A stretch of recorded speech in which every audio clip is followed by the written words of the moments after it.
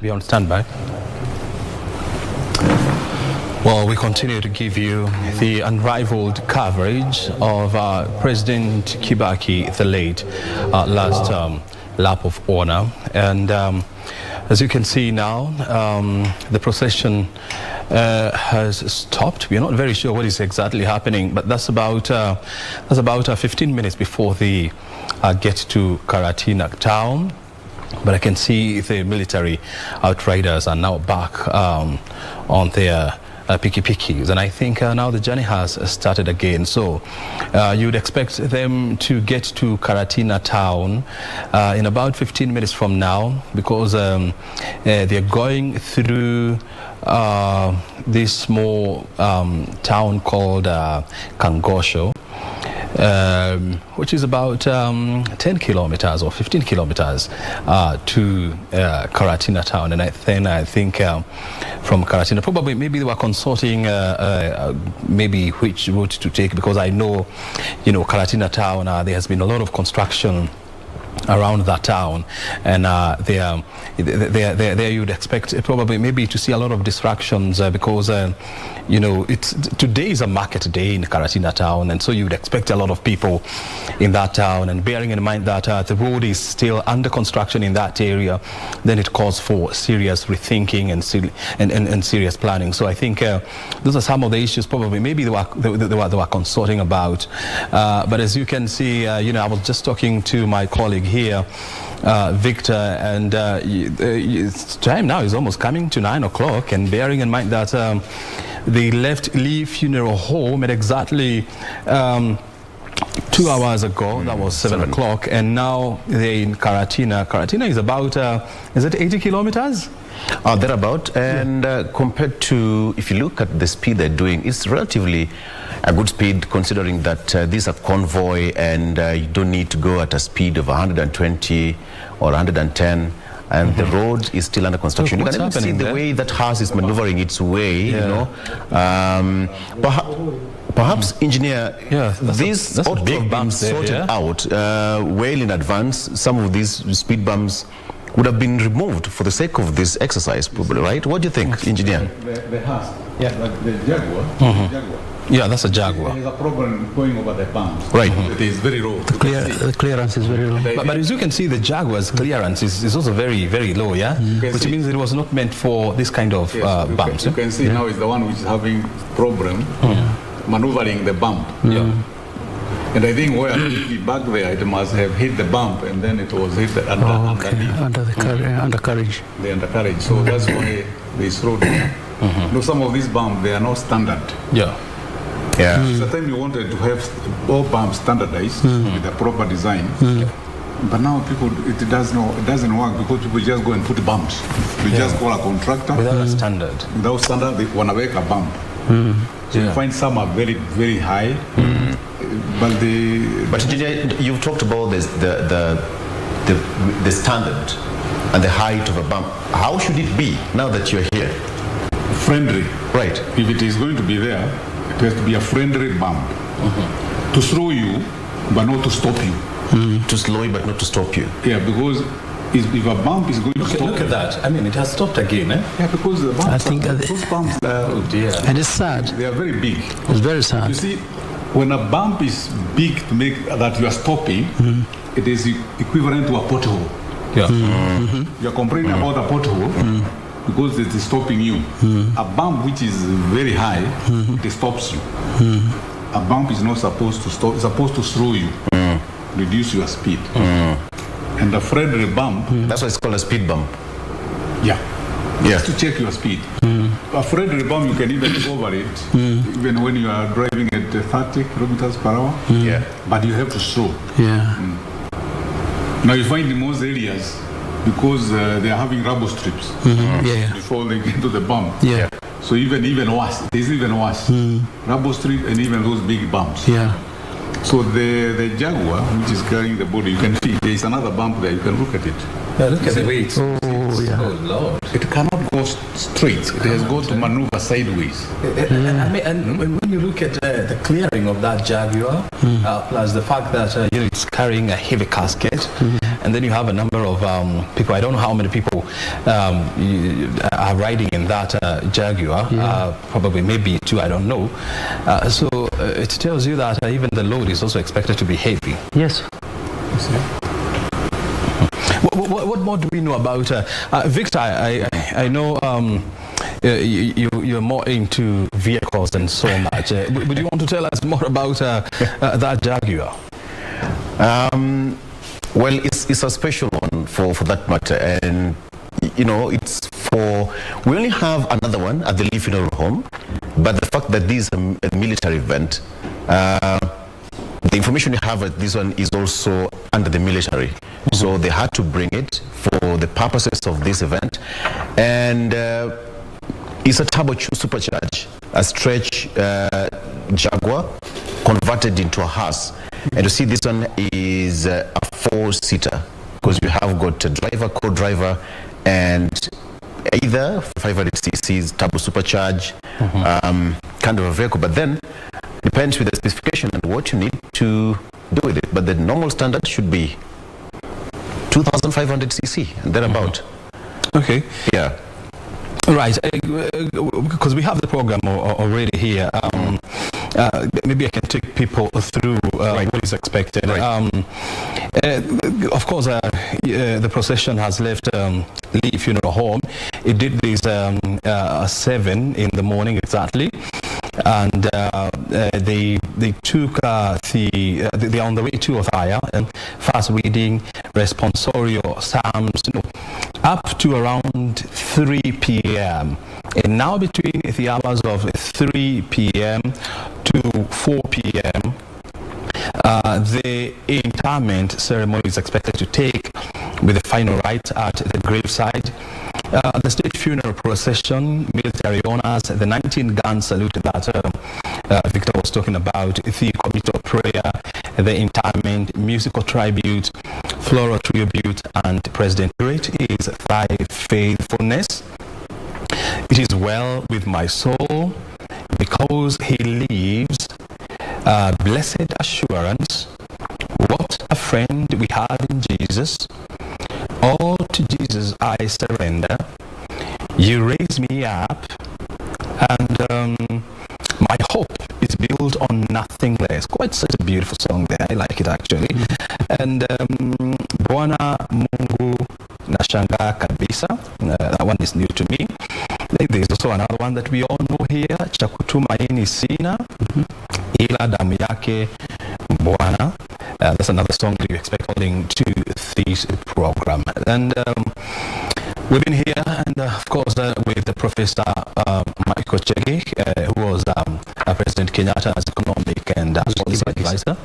President Kibaki. President Kibaki. you. Lord, I keep on confusing you. Excuse me. President Kibaki is economic and policy advisor, and of course Joshua Toro, who was the assistant minister for roads, public works and housing under the late President Kibaki's tenure. And we've been having this conversation here, and of course with my colleague Victor, trying to relive the memories of Mwai Kibaki. And we've touched on a number of things, from infra development. It was proper, to showcase some of his projects that are going to outlive him, definitely. And one of them we were talking about is the Thika superhighway, which was actually his brainchild. And now they're going through the Keno Marua highway, which is currently under construction, and that's why you're seeing the Jaguar is having a little bit of challenge, maneuvering over those dams. But at this juncture, I want to bring in engineer Toro and find out, was the Keno Marua highway, part of President Kibaki's plan? Yes. It started when he took over. As I said before, his vision was to connect the northern grid all the way to Miami. And to do that, you had to start from the superhighway, then you go to Keno, Marua, then all the way to Nanyuki. So the conception and the design for the route from Keno to Marua was done a long time before Kibaki left office in 2013. And it was to be funded by African Development Bank. And it was designed by our engineers by then.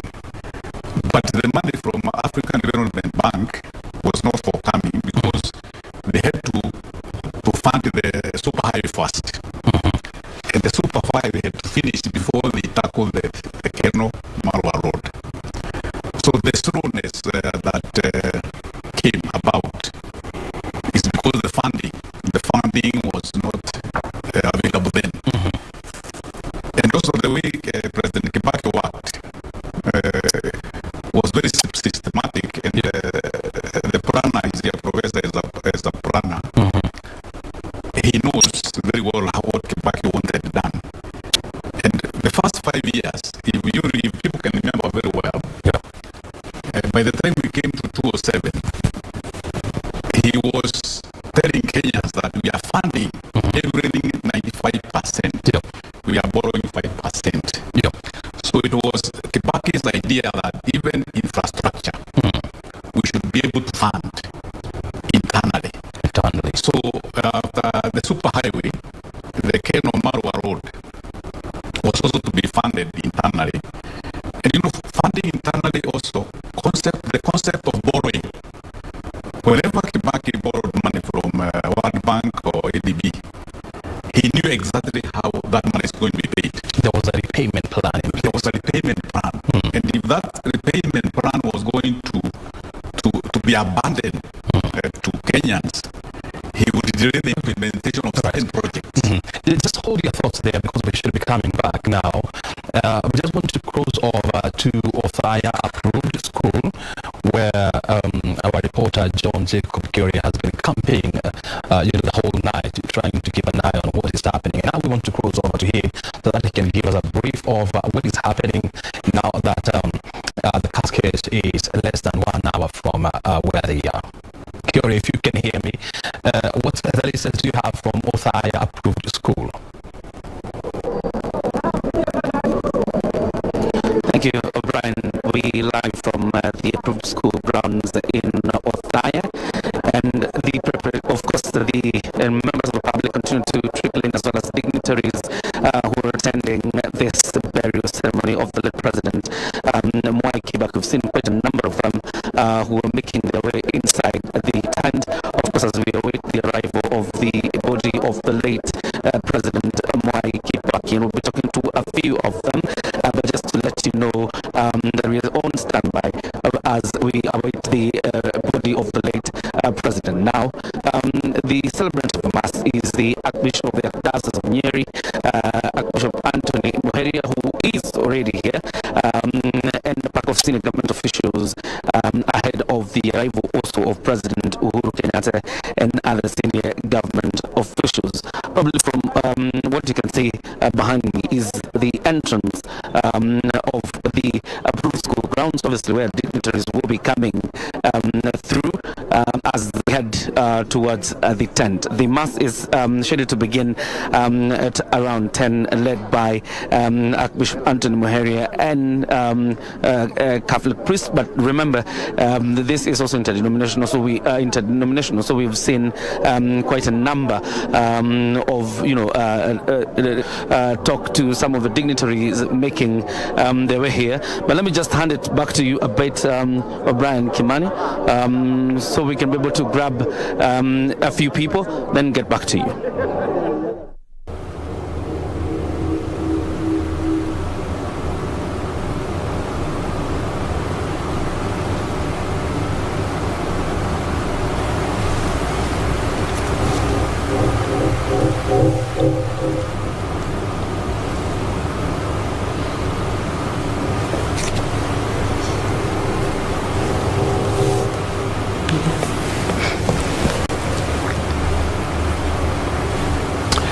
Well, that is inside the dais where, the dome where the burial ceremony is expected to take place. You can actually see a few people there who, if my eyes serve me right, I can see that was the former Speaker of the National Assembly, Kenneth Marende there. But we're back on the road. The Jaguar is still having challenges, maneuvering over those big bumps, bearing in mind that this road is still under construction. We are still with a team of people who served under Kibaki's government. They continue to give us some soft bits about what they know about this man and how they interacted with him. And we're also in the company of our very own Victor in the studio, who we've been with. And actually, we've been here since 5 in the morning. And so that we ensure that we give you the best coverage. And so far, this is nothing else like it. I mean, this is world-class coverage here. So we told you that the procession is approaching Karatina town, where now they still head to Maroa, where the road terminates, and then from there they will take a left turn to Othaya, and we expect them to be there in the next 50 or so minutes, depending on how the road is likely to be. But of course, we do not expect to see interactions along the highway, especially after they make the turn off to Nyeri town, because there's no construction there. The only challenge that we're having here is because the canal to Maroa Road is under construction, and this is what we were discussing here with Joshua Toro, engineer, who was a former assistant minister in Kibaki's government. Joshua, coming back to you, you were giving us an idea of how the whole road was conceptualized, and now that is currently undergoing. Was it the same design that as government you envisioned, or maybe there has been alterations along the process? Yes, the designs is updated continuously. So the concept and design at that time, by the time it came to be constructed, there was a review, design review. So the original concept, although it was to be dual carriageway the way it is, but then what changes come because of compensation of land. Sometimes you find there is heavier compensation, and then you redesign to reduce the cost. Sometimes you cannot avoid compensation. Some of it is very expensive. And from that time up to the time it started being constructed, before the valuation was done for compensation, people kept on improving their land and putting buildings. So as years went by, the value of compensation also went up. As I was saying, Kibaki looked at the borrowing, capacity to pay, and the implementation of the project. So the concept from Keno to Marwa to Nanyuki, then come to Isiolo extending to Marsabit, Merire, then going to the border with Ethiopia. All that concept was what Kibaki had, and it was designed and kept to be implemented as funds were available. Because as far as Kibaki was concerned, until the road goes all the way to Moyale, Kenya has not been opened up. Because that area from Isiolo going to Marsabit to Moyale, it was, more landlocked. Yeah. You talk to the people who used to go to Moyale, you use lorries, you spend about even a week traveling. Because the road was in poor buses condition. never used to go there, and then there was insecurity because the road was bad. Professor, engineer, first of all, I think now they have entered Nyeri town. I mean, not Nyeri, but Karatina. Is that Karatina town? No? I think it's Karatina. Yeah, and oh my, look at the number of people there who are out this early morning just to bid their son Kwaheri, and the outriders are being forced now to slow down. Yeah, these are military outriders. And this is inside the tent where the ceremony would take place. There's a little bit of consultation there because in an event like this, you need people to be at the right place at the right time. So this is Karatina town. Can we confirm that? Let's see. Professor, you are eyes strong enough to see. We have to identify a building so that you say this building is Karatina. Because there's a lot of construction around this road. You are still very young, so I would expect you to be very strong. Can you guide us on this? But it's growing so fast. So that's a challenge. You have to identify a building. This must be up towards Karatina town.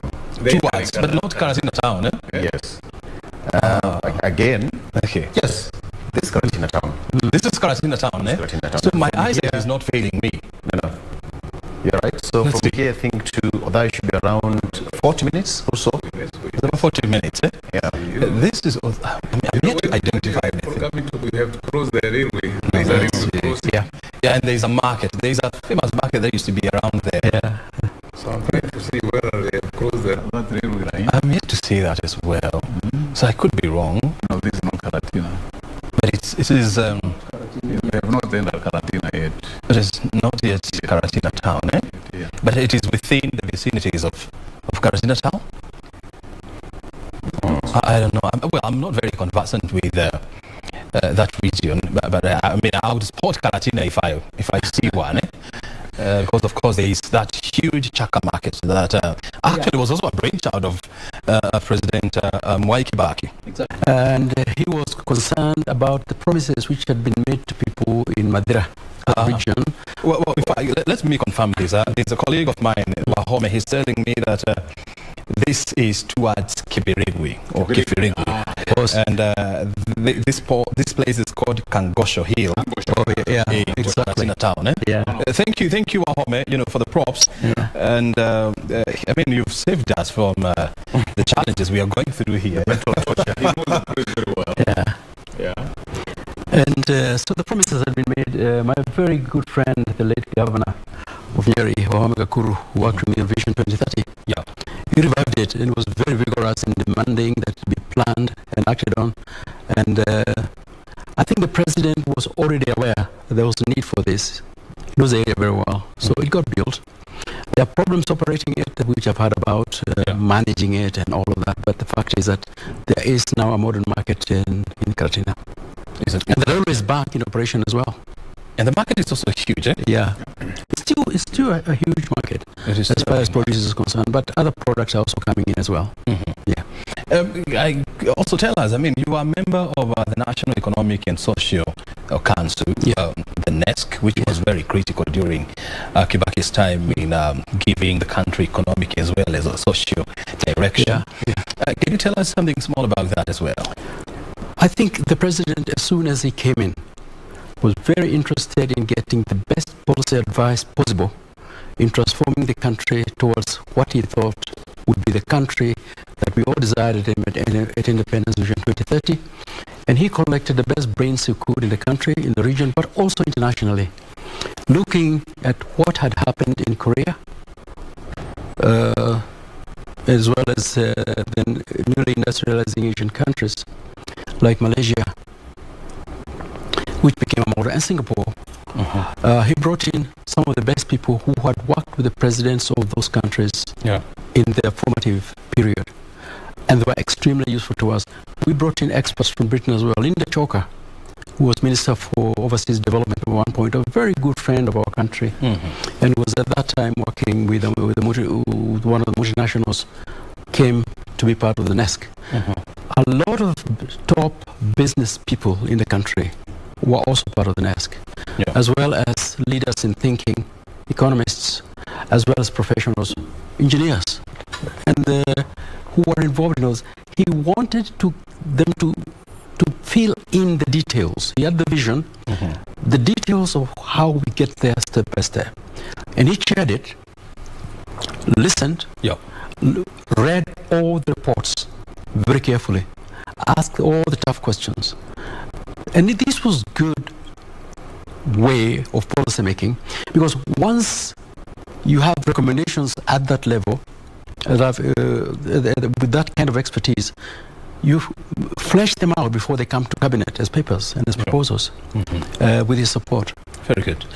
I'll be coming back to you to find out what happened to NESC and whether now it is still happening. But we want to go to Othaya Approved School, where now we want to get an update from John Jacob Curia, who has been camping there since Friday, actually. And so, John Jacob Curia, can you hear me? And what else do you want us to know at this point?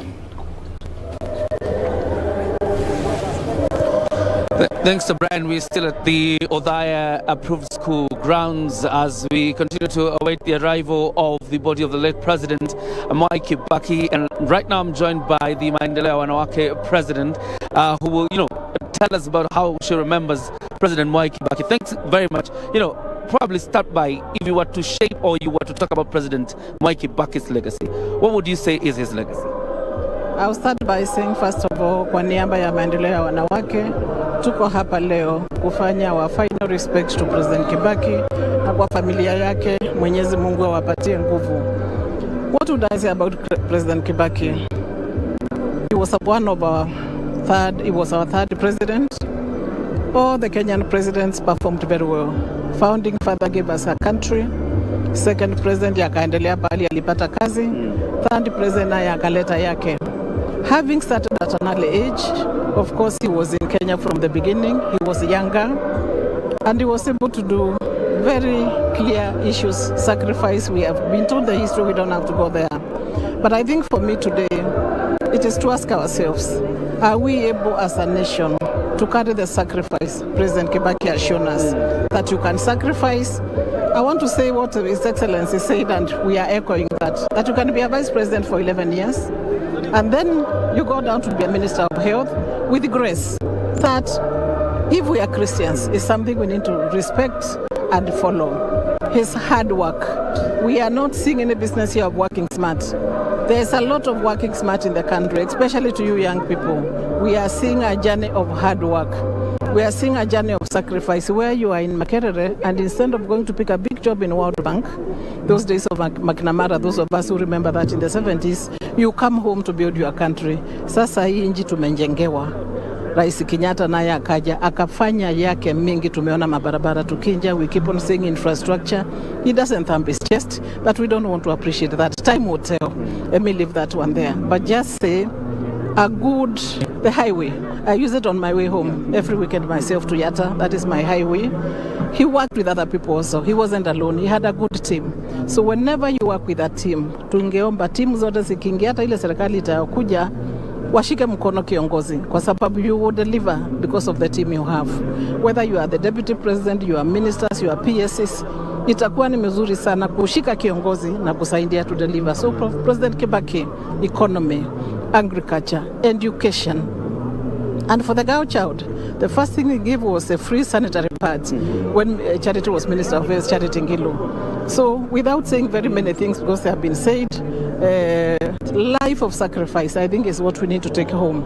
Economy, saving money, taking care of money, investment, and building this country for the future. Kenya is not finishing in 2022.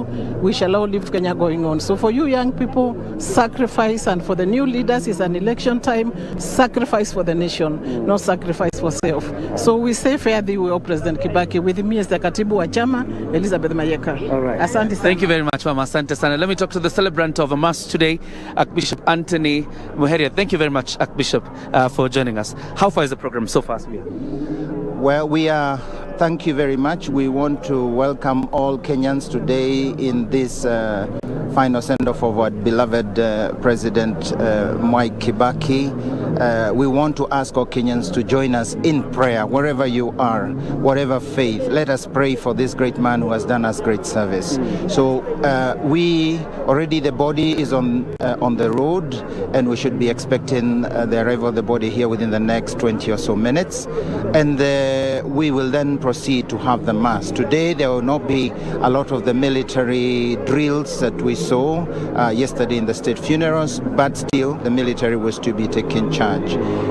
After that, we will start the mass, we'll have the mass, and as we did yesterday at the request of the family, we will only have the mass, a few tributes, and then we'll go and inter Mzee in his final resting place. He gives us a great example, and even today, with a very simple funeral, a very simple burial, I pray that Kenyans learn that it is not the power, that is not the trying to show with the opulence and might that makes a great man. He's a simple man and has wanted to be buried simply.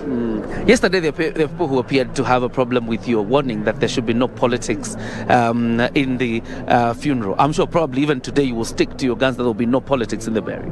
Yeah, that is a desire of the family. That is also a desire as church.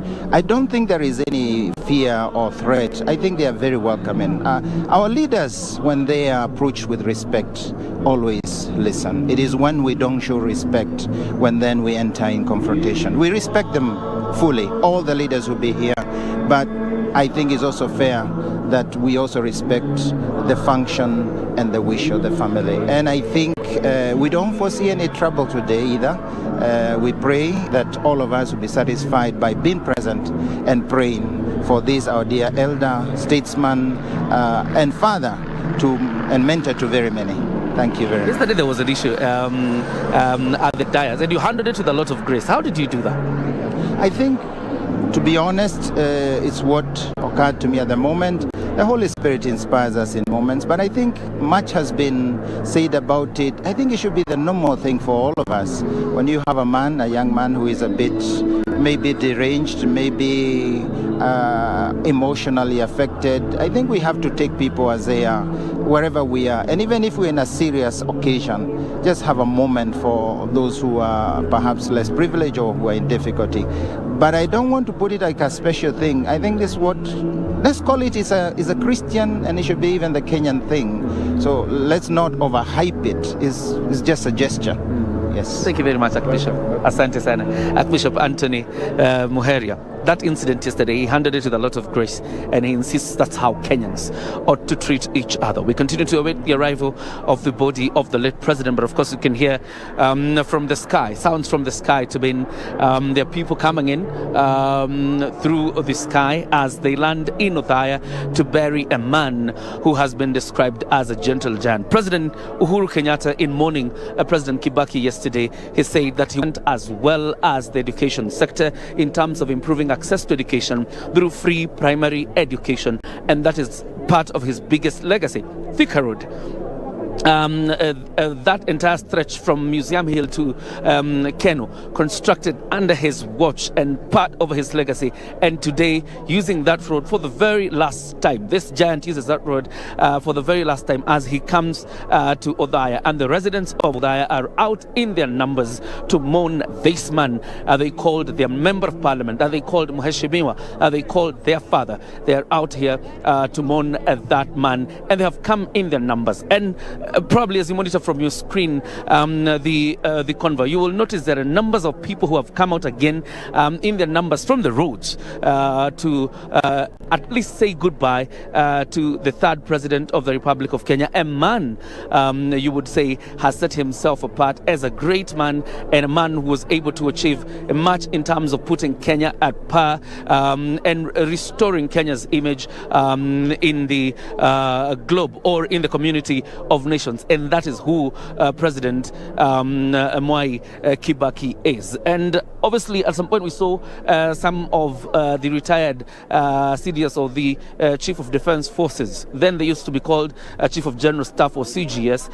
Those who served under President Mwai Kibaki will also be making their way here. Some of them have already done that. And you can tell it will all be a colorful ceremony. But as you have had Bishop Muheria say, there will be not much of, the military operations that we saw in Nyayo or the honors from the military like we saw in Nyayo yesterday, but there will still be the power bearers and we'll still be handling a lot of protocol here, but mostly today is the church or is dedicated to church. We'll still continue grabbing a few interviews here and there and coming to you, O'Brien, but for now let me hand the broadcast back to you as we continue to await the arrival of the body of the late President Mwai Kibaki. Well, thank you, John Jacob Curia there, talking to various people from Karatina approved school where the public mass is expected to take place. We do not expect to see a lot of, military interactions there. It's going purely to be a church affair, giving the locals there an opportunity to mourn and, of course, see their son. So now it's clear that the procession is now almost getting to Karatina town, because this is that tough hill before you get to Karatina town. And from Karatina town is about 31 kilometers to Othaya approved school. So you can see plus or minus by around 10. You would expect to see the body and this team, getting to Othaya, approved school, where the mass is expected to start, and it will go all the way up to 3 p.m. and then thereafter from 3 to 4 the interment of the body is expected to take place. So plus or minus 4 p.m. you expect this ceremony to come to a close. We are back in studio here with my team, Professor Mwai Kibaki, a former advisor on economic as well as policy issues to President Mwai Kibaki, and Engineer Joshua Tora, former Assistant Minister for Roads, Public Works as well as Housing, giving us a brief history of the man who the nation is bidding farewell today. And of course, we also have Victor, who is also my colleague on the other side. Victor, do you have any question to the team? Probably before I get to ask a question, but this is quite unheard of. We've never seen such before, having that long distance. What happened with the late President Moi? There was a chopper which took the body, ferried the body all the way from Nairobi to Kabarak, but this one is slightly different because covering that distance from is now 9:30, that is now 2.5 hours on the road. We would have expected to see something quite different, having a military chopper ferrying the body from here, the way it was done with President Moi, but this is completely different. Even though with all the challenges, the roads are still under construction, but either way, as engineer would say, this was part of his pet project to connect part of the northern corridor, in terms of infrastructure. Engineer, when you look at this and you look at President Mwai Kibaki's policy in terms of economic policy, foreign policy, and now you put it here, perhaps wherever he is, so to speak, he must be so happy with the development that is happening, even though way after his tenure. Engineer. Yeah, thank you very much. I think wherever he is, and after retirement, when he would know the policy that he put in place and the infrastructure that he conceived was being done. Yes. He was a very happy former president. If I may maybe go back to 2 or 3 so that our viewers can understand the thinking of Mwai Kibaki. Yes. When he formed his first government, because of the policy and the anticipation that he wanted to excel infrastructure, he put 2 engineers in the Ministry of Roads, Public Works and Housing. That was Engineer Raila and myself. It was not by mistake. It is because Kibaki really wanted 2 people he can trust to be in charge of his dream in infrastructure. Yes. So when we started working with the challenges that we found there, and consulting with the president, his mind was very clear. We were not there in the ministry to fight the former president. Yes. Because the former president, infrastructure, most of them had failed, and they were white elephants, as people used to say. But he made it clear to us that we are not there to talk about failed projects. So what did he tell us to do? Those white elephants, can you please, when you are budgeting now, right, before you start new projects, can you complete those first? Yes. That's why those of you who remember the NYS, the housing buildings complex there, which had been there, yes, as white elephant for many years. We started with those ones. We finished them. We never said that pesa ilikuliwa wakati wa Moi. We never talked about that one. You are focusing on the current government. Focusing on, because those projects are for Wananchi. He said this project was started for Wananchi. So until they are finished, Wananchi cannot enjoy them. We come to some infrastructure like a road which used to be called Kisii Chemosit Road.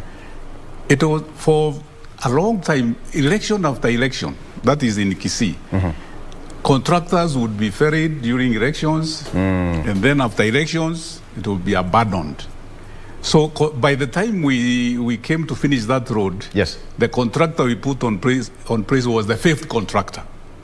The 5th contractor who did that job. Working on the same design. Well, we kept on improving, because by then the designs were not being done. It was just a question of eating the money. But we were saying, don't talk about what money has been eaten before. Can you go and do this road? Kisiis are complaining every year that the Kisii Chemosit Road, we do campaign. Can you please do this road? Don't think about what happened. So that one we did. And then when we came to now to actually decide which projects we need to prioritize, we formed what we used to call pending bills verification committee.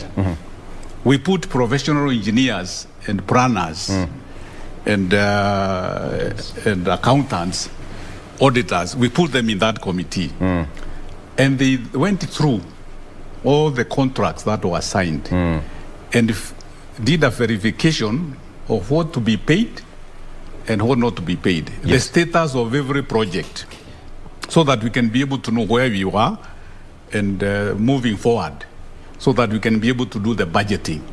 So those projects that contractors were paid and they had not done anything, the bills, the certificates that were pending there, we could not pay.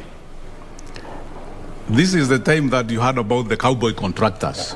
That term was used. We used term cowboy contractors. But you see contractors, and this is, I like our viewers to get this correct. It is not the contractors who are bad. Yeah. It is not the engineers who are bad. It is the management. Because those contractors are the ones we used. We never got any other contractors. They are the contractors we used to actualize the dream of Kibaki in infrastructure. The other thing that I think people don't know is Kibaki did not want us to talk about... Sorry, but I think it is proper to say that now they are entering Karatina town. As you can see, this is now Karatina town. Would you want to confirm that, Professor Chege? I have to take a quick look.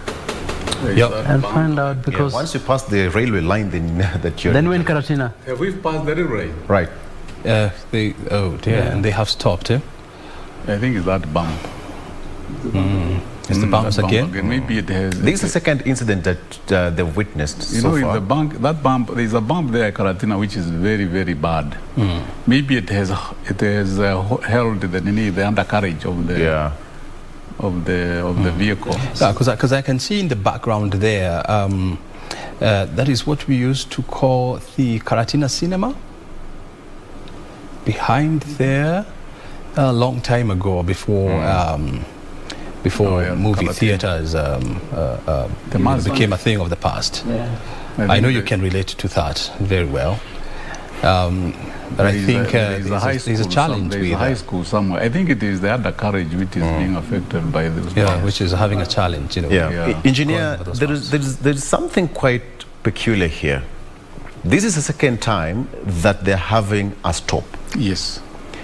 And from your engineering perspective, you said that a speed bump should slow you down, not make you stop. This is the second time it's happening. Yes. Perhaps on a national television, and talk to the road engineers, your colleagues, people who are taking construction of these roads. This is a clear picture of what is happening out there to the common mwananchi, because you've had many people say, I go to the village and when I come back, I have to change my suspension because of such. What did you tell the road engineers out there? The road engineers know exactly what they are supposed to do. But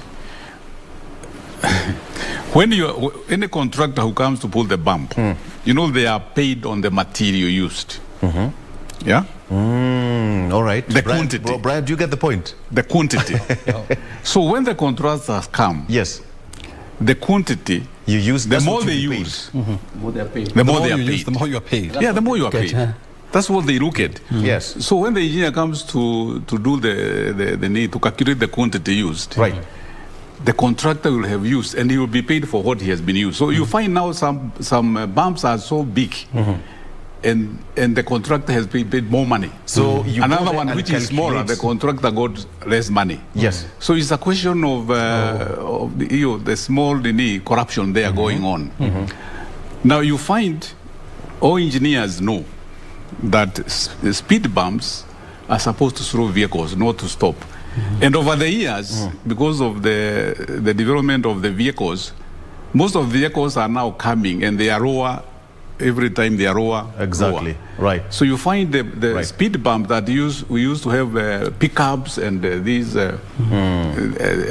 vehicles they were tropical vehicles with high suspension. They used to go over those bumps easily. But now it has changed. Like you can see the Hasna here. The Jaguar. This is embarrassing. It is an embarrassment. Because this is the second time. That one it will stop at the bump there, and this is the second bump it is stopping.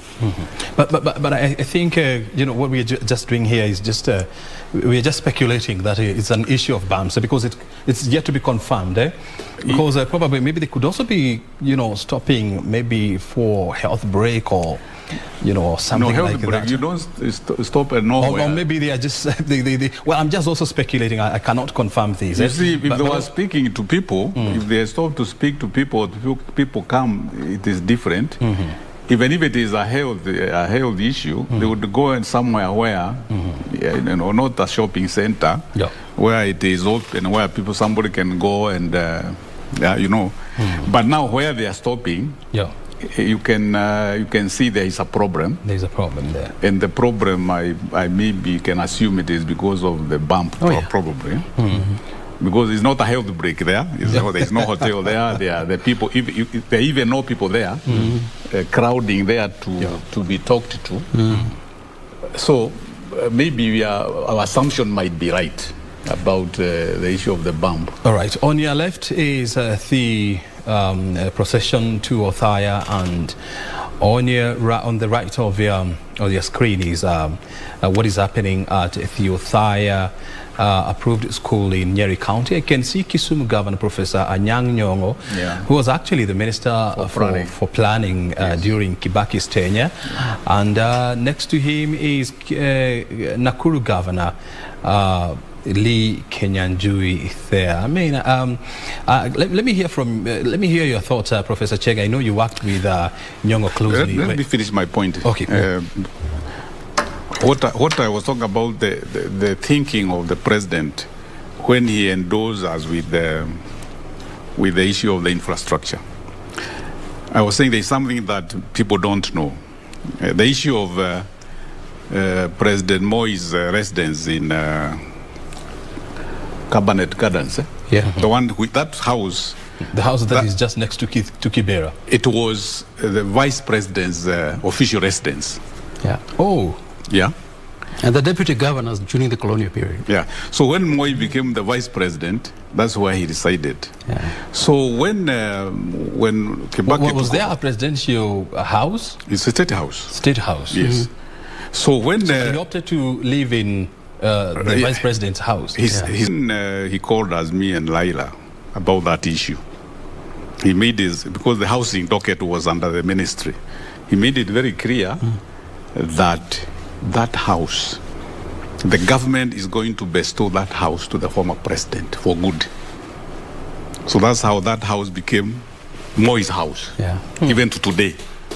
It's not government house. But it was a public house. It was a public house. It was government house for the vice president. So that's what happened. And that's why we now conceived building a residence for the vice president in Karen. So that's the thinking of the president. That's how the president was very careful, not vindictive about the former president. He did not want anything about the former president to be brought in anywhere. And even those people to create that animosity. And those people who thought that they could even sue the former president for some things, Kibaki did not want to hear those nonsense. He did not want to hear. And not at any time did you hear President Kibaki talking about Moi and attesting failures of Kenya to the former president.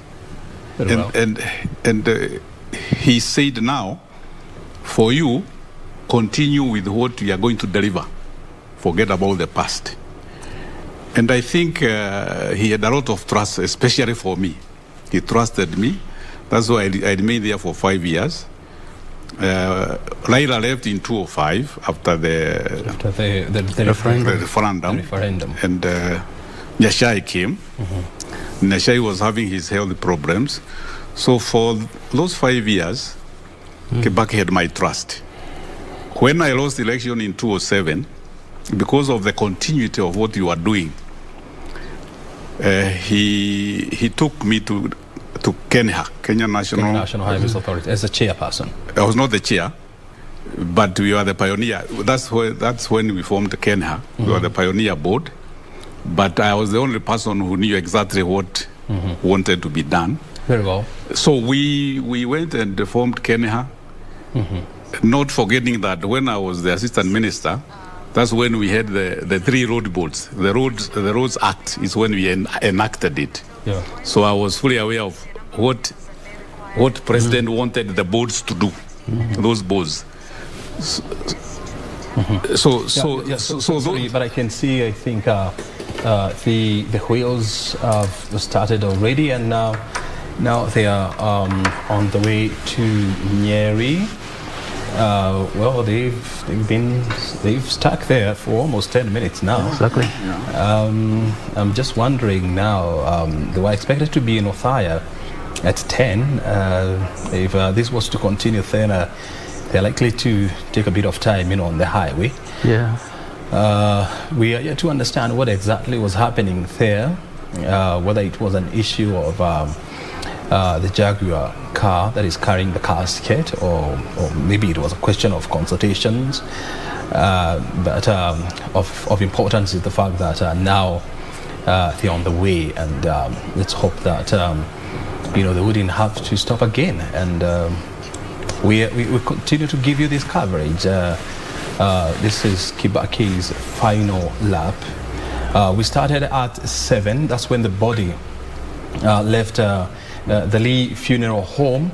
Now it's about 10 minutes to the hour of 10, and now the casket is around Othaya, is around Karatina town.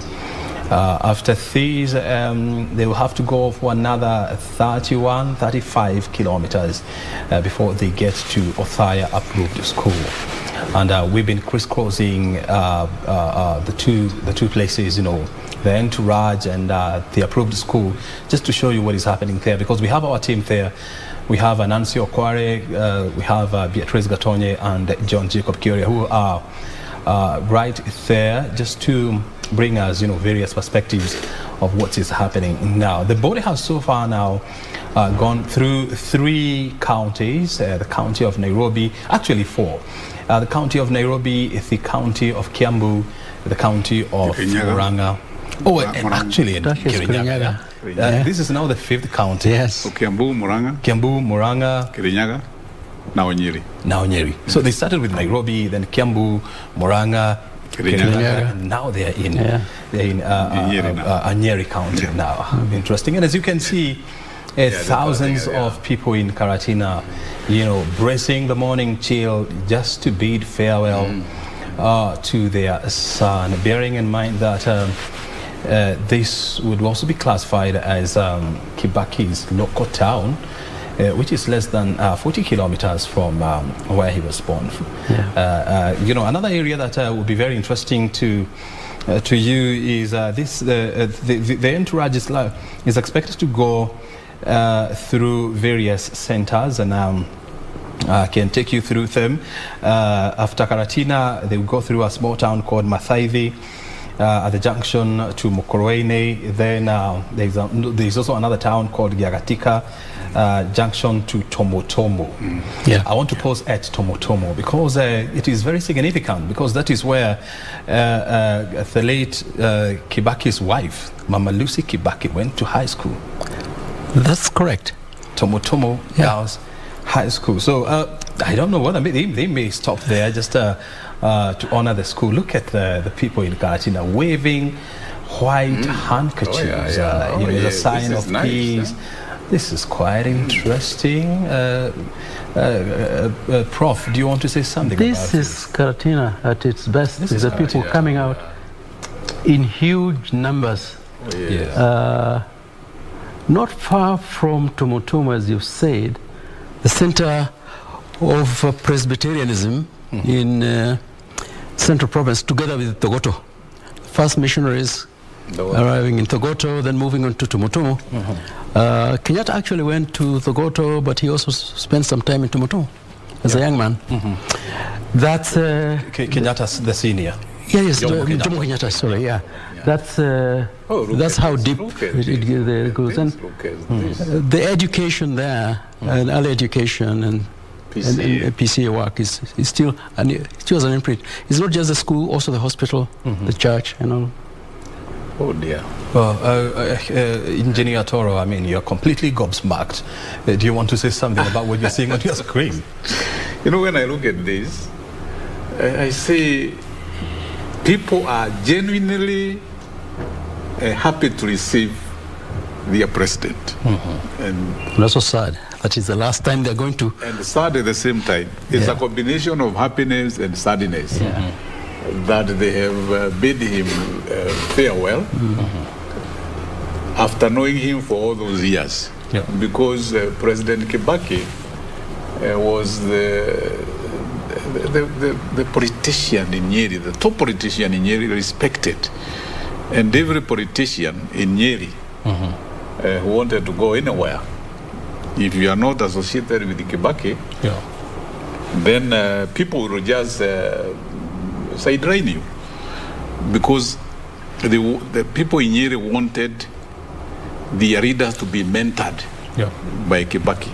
If you become an MP or a councillor in Nyeri without mentorship from Kibaki, then your leadership was viewed, it could not be the best. And that's why you found those days, if you are standing against Kibaki, people in Nyeri would finish with you. You were going to lose. You were going to lose. And that is what was being recognized even yesterday. Kibaki the leader. When Uhuru talked about Kibaki, 3 things about Kibaki the leader. This is what he inculcated in the people of Nyeri and leadership. Very well. Yes, the body has just, or the casket has just left, Karatina town now en route to Othaya. We now want to take you to Othaya. And Brian, before you go to that, having seen, a multitude of people coming out and, waving the white handkerchiefs, when you look at the presidential standard that President Mwai Kibaki used was in white. Was in white. Even the presidential standard, which was on the gun carriage, was white, and the national flag, where he lay in state in Parliament, was also in white. And it's quite a coincidence that even the residents coming out there and waving white handkerchiefs, of course, it would have been the same, but it's quite a coincidence that President Mwai Kibaki chose white. He's been talked about as a person who loved peace. So white and peace go hand in hand. That's and right. Just to say that the moment they will be about to arrive at Othaya, it's President Uhuru Kenyatta who actually will receive the body. Just the same way it happened yesterday at Nyayo National Stadium. They left State House, and briefly and shortly actually before they reached Nyayo Stadium, President Uhuru Kenyatta also arrived to receive the body. So I'm told that our reporter Beatrice Gatonye is on standby just to give us an update on what is there. Beatrice, it's a busy morning there, and of course better part of the day. What do we know so far from that end of central Kenya? Beatrice. Taniambia kama niko sawa. Asante kwa studioni. Hapa ni katika uwanja wa Approved School ambapo misa takatifu ya wafu itafanyiwa hapa ya mwenda zake Mwai Kibaki. Na kama tujuavyo, msafara uko njiani na muda mfupi tu atakuwa mwili wake utakuwa kiwasili hapa, na ninataka nikuonyesha tu shughuli chache ambazo zinaendelea katika uwanja huu. Niko mmoja kati ya malango mengi yaliyoko katika uwanja huu, na huu ni mlango mmoja ambao unatumiwa na wananchi kuingia.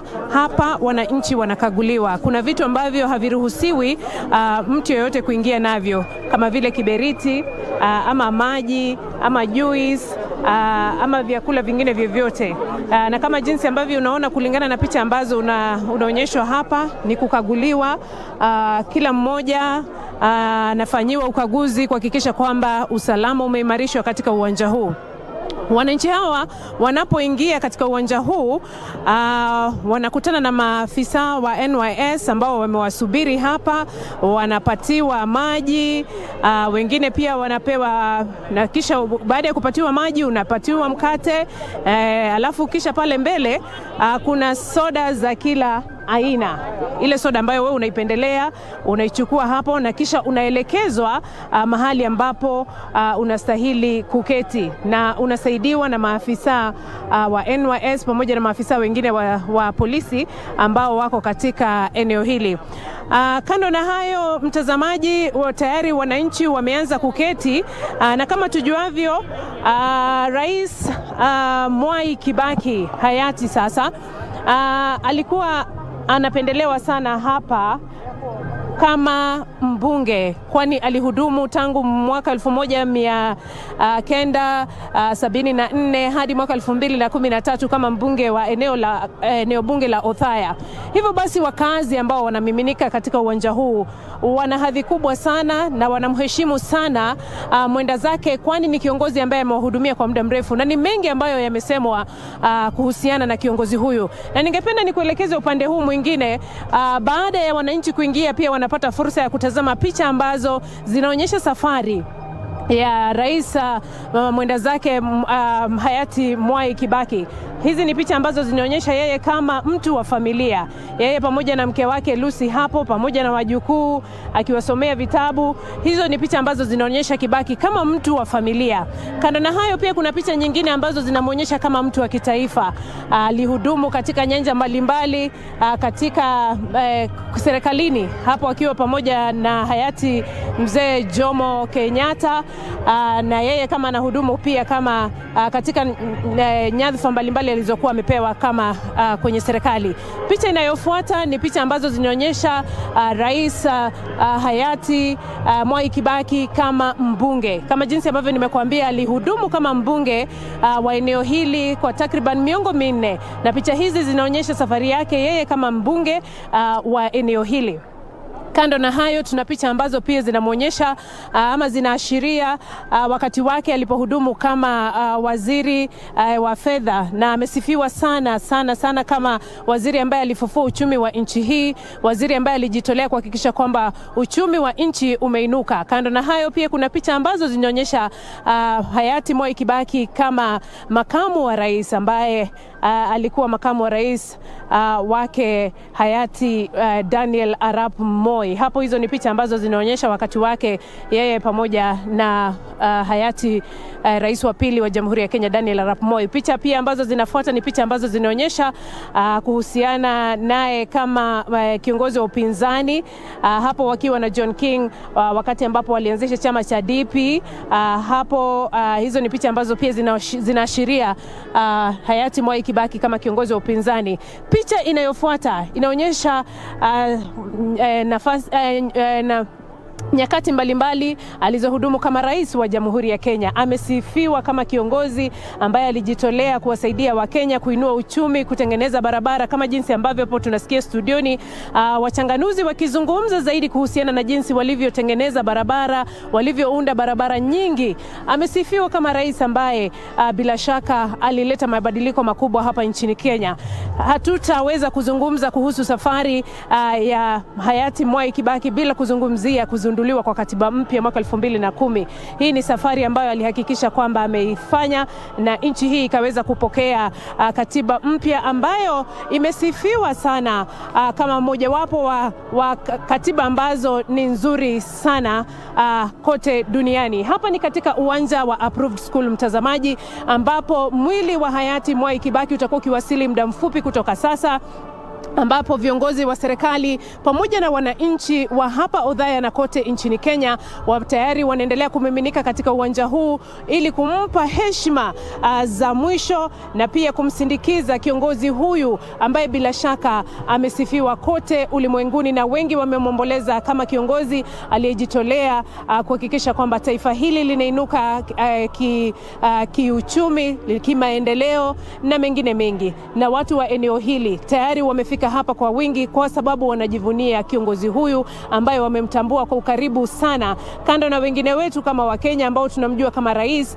na kwa kweli aliweza kufanya mengi. Lakini kwa wananchi wa Othaya ambapo watazikwa hivi leo, wanajivunia sana kiongozi huyu na wanamchukulia kuwa mtu wao wa karibu sana. Ndio sababu hivi leo, kando na kibaridi kingi hapa Othaya, wengi wamejitokeza, wadogo kwa wakubwa, wazee kwa vijana, wamama, wasichana, wamefika hapa kuhakikisha kwamba wanampa heshima za mwisho anazostahili kiongozi huyu, rais wa tatu wa Jamhuri ya Kenya. Hivyo basi tuko hapa katika uwanja wa Approved School ambapo tutakuwa tukikuletea taarifa nyingi kuhusiana na yale ambayo yatakuwa yakifanyika hapa, huku mwili wake ukitarajiwa kufika hapa. Tayari umefika katika eneo la Karatina na utakuwa ukiwasili hapa muda mfupi kutoka sasa. Na kurejesha studioni Obran Kemani pamoja na Victor Olo, uwanjani wenyu.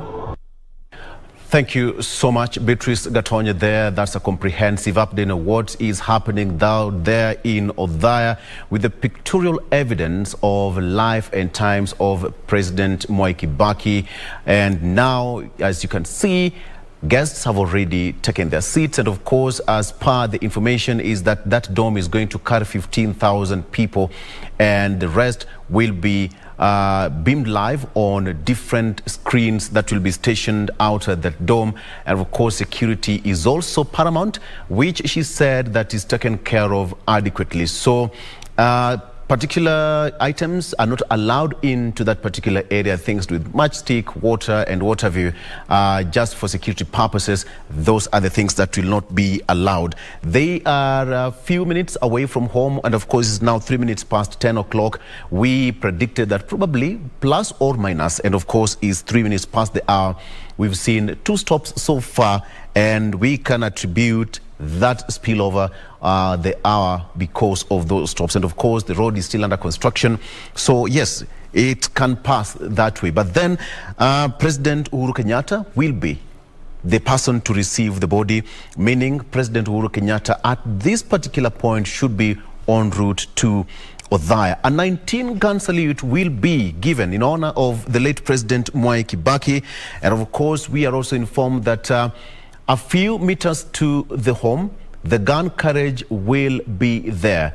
Yet to confirm how that will take place. And of course, the casket is draped in a national flag, but at the burial site or the graveside, that flag will be handed over to the family of the late President Mwai Kibaki. Dignitaries are already in the country. So far we have got 3 presidents, Salva Kiir Mayardit of South Sudan, who attributed the kind of freedom they have right now to President Mwai Kibaki. He even said through the Minister of Cabinet Affairs, that is Martin Elia Lomuro, who spoke on behalf of Salva Kiir, who said that President Mwai Kibaki even took some of the government officials from South Sudan to Mombasa, to Kenya Government of School for training.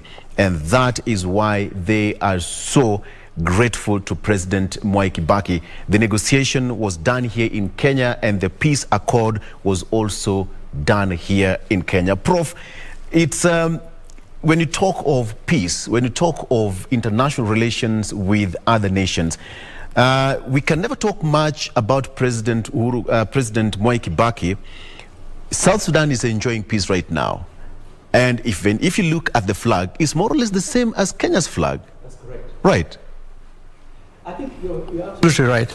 Peace and development for us in Kenya always went together. And I think what President Kibaki did was to continue on the foundations built at independence by the first president and the second president, as far as the Sudanese peacemaking efforts are concerned.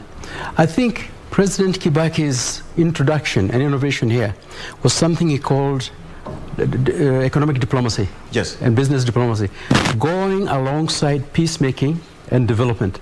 If you look at our embassies everywhere, there was a renewed emphasis on business and bringing in investment and getting our exports out there.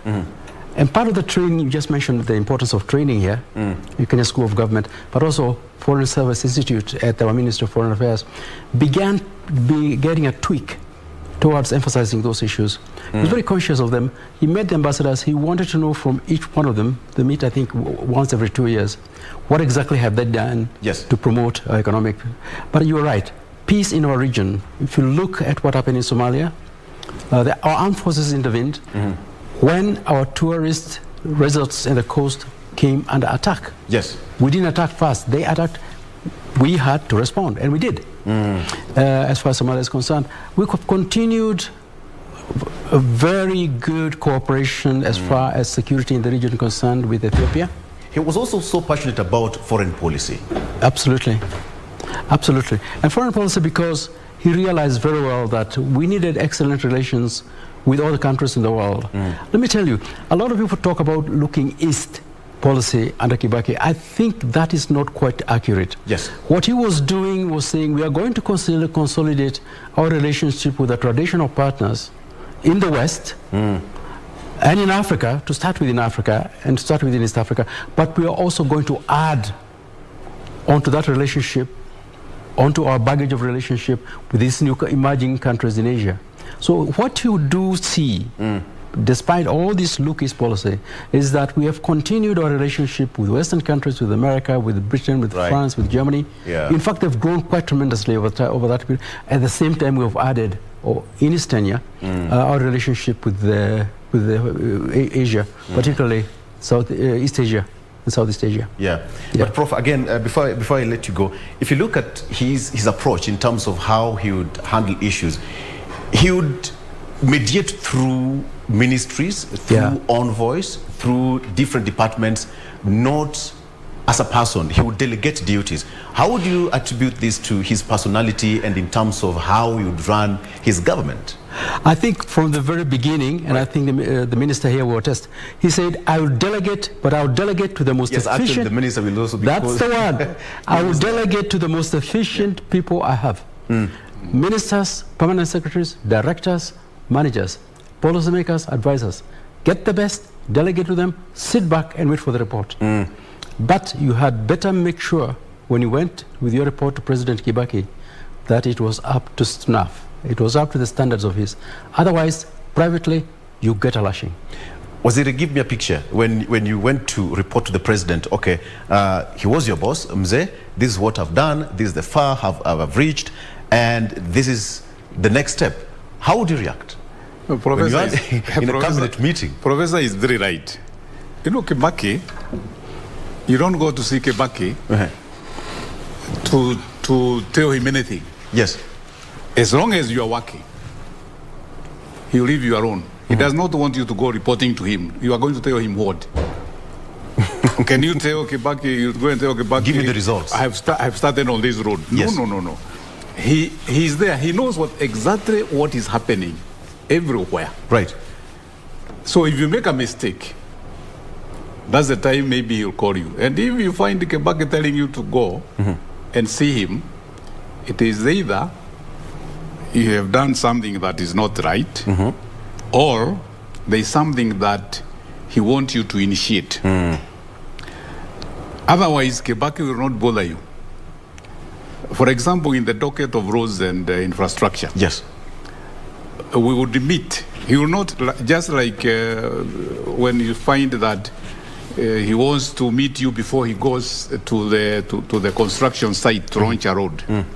No. He knows everything will be okay. So you go. The brief is there. He looks at the brief when you are there. And he was very fast at looking at issues. Very fast. The He pointers. very fast. Yes. And he knew every time you are going outside, when he's meeting readers, number one issue was roads. Roads and water. So, but the priority was always roads. Roads were in bad condition. So he would be able to address those issues. Right. The other good thing that he gave us ministers comfort is that he did not want to write to the people, to the wananchi. So once he gets the briefing that this road maybe it's at this stage, design, we are going to tender maybe very soon, it is being looked into, so that he knows what to tell the readers. Yes.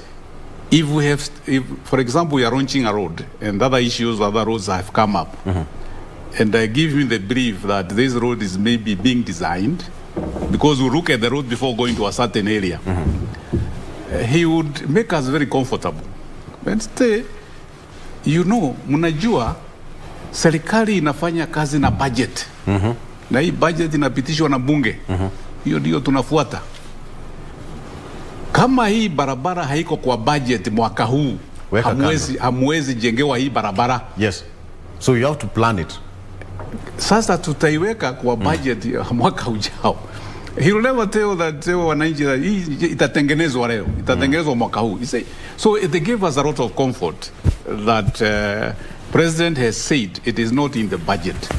So even answering parliamentary questions for me, it would be very easy for me to say the president was there and he said we are going to look into it the next financial year.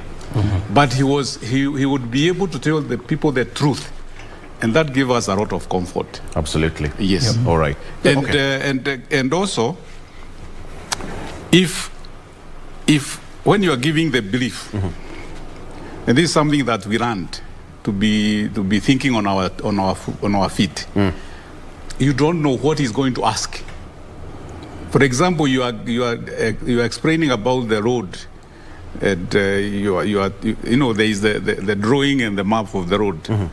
So you look at it and say, anaona hapa inapitia hapa. Sinaona hapa kuna town ingine pale.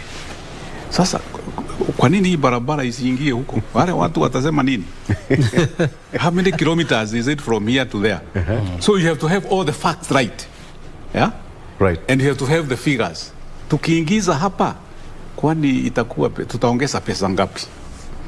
So that he now knows, he says now tutaipeleka kwa hii shopping center, then you have to do it. But you have to be very careful to tell him the actual cost. So that it can be accommodated. If it cannot be accommodated, yes, then he will not talk about it. He will not talk about it. He will let it be there. But he wants to know, when he goes to tell the wananchi, does he commit himself? That really confirms what President Kenyatta said yesterday, that as a leader, you must be able to lead yourself first. Yes. Absolutely. Yeah. All right, O'Brien, take it away. We also wanted to update the people that, they have taken a detour, yeah? I think they have used the Mokoroni Othaya route. Probably maybe because the other road was was taking a bit of time because it is still under construction. And I think the cottage was having a bit of problem here. And as we have just seen there, the cottage has just passed the Othaya Boys High School, yeah? Othaya? Othaya Boys. Oh, it's an Othaya already? So maybe Othaya. Yeah. Oh, okay. So that tells you that they're not far off from the Othaya approved school. So this is, I think the route is shorter or what? I mean, I'm not very familiar with the terrains of Mokoroni is shorter. It is shorter. Yeah. So also because probably maybe they were running behind schedule. Time. When you look at time, and. This is something that they would want to not to get late because we are in the rainy season, and of course the weather has been kind to them, but at least it hasn't rained this morning, but it looks like it was raining the whole night. Yeah, but the weather is holding well so far. Yes. Yeah, and some of the people that we've seen at the Othaya approved school, what is actually now on your screen, we have seen a couple of people there, education CS, Professor George Magoha. We have also seen NAC Kenya leader Martha Karua. We have also seen National Treasury CS Ukuri Yatani, among other people who have graced this occasion. President Uhuru Kenyatta has not yet landed here, but he's expected to land before the arrival of the cottage. So those are some of the issues that we are monitoring from here. We are still in the good company of two men who served under the late President Mwai Kibaki, that is Professor Michael Chege, who was an economic as well as associate advisor to the President, and engineer Joshua Toro, who was a former assistant minister for roads, public works, as well as housing. We continue with this conversation here on what they learned or they have learned from the departed president, and of course what legacy the late president has left that they are going to miss. I want to find out from you, Professor Chege, why was President Mwai Kibaki so keen on infrastructure development? Just like the minister here said, he realized two things. His own experience of Kenya's economy between 1963 at independence and 1978, the role played by infrastructure in opening up what were then called African areas of the economy, particularly agriculture, and the fact that there had been a decline between 78, particularly 1980s, coming the 1990s. That rehabilitation of infrastructure got priority, because if you open up infrastructure, you open up a lot of possibilities, because with communications, you give people who grow crops in the land thing with transportation itself. It's a wealth creator. It's also an income generator, plus the service sector. Infrastructure went hand by hand. Yes, as the minister is saying, a lot of it was roads, but also electricity and access to energy. I remember him saying, connect power to every shopping center. Look at what happened when shopping centers in Kenya were connected to power. Small, medium enterprises that use electricity, including handsets for users of telephones like yourselves. And the industries associated with that, M-Pesa and all of that, which has made Kenya famous. All of this ride at the back of infrastructure, and I think that is why he wanted it. He generated growth and gave people hope. You just mentioned Thika Superhighway. Look at what the situation was there before and after. It's not just the highway. It is connected construction, building, habitation between Thika and Nairobi, to the extent that you're talking about one continuum of urbanization, which we need to look into, by the way. Yep. That it must be planned, better planned, because, and by saying better planned, it means more infrastructure, because we need better roads, you need sanitation, you need water, and also you need public places and schools and hospitals and all of that. Yeah. And it's proper to say that yes, indeed, infrastructure development, has a spiraling effect on development of local villages, and that is quite apparent, because when you use some of the bypasses, that the late president, constructed, like the Western bypass, the Eastern bypass, the Southern bypass.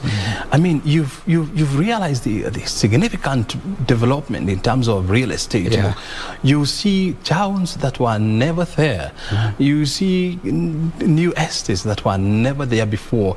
And so that trigger effect is definitely good for economic growth. And of course, as you are saying, I mean, it also now requires, the country to put in place proper urban planning mechanisms in place, and this is where the people like now Engineer Toro will help us. And as on the screen is the nephews of the departed president, making way into the venue. That is Laikipia Governor Nderito Mureithi, who was also an assistant minister for trade during Kibaki's tenure.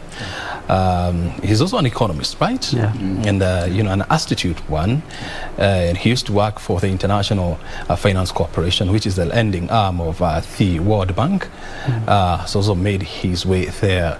So there are also various people who are here, and if you can allow me, I can actually go through some of them. Some of even the retired military generals, including chiefs of generals staff. They are in attendance, to honor their fallen boss. So that is what exactly is happening there. We're expecting the arrival of President Uhuru Kenyatta, who is expected. Actually, Brian, I'm told that they've arrived. Oh, the president has arrived? The president has arrived, has landed at Othaya Boys High School, as well as DP Ruto and former Prime Minister Raila Odinga. All of them are in Othaya Boys High School. Probably that's where they'll pick up from that particular point, and a clear indication that they're almost getting home. Yep. Not so well conversant with the area though, but it's now 10:21, so we would predict that not so long from now they should be there. So the president has arrived at Othaya Boys School, together with the DP Ruto also there, and former Prime Minister Raila Odinga. So yes, as we said, he is the man to receive the former head of state at that particular event. We'll get the pictures. Actually, I've been told that they're just going through Mokoreni town, eh? That's Mokoreni. Yeah, that's Mokoreni town. Yeah. So I don't know, what's the distance from Mokoreni to the approved school? It's not Engineer? Far. It's not far. It's Could like be 10 kilometers. Yeah, 10 kilometers. It's not far. It's not far. It's not far. All right. So it's proper to imagine that in the next 15-20 minutes they should be there. Mokoreni and Othaya, they are just next to one another. They are smaller constituencies, so they are just next to one another. Yeah. Yeah. So from Mokoreni, the next town is Othaya. From Mokoreni. Yeah. The next town is Othaya. The next town is Othaya town. Eh? Yeah. And how far is the approved school from Othaya town? That one I have no idea. Either way. I've not been to approved school, but it must be around there, within the same vicinity. I think it must be closer to the residence place of birth, Gatuyaini, which is not in Othaya town, a little bit further out. But we understand the president is not going to be laid to rest at Gatuyaini. Where's is it in a home next to where the wife was right there? What is the name of that small town? I can't. It's Gatuyaini. I can't remember, but it's his home there. That's why you'll be laid to rest next to the wife. Next to the wife. Yeah, home. The Othaya home. The Othaya home. His Othaya home. Right? Yeah, his Othaya home. Right. Yeah. You see, the cottage is actually now approaching closer and closer to the approved school, and of course now they are in a haste pace because they really want to cut time. And the people on the screen is the cabinet secretary for health, that is Mwai Kibaki, and he also served under the late president tenure. He was the minister for information and communication, and actually when the news broke out of the demise of the president, I had a chat with Mwai Kibaki, and he really talked about how the president was very of much help when Kenya was trying to cut its niche in the ICT world. Of course, with the landing of various submarine cables,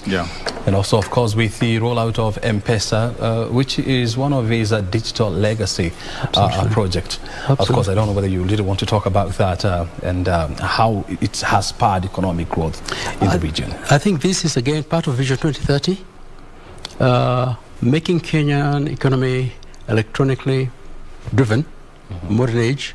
That is one of his legacies, and I think the best person to speak about this, when you've all heard him talk about it with passion, is Professor Bitangi Ndemo of the University of Nairobi, who was PS then in information communications technology. Konza City, all of those things were riding on the under the back of the first undersea cable to come to the country, because the idea was to bring costs down. Apart from, instead of relying on satellites for electronic information delivery, we had the first undersea cable. I think we have gone on to the fourth, the fifth, I think, and so on. Now we are at the sixth cable.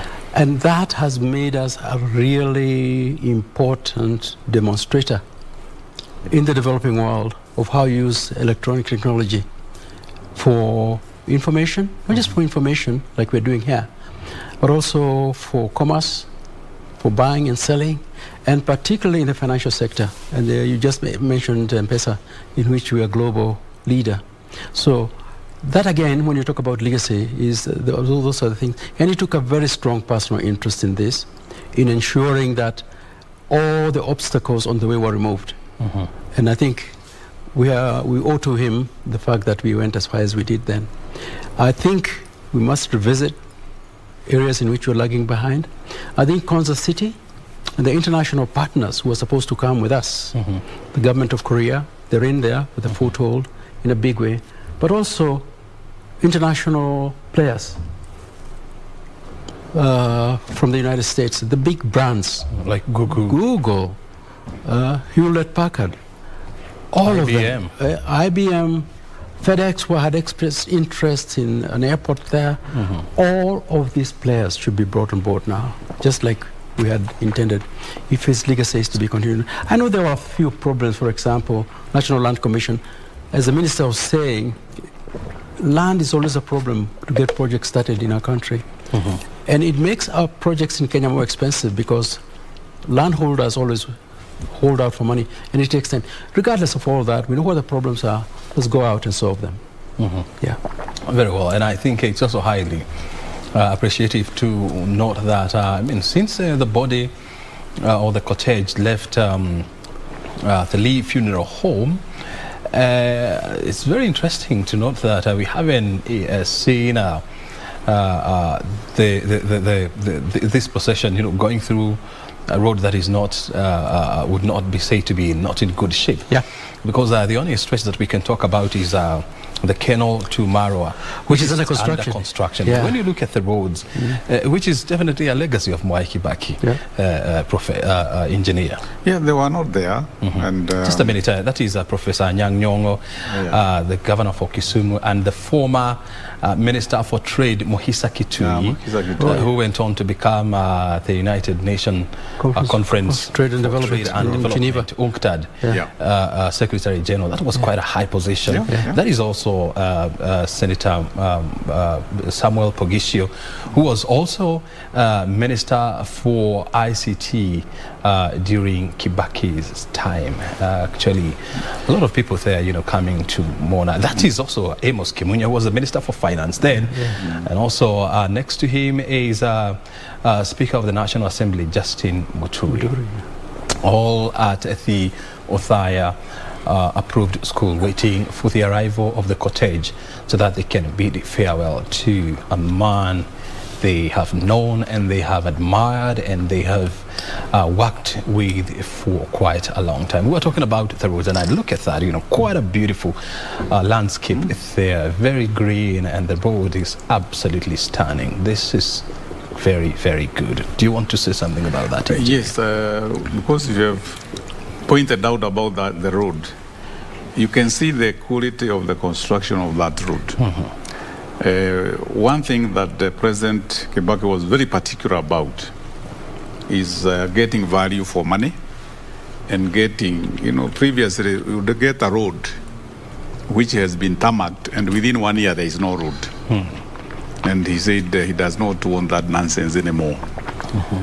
And also the cost of construction, when 2003, when Kibaki took over, that time, because of the corruption issues, and it's good to talk about corruption where it existed, we found that the construction per kilometer of the road was about 60 million per kilometer.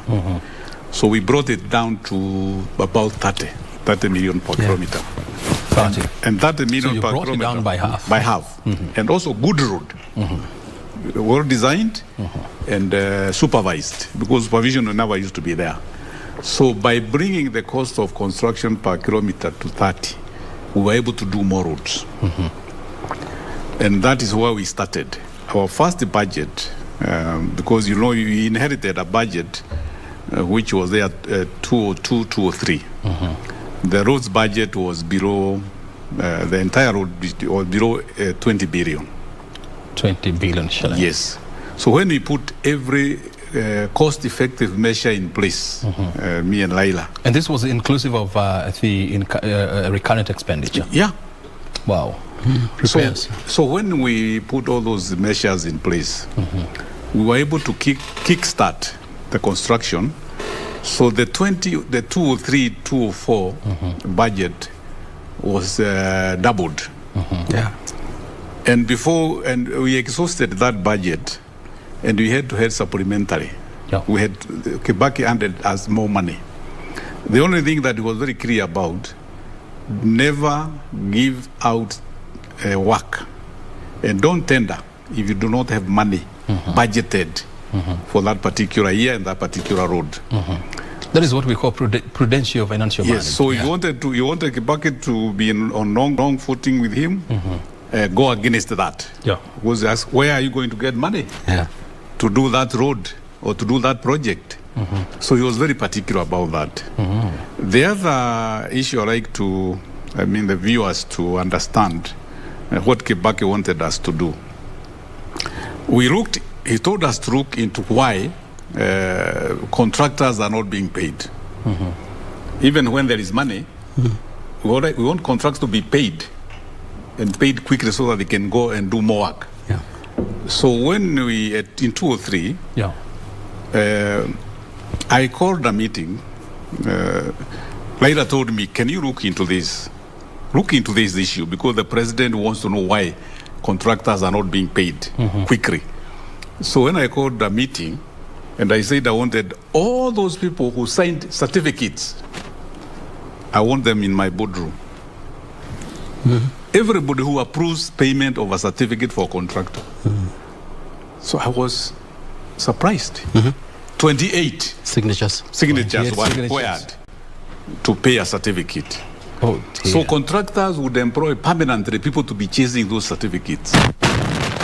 So in the boardroom, I asked somebody, after the resident engineer has approved and it has come to the project manager to look into whether there is any material paid on, advance payment, whatever, where does it go from there?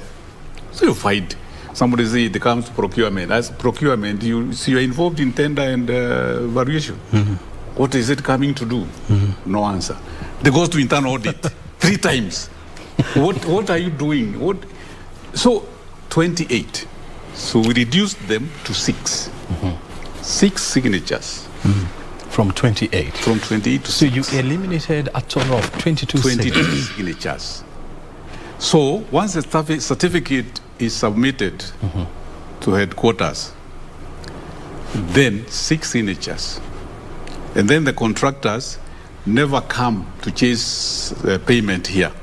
Wait for your money. And you are able now to do that, and contractors were able to finish their work. And the other thing that we implemented was no contractor will get 2 projects. When you get the second project, you have to be about 80% complete. So we were able to spread the work to as many contractors as possible.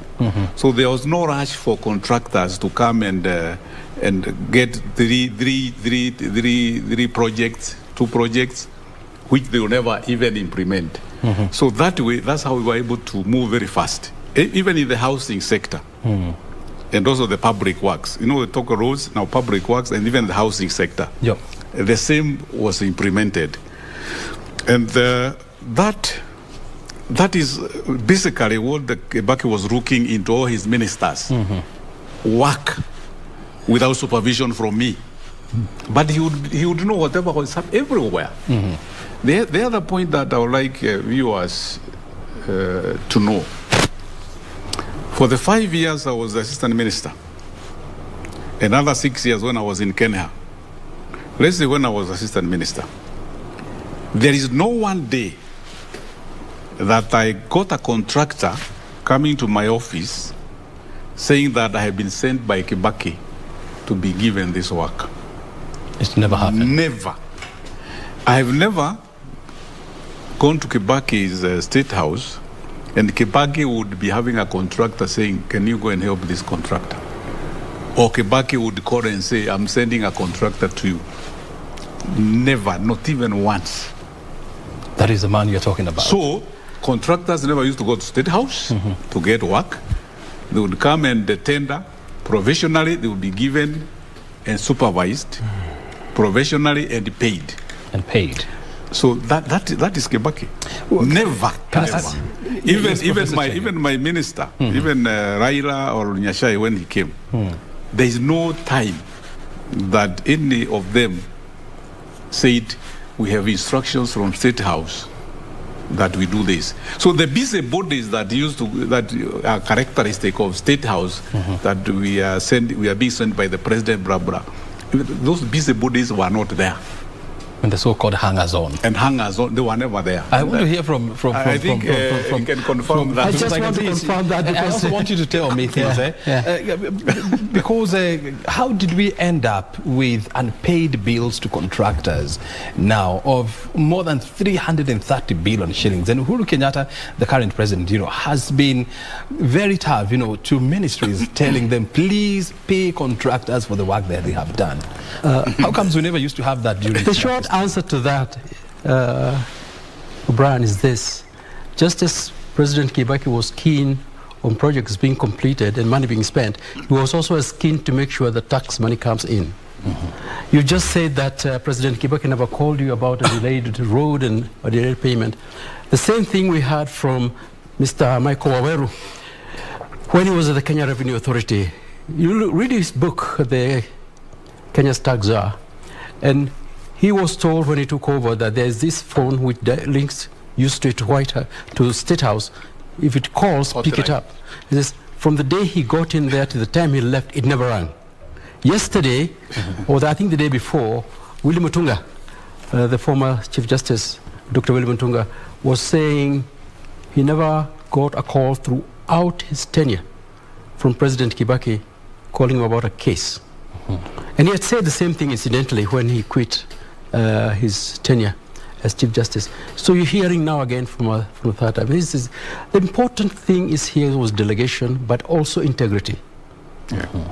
Once I give you the promise that there will be no interference on behalf of my friends, it won't happen.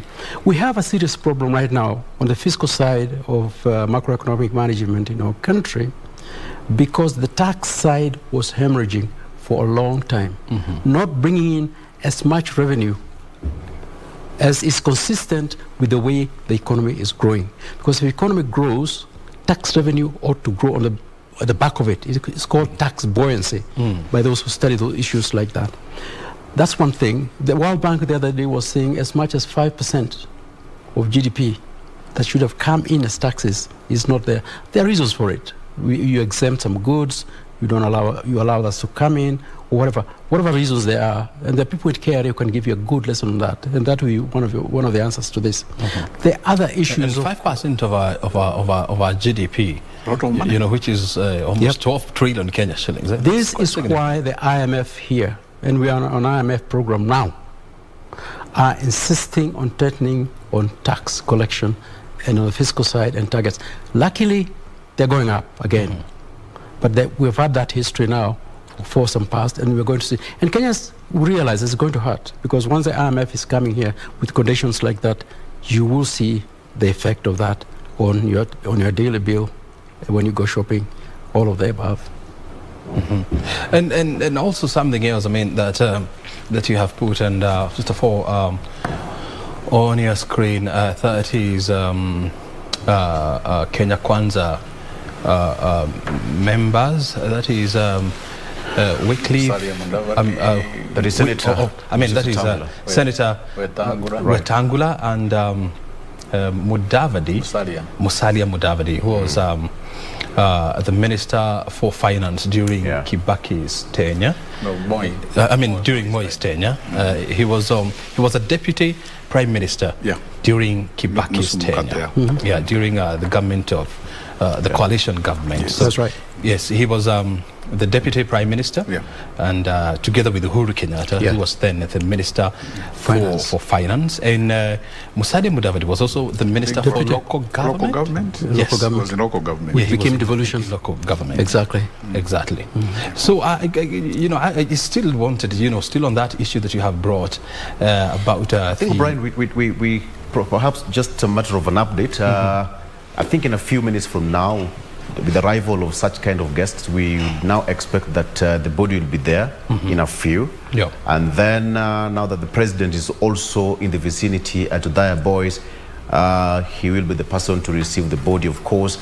Still remember that this is a military event, and we expect members of the military to take charge of the entire session, drawn from the Kenya Army, the Kenya Navy, and the Kenya Air Force, all in the rank of colonels, led by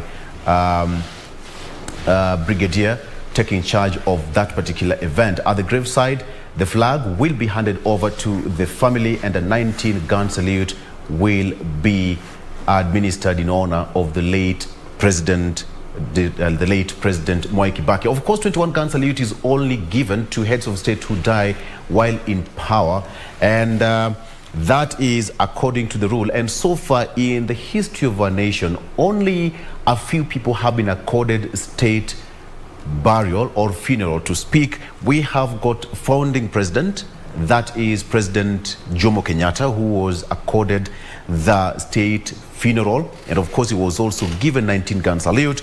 We have got Kijana Wamalwa, the former vice president. We have Nobel Peace Laureate, that is Wangari Maathai, who was also given a state funeral under the proclamation from the president. We have got former Nyeri governor, Wahome Gakuru, who also died while in office, was also accorded a state funeral, and former First Lady, Lucy Kibaki, was also given a state burial, and now we have got former President Mwai Kibaki. And of course, the president can decide under his discretion who to give state burial depending on your stature in the society, or as it so wishes, according to the presidential proclamation. So it's the situation we have. But some people say that now it's so sad that we don't have any living president in Kenya. But nonetheless, Prof, we must be thankful as a nation that we've gone through the process, and a majority of people alive today have seen the hands of 3 presidents until the 4th one today, Prof. Yeah, that's what I was saying. If you look at our neighbors, yes, you realize we have a lot to thank God for, that younger generations are now getting accustomed to making a transition from one presidency to the next, peacefully, more or less. And this is very unusual in our part of the world. Kenyans should look at their blessings. I know we look at what is going wrong, and we should. Yeah. But as you're saying, this is one of the things that we consider an essential part of our heritage. And by the way, that speaks to the tolerance of Kenyans. A lot of people here say they envy Tanzania, and they are right to say so. But look at us. In terms of transition, there may be arguments, there may be competition, but at the end of the day, when all that is done, and the process has worked its way, yes, and the laws have worked their way, there's a good and smooth transition. And that's why we can talk about, yes, there's no living president now, but we know that when the tenure comes, there's going to be a succession, and there's going to be another government. You sat in the President Mwai Kibaki's cabinet.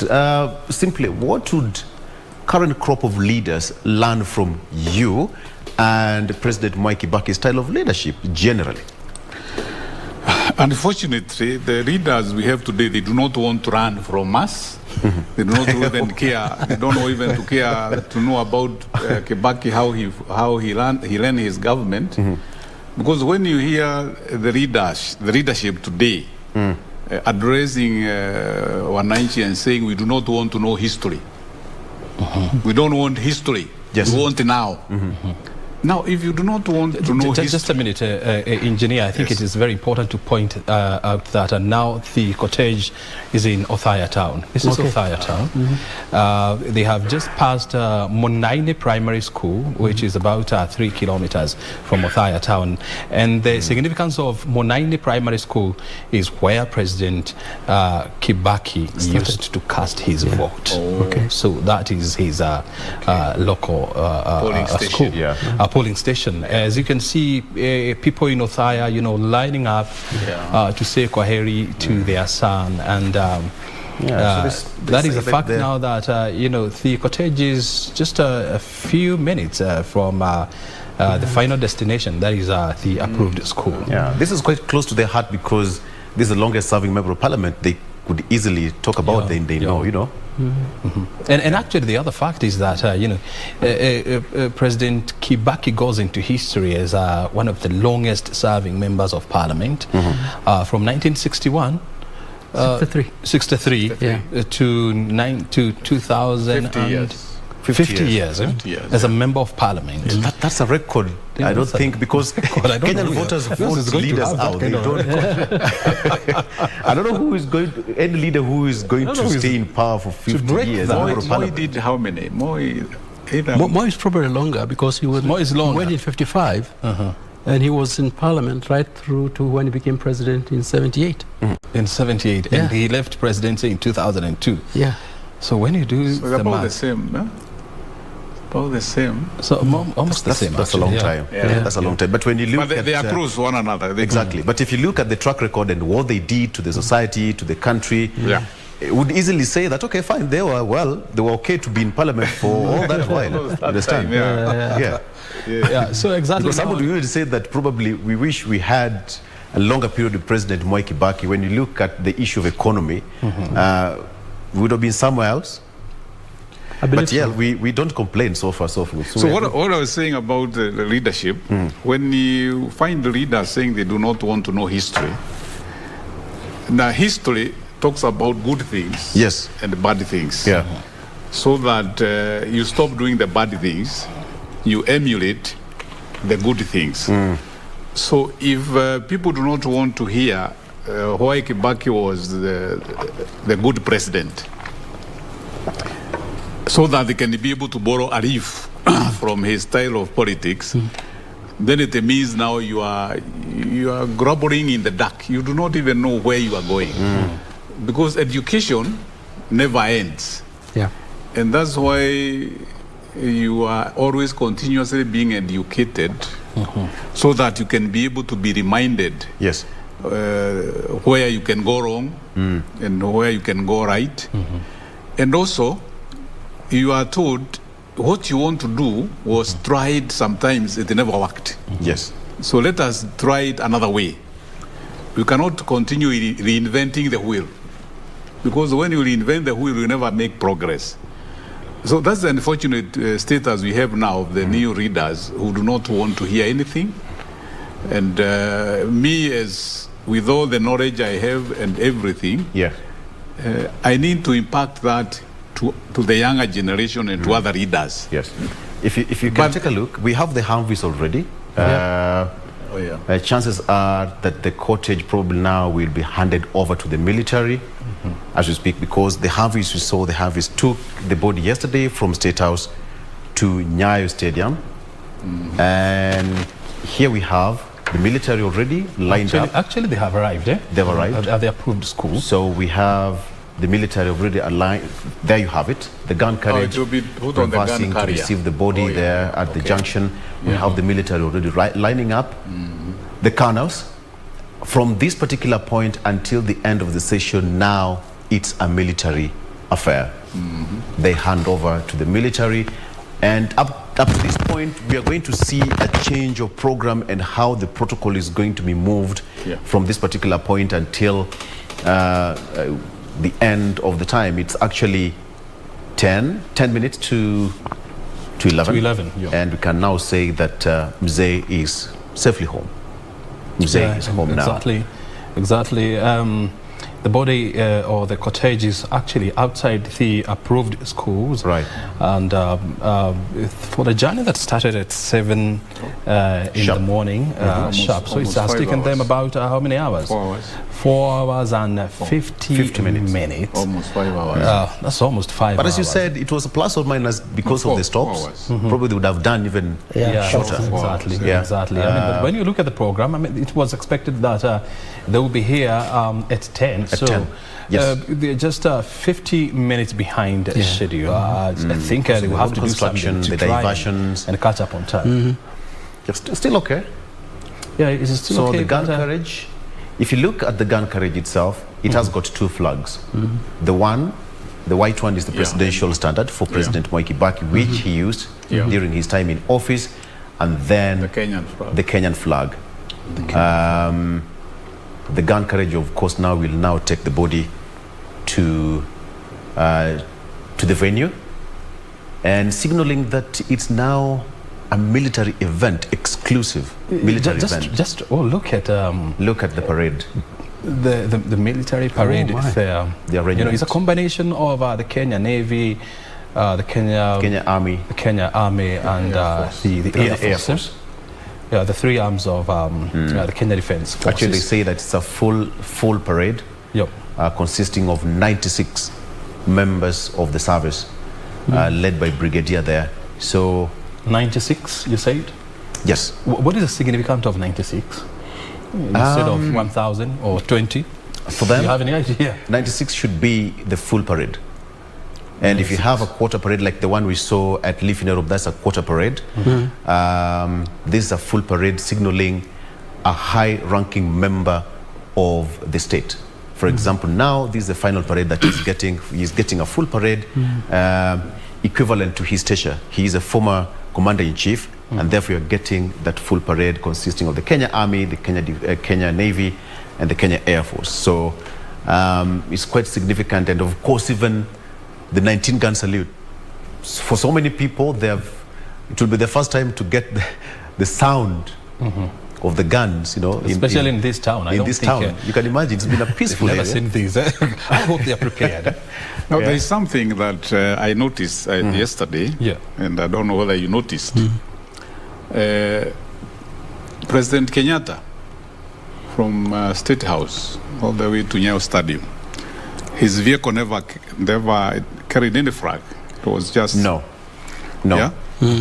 Yes. The significance that you cannot have two flags flying at the same time. at the same time. And of course, according to what they say, it's not President Uhuru Kenyatta's moment. Yeah. It is the late president's moment. So With his flags. his flag. So Okay. yeah, that's why we have got two flags. We have the other flags flying at half-mast. Yes. Well, the president is still there. The regime is still active, but it's not President Uhuru Kenyatta's time to shine. You know, So that the two flags cannot fly at the same time. at the same time, because the same territory. Would we expect to see the same here? I think so. would Even imagine, if we look at the president's vehicle when they go into the venue, it will not be having flags. It was Just like in church, right. if you have got many bishops, there is only one bishop who will have the mace. All miss. this, yeah. no other mace will be there. Yeah. And that is the Even senior yesterday, most? you noticed yesterday, it's only one mace which was there. Right. Is it the senior most or? Not whatever it is. Once you say this is the one who is going to have the mace, every other bishop will not bring the mace, and they all have the mace. So that you don't end up with a situation whereby you have 15. Yeah, mace, you know, that in is there. now for that ceremony. You are the one. Oh, okay. So your mace is the one that is going to. Yes. So I'm also imagining it's the same for, because I've seen a number of cabinet secretaries here. yeah, they are not no flags. Their cars, you would not expect them to have flags. But that one was a directive by the president. He said no cabinet minister, no person will fly a flag, even ambassadors, until Kibaki is buried. So that was one of the points. No flags. It's not time for And show that of is might. Yes. There's a Nyeri member of parliament. Right. He has also arrived at the Gojiri. venue. Yes, and the CS for Interior and Coordination of National Government, that is Dr. Fred Matiang'i, is already there with the CS for Agriculture, Peter Munya. They are both saying hi to Bishop Moheria there. And as I can see there, the president's team is also there making way and ensuring that all the loose ends are tied as they wait for the arrival of the body of the late president. What you are seeing there is at the Othaya approved school. The casket is already here. The last time we checked, it was being shipped from the hearse to the, you're calling it the gun carriage. Gun carriage, yes. The gun carriage. And I was just asking myself, this would be the same gun carriage that we saw yesterday? So probably, maybe it left earlier than the hearse or something? Yeah. Yeah. All right. Yeah. That area. So far, the casket is already on the gun carriage, and perhaps if you have those pictures, there you have it. It's now the marching on, the slow march with the gun carriage, and the formation. Formation is the same. Let's take a listen on what's happening there. First of all, national anthem. Jeshi mkuu wa majeshi ya ulinzi, na kama tulivyoombwa hapo awali na mwenzangu kwa mchango, tutakuwa tunasimama kwa ajili ya heshima ya wimbo wa taifa na wimbo wa Jumuiya ya Afrika Mashariki. Endelee kupata muziki. Unaweza nichukue sasa hivi.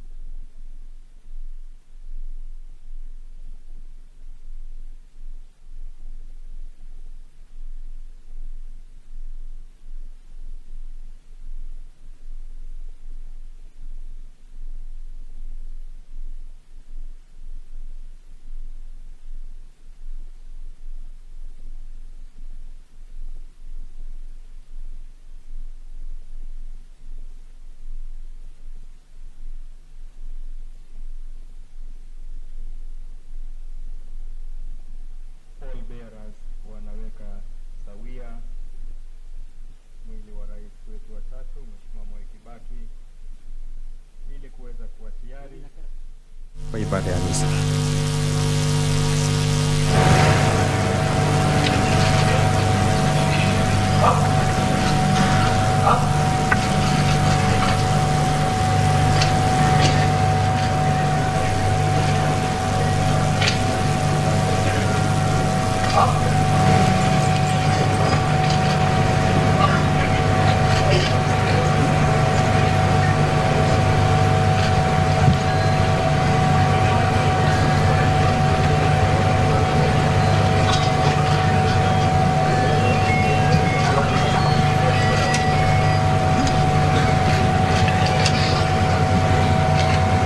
Asanteni sana kwa heshima, naomba tuweze kuketi na nipishe kwaya zetu ili ziendelee kutupa muziki, ikiwa ni matayarisho ya ibada yetu ya misa ya siku ya leo.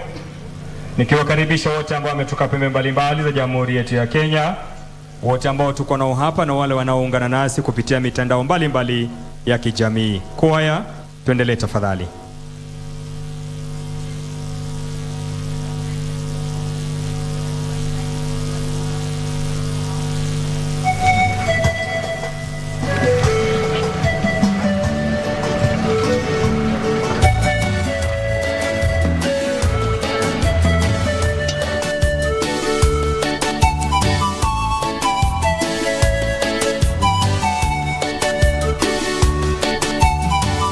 Uwanjani State House Choir.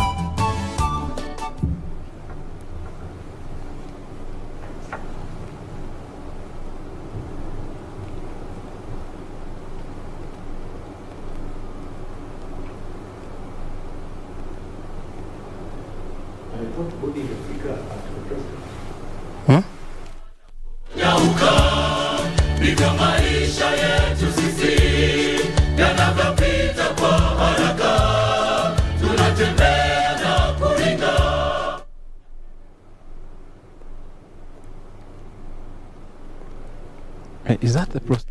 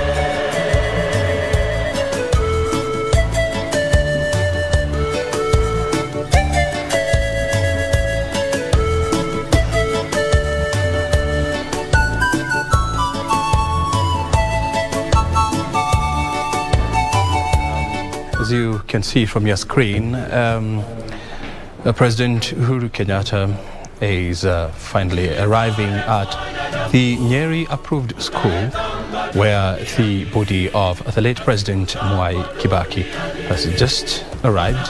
But now on the screen you can see the wife of the former Prime Minister during Kibaki's tenure, that is Raila Odinga, Ida Odinga, together with her husband Raila Odinga, also making their way into the venue. Already the body has arrived. It is inside the dome, which means that the military or the official event is almost starting now. As you can see, that's a body that is draped with our national flag. You know, at any moment now, we should be handing you over to the Nyeri approved school for the team that is there to take over so that they can guide us, because that is where actually the event is. But before we do so, I think I would want to give a minute each to the team that we have been having here. Professor Mwai Kibaki, a former advisor to the late President Mwai Kibaki, and that inside on your screen, that is Raila Odinga paying his tribute or his last respect to the departed president. And of course, as I was saying, final remarks from Professor Mwai Kibaki and Joshua Toro, engineer, before now we hand over to the approved school. Yes, and I'll start with Michael. Thank you, Brian. We say goodbye to a great Kenyan, to a great African, to a great statesman of the world, to a great leader of thought. I never stopped learning from President Kibaki, though I never sat in his class. He left us a great legacy, a great brain, great ideas of development, and how we should hold together as Kenyans. Very well. Please let us never forget that. Exactly, and as you can see on your screen now, President Uhuru Kenyatta has just arrived, and now he's making his way into the dais, and he's accompanied by First Lady Margaret Kenyatta. Time now to listen to the national anthem first.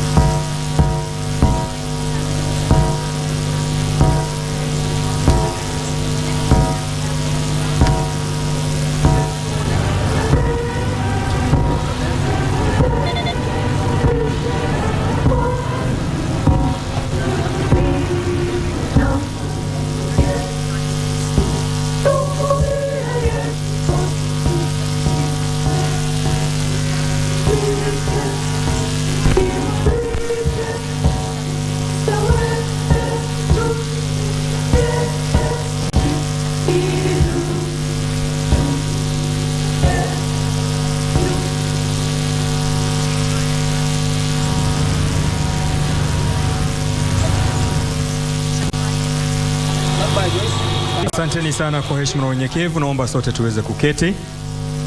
Nikirejesha kwa kwaya yetu ya Ikulu, the State House Choir, watatupa wimbo Kama Maua ambao niliukata ukiwa katikati. State House Choir, Kama Maua.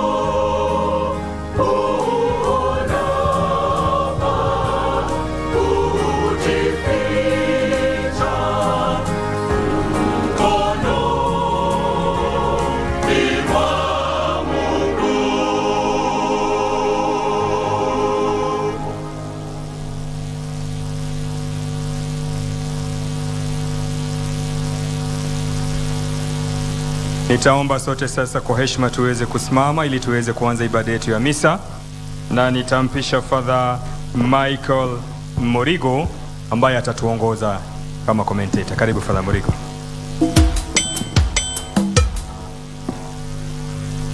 Nawakaribisha nyote katika ibada takatifu ya misa. Tunaelekea kuanza, and I humbly request that we prepare our minds and hearts to enter into the mood of prayer, avoiding all kinds of distractions, so that we may offer this holy sacrifice worthily as we offer our prayer for our own good, and as well as we pray for the soul of our Baba, Rais Mwai Kibaki.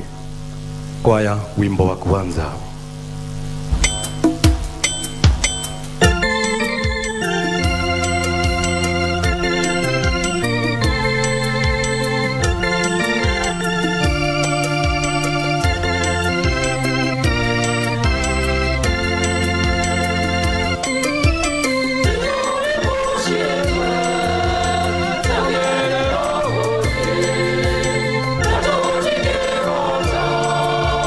Oh,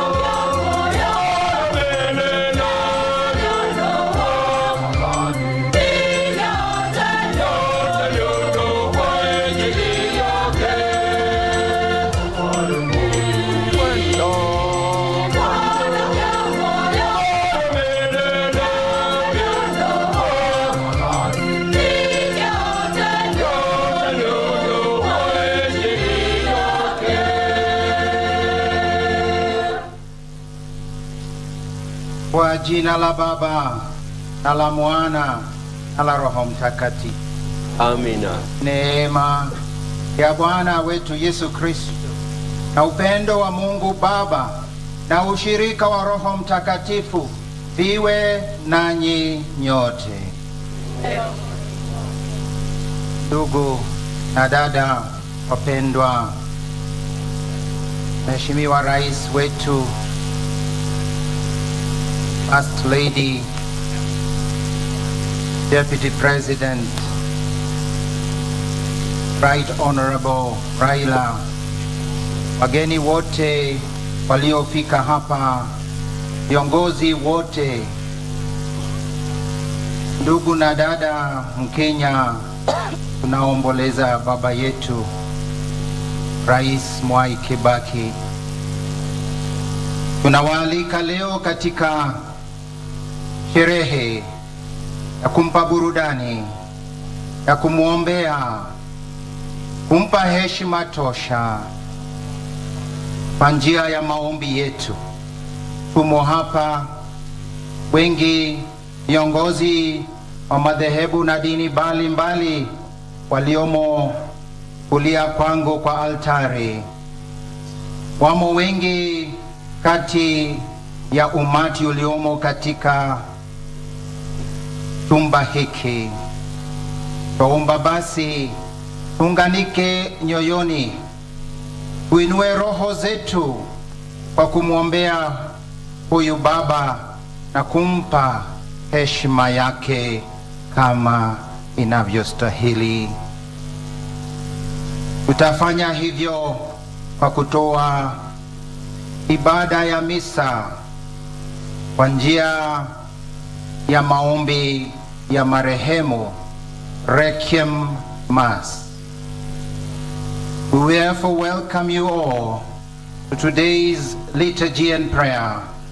It is not only what we will do here according to the wish of our beloved founder, father of this region of Othaya in many ways, but also a great statesman and father to the nation. We will do so each one according to our own faith, but we'll do so all of us with faith. Today, this is an encounter of faith. Allow me to express once more the desire of the family of our President Mwai Kibaki that he be sent off in the same way he lived, with the simplicity and at the same time without any political spirit, that we will not have kindly the speeches, but rather we will make our tributes as a nation and a people of God. My brother, my sister, all of us here, let us hold our hearts,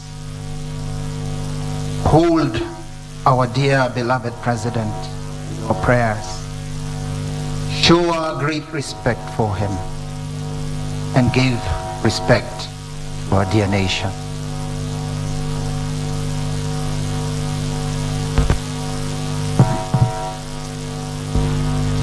We will now go to bless the body in memory of his baptism, and also knowing it as sacred temple of God according to the rite of the Catholic Church.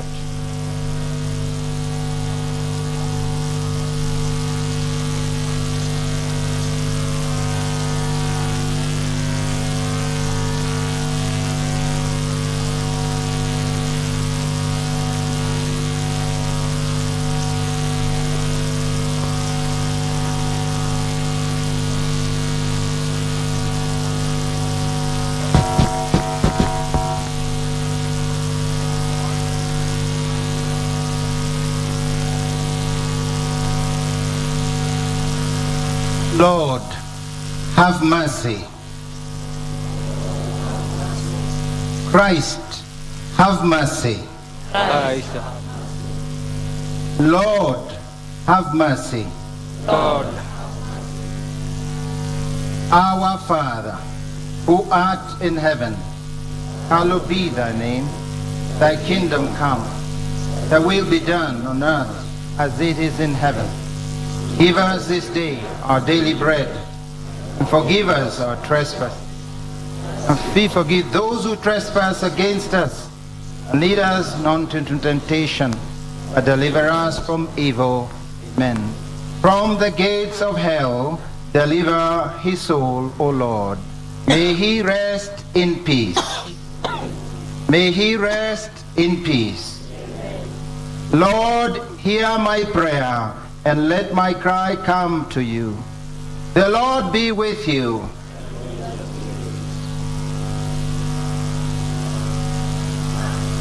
In the waters of baptism,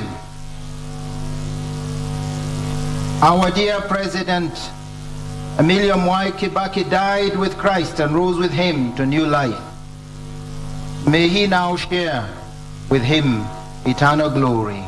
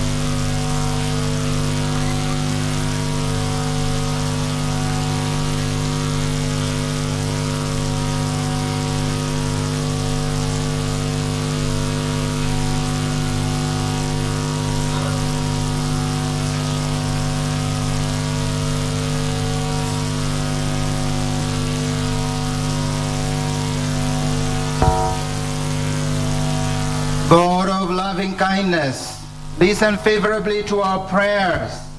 Strengthen our belief that your Son has risen from the dead, and our hope that your servant, President Mwai Kibaki, will also rise again. We ask this through our Lord Jesus Christ, your Son, who lives and reigns with you and the Holy Spirit, one God, forever and ever.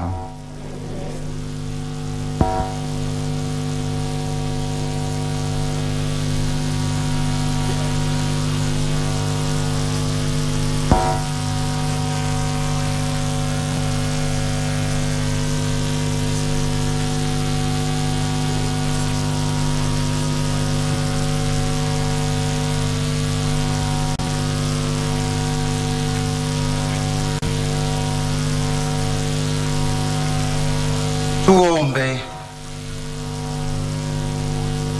Ee Bwana, tunakuomba usikilize kwa wema sala zetu, ili kama vile imani yetu katika mwanao mfufuka kutoka wafu inavyoimarishwa, vivyo hivyo tumaini letu la kutazamia ufufuko wa mtumishi wako Rais Mwai Kibaki lithibitishwe kwa njia ya Bwana wetu Yesu Kristo mwanao, anaishi na kutawala nawe katika umoja wa Roho Mtakatifu, Mungu daima na milele. Tafadhali tuketi.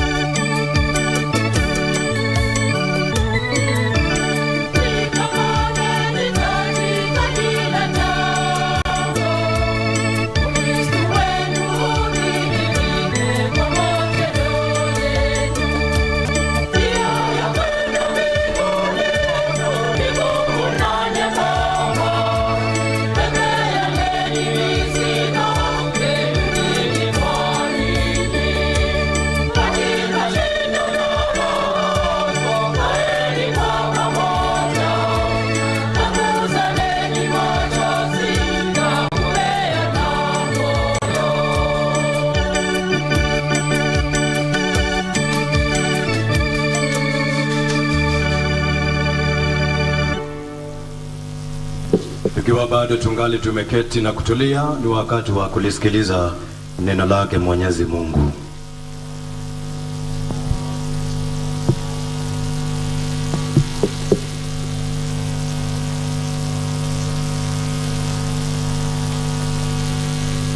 Somo katika kitabu cha hekima ya Sulemani. Roho za wenye haki zi mkononi mwa Mungu, wala mateso yoyote hayatawagusa. Machoni pa wapumbavu walionekana kama wamekufa, na kutoka kwao kulihesabiwa kuwa msiba, na kuondoka kwao toka kwetu kuwa uharibifu. Lakini wao wako katika amani. Na hata kama kwa mtazamo wa watu wanaonekana kuadhibiwa, tumaini lao limejaa kutokufa. Kwa kuadhibiwa kidogo, watafanyiwa mema makubwa. Kwani Mungu aliwajaribu akawakuta kwamba wanamstahili yeye. Aliwatathmini kama dhahabu katika tanuri, na kama sadaka ya kuteketezwa aliwapokea. Na wakati wa kujiliwa kwao watang'aa, na wataruka huku na huko kama cheche kwenye nyasi. Watawahukumu mataifa na kuwatawala watu, naye Bwana atakuwa mfalme wao hata milele. Wenye kumtumaini Mungu watafahamu ukweli, nao waaminio katika upendo watakaa naye. Kwani neema na rehema ni kwa watakatifu wake. Neno la Bwana.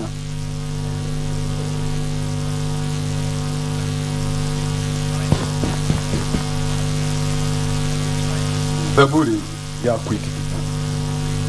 Kiitikio: Bwana ndiye mchungaji wangu, sitapungukiwa na kitu.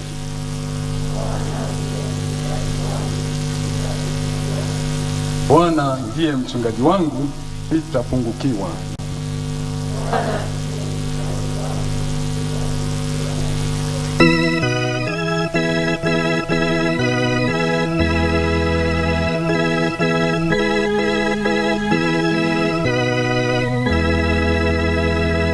Bwana ndiye mchungaji wangu, sitapungukiwa na kitu.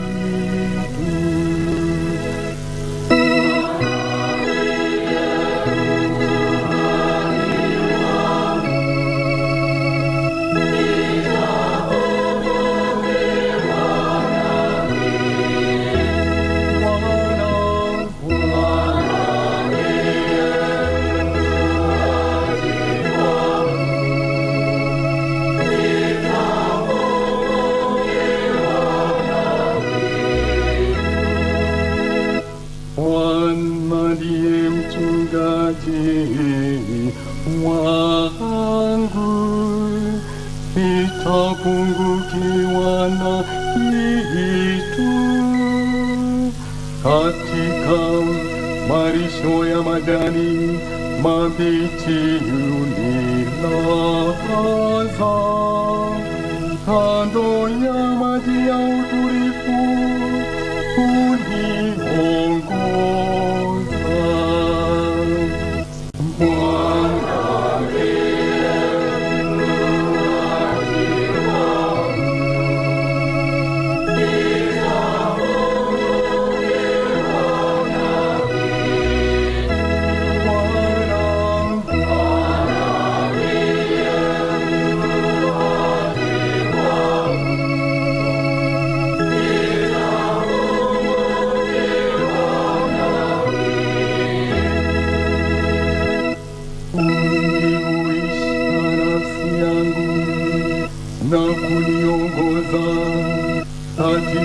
njia zake kwa ajili ya jina lake. Na nijapopita kati ya bonde la uvuli wa mauti, sitaogopa mabaya, kwa maana wewe uko pamoja nami. Gongo lako na fimbo yangu yanifariji.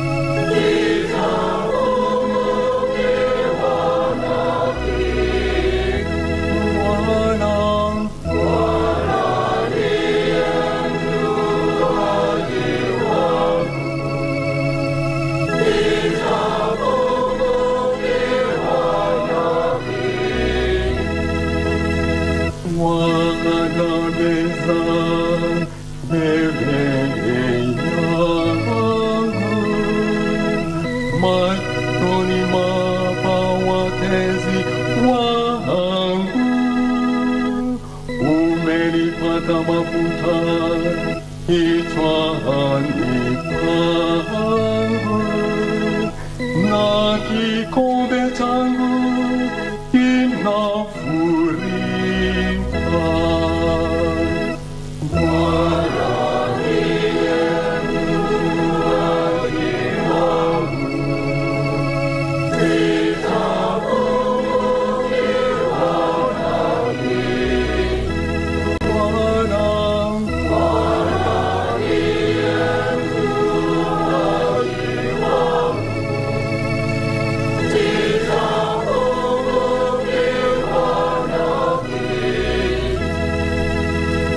Hakika wema na fadhili zitanifuata siku zote za maisha yangu, nami nitakaa nyumbani mwa Bwana milele, nami nitakaa nyumbani mwa Bwana milele. Bwana ndiye mchungaji wangu, sitapungukiwa na kitu. Bwana ndiye mchungaji wangu,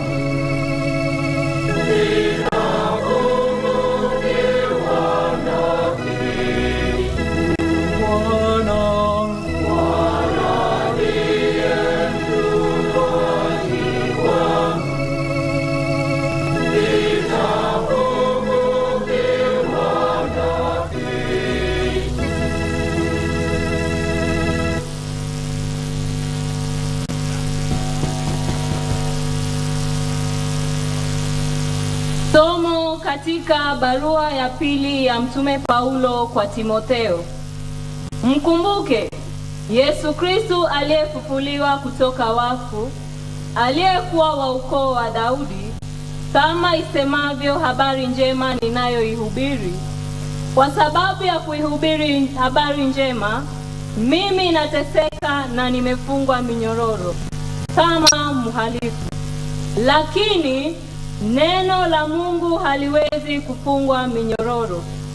Na hivyo navumilia kila kitu kwa ajili ya wateule wa Mungu, ili wao pia wapate ukombozi upatikanao kwa njia ya Yesu Kristo, na ambao huleta utukufu wa milele. Usemi huu ni kweli: ikiwa tulikufa pamoja naye, tutaishi pamoja naye. Tukiendelea kuvumilia, tutatawala pia pamoja naye. Tukimkana, naye pia atatukana. Tukikosa kuwa waaminifu, yeye hubaki mwaminifu daima, maana yeye hawezi kujikana mwenyewe. Neno la Bwana. Naomba tuweze kusimama kwa somo la Injili.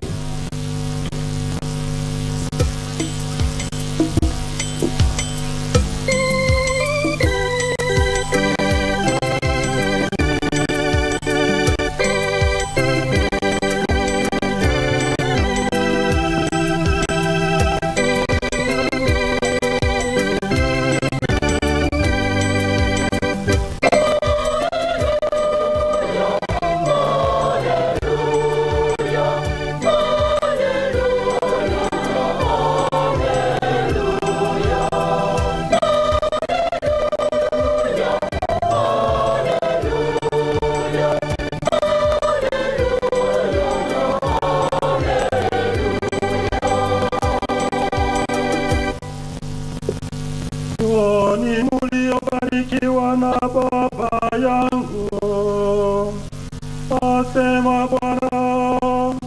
Pokeeni ufalme mliotayarishiwa tangu kuumbwa kwa ulimwengu.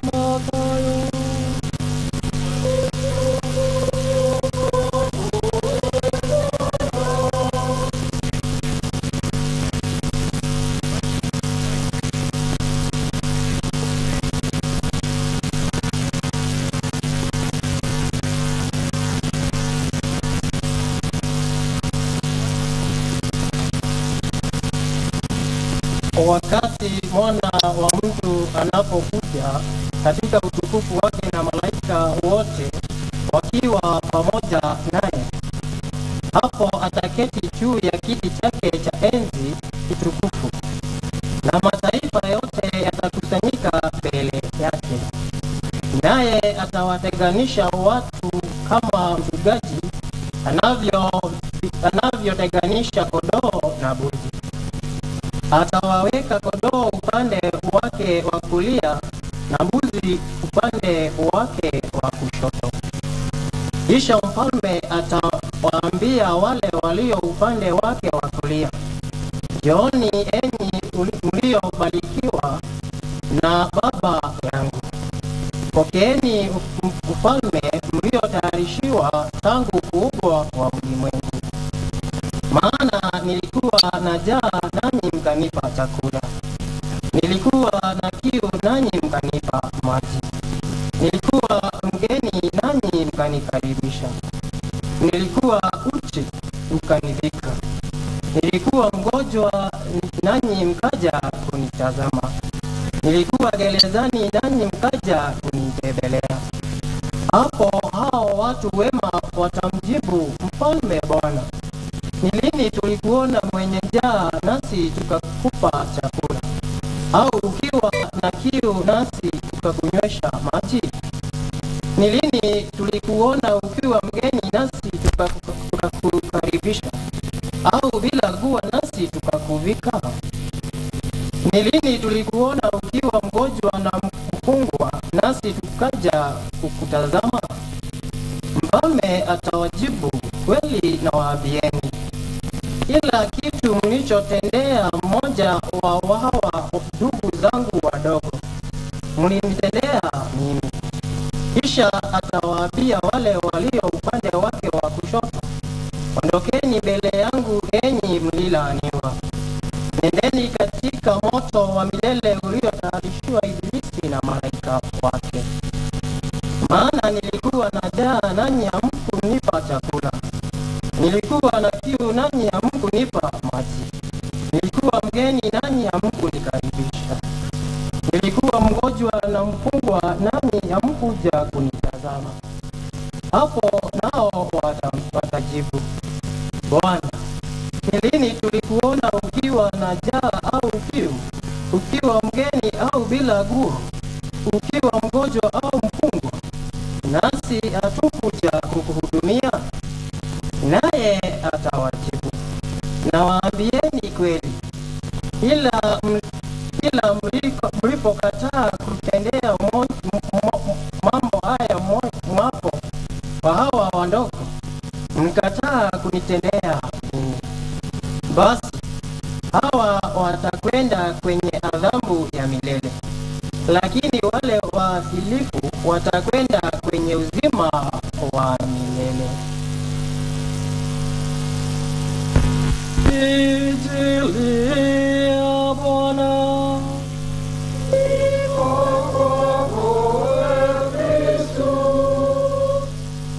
Tafadhali tuketi.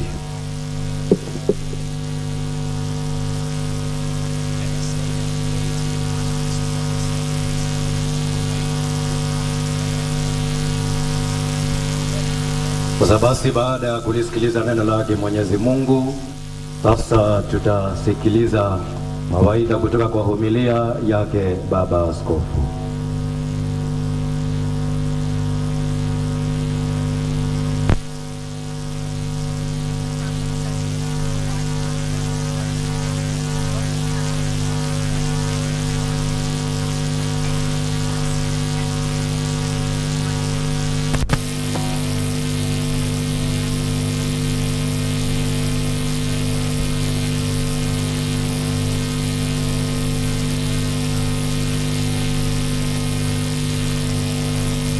Waombolezi wote, ikiwemo viongozi wetu, ongozwa rais wetu mpendwa, familia ya baba huyu wa nchi yetu Mwai Kibaki, Wakenya wenzangu wote, watu ambao tunamwamini na tunakiri imani kwa Mungu Mwenyezi. Tumesikiza maneno kutoka kwa masomo yetu ya leo. Neno la Bwana linaelekezwa kwetu, ili kama vile tunasoma katika kitabu cha Waebrania, ni kama upanga wa upande miwili, na neno hilo linaingia hadi nyoyoni zetu, hadi pale mifupa inashikana.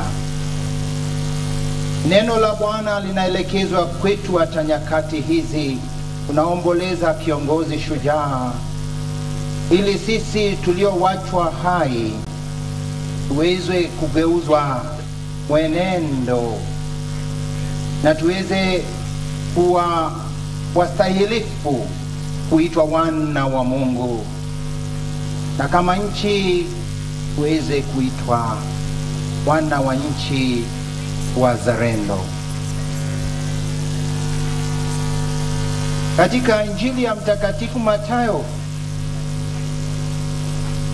Bwana anakuja akiwahukumu, akituhukumu sisi sote, na akiangalia maisha yetu na thermometa yake, kipimo chake cha kazi yote tuliyofanya na maisha yote, kila jambo ambalo anaweka katika latiri ni hili: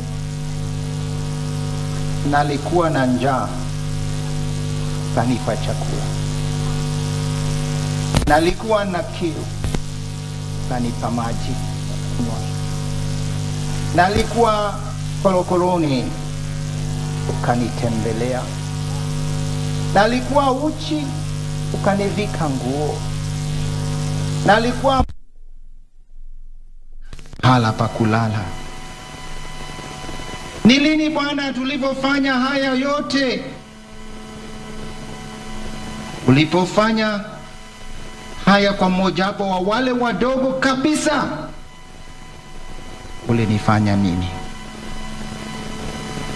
Latili ni hilo, sio masomo yangu haitawekwa kwa litili, sio sifa yangu hiyo haitawekwa kwa litili, sio maneno makubwa ambao nimezoea kuzungumza, hayo hayatapata njia kwa latili, sio yale ambayo ninajisifia mimi mwenyewe, afya, mwili, nguvu, kadhalika, hata uongozi. Ni kwamba katika jukumu uliopewa na Mungu, mfanyikazi, kiongozi, padre, askofu, mtumishi katika umma, askari na yoyote yule, kama uliweka hili jambo, nilikuwa na njaa, mmojapo wa wale wadogo. Napomwomboleza rais wetu na baba na babu ambaye leo tumsindikiza, tunapata fursa ya kujiuliza kwamba mimi katika jukumu nilio naye, kazi nilio naye, nimeweka haya maanani? Latiri yangu sasa yanguka pande gani? Nafikiri ni vyema nyakati zingine kukaribia kifo. Kifo ni fumbo. Death is a mystery. We never quite understand it. And we always see it very distant from us, as if it can't happen. That's why I think it's good I say it, because I have a little bit of experience, to be a little close to death, because it brings order to your priorities and makes you find out what falls in that scale, whether you are even minimally worthy of being told, welcome into the home of our Father.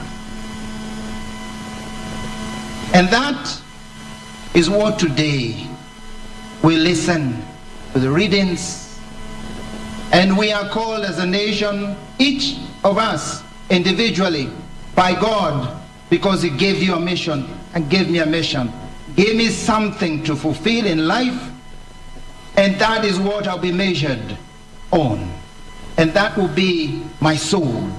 How heavy is my soul? For good. How white, how beautiful, how sparkling, how precious is my soul. My body may look good, I may even look strong, but warn me if my soul be empty shell. Warn us if we are soulless because we are living dead. Warn me if I can't find space to be called worthy of some love weight, mercy weight. This man, he has fought the good fight. Like St. Paul, I have fought a good fight. I have finished the race. I have kept faith. Nimezipiga vita vilivyo vizuri, mwendo nimeumaliza, imani nimelinda.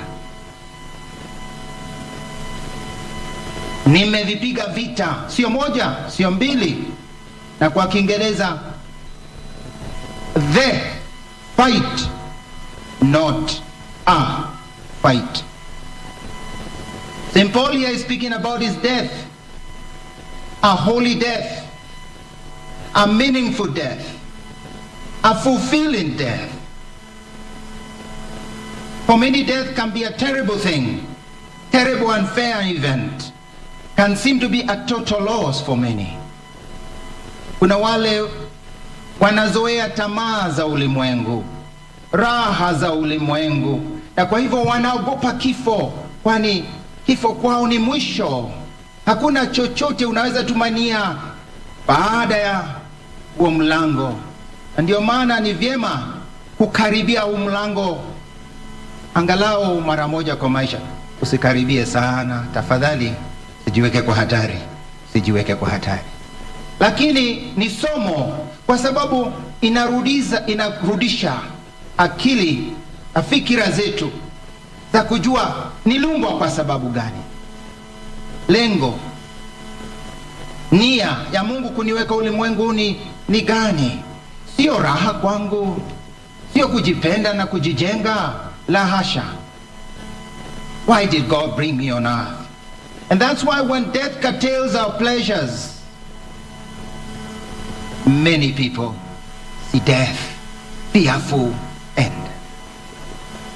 On the other hand, for a person of faith, a person who believes in God, a Christian, life is not ended, but changed. Life on earth, for us who believe in God, is a rehearsal for heaven. We are just here in a rehearsal. And I pray that the rehearsal be good. We have seen the meticulous way our military rehearses any ceremony. And this one is no less. They do not allow anything to come unforeseen or to come between them and the goal they want to accomplish. My life has a goal, and the goal is to see God, and the goal is to be embraced by God, and the goal is to be godly. I must blossom in godliness on earth so that I can be offered as a pleasing bouquet of flowers to God, as a pleasing gem for his crown. But woe on me if instead I wilt, because I have chosen ill, worldliness, nothingness. What determines the fulfillment at this crossroad of death is what did you live for? What is your spiritual weight? What is your love weight? What is your mercy weight? And here we examine whether our focus and aim has been just on the ground, on the worldly. Kama macho yetu yalikuwa yanaelekea kwa Mungu, kwa mambo ya juu, kutumainia ya juu, ama tumeshikwa na ya ulimwengu. Are we with our eyes on the ground, or are we looking up? Because we are called to fly high as eagles, to look at God, to look at the world with a panorama from up there. But we could decide to become village chicken that peck around the house looking for worms. When we are called to fly high and soar and enjoy the pleasure of the panorama of the creation of God. The choice is ours. Unfortunately, the village chicken, when it lays an egg, makes the whole village know. It crackers all over. The village knows it has laid an egg. The eagle doesn't squeak, doesn't do it. The egg of an eagle that soars up happens in silence. But the chicken only knows itself, doesn't know any other. It prides itself in walking around. Our spiritual calling calls us to think about heavenly things, to soar up there. Tunaitwa tuangazie, tuone vile Mungu alivyotupa vipaji vya aina mbalimbali, na kati ya hizo vipaji ni hii kipaji cha wenzako, kipaji cha ndugu na dada. We have the greatest gift. We must look. That's the gift of my brother, the gift of my sister. Was there a higher goal that you committed your life to your mission? We must live for noble goals. I have fought a good fight. I have fought the good fight. This is not a praise to the violent, but to struggle for what is right, for justice, for mercy, for truth. The struggle for the one person worth dying for. And that person worth fighting for is God. Jesus Christ, his son. So we are called, that the struggle we are called, the fight we must fight, is a fight to make goodness reign, to make God reign in hearts, in society, in our families, in schools, and especially in my heart, in my heart, in your heart, in your heart. And today, allow me, as we gather around the body of our Father, like a family that wishes to ask for a blessing, like a family that wants to ask, what do you bequeath us? Like a family that he has called to give a last word. What will he tell me? What will you tell me? Because you are with us. You are with God. What do you tell me, my dear Father, for this nation? What do you tell each and every one of the leaders here present in his heart? What does God ask you to ask me? Ask you, my brother, sister. My beloved, I would dare to say,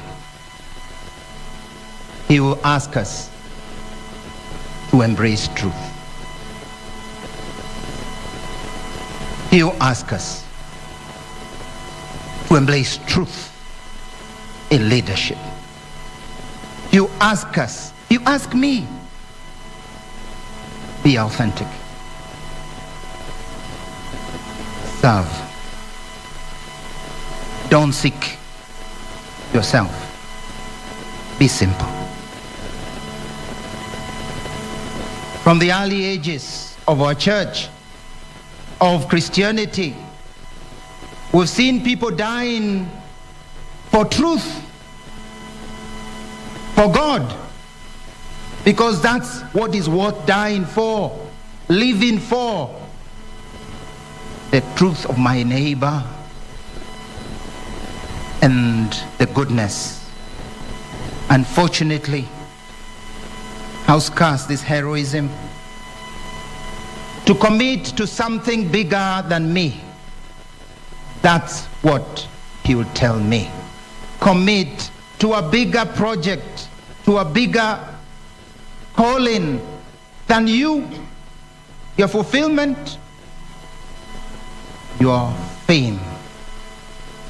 Commit to something that outlasts your grandchildren, that outlasts your generation and centuries. Commit to a truth that never changes. Many times in our dear nation, we have slipped away into the slope of selfishness, of greedy goals, of fake truths, because if God is not with me, I am fake.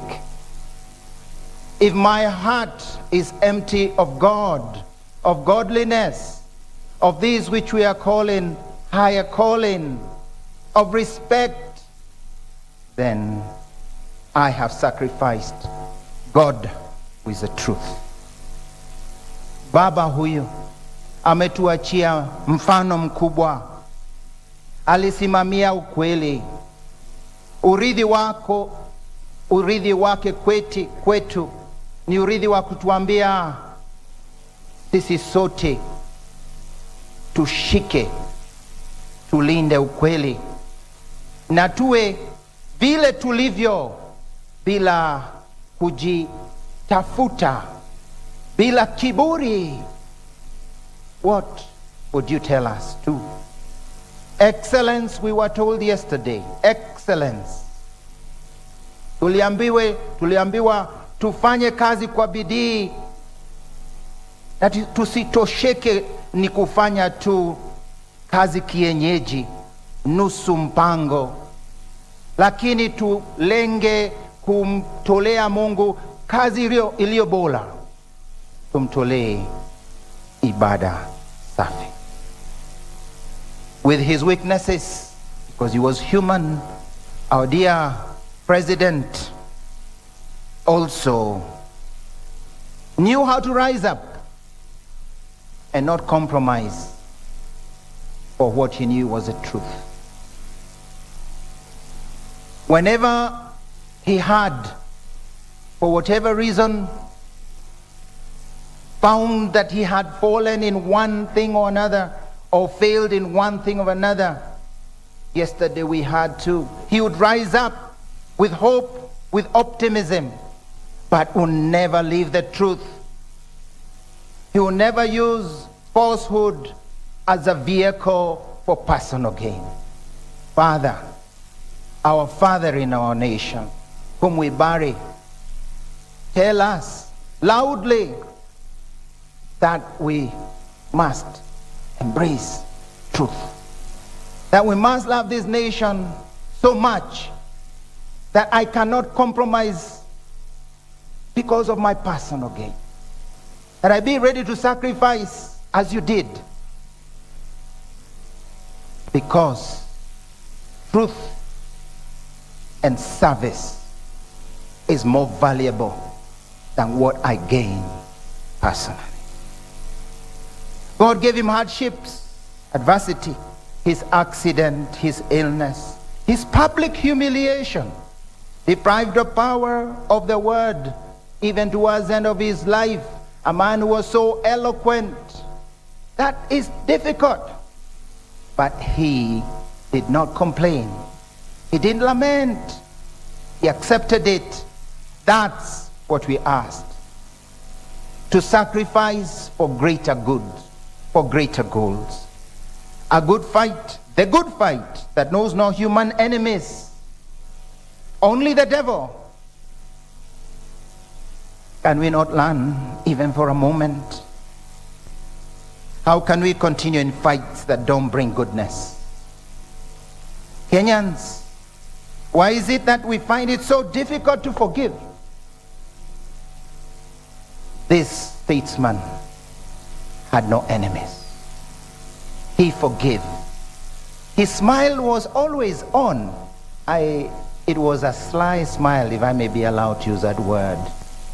It's a smile that was, I'm studying you, you know. Let me see what this fellow is saying. He loved the fellow. Oh, by the way, I'm sure he also loved golf. So up there in heaven, he must be getting hole-in-ones.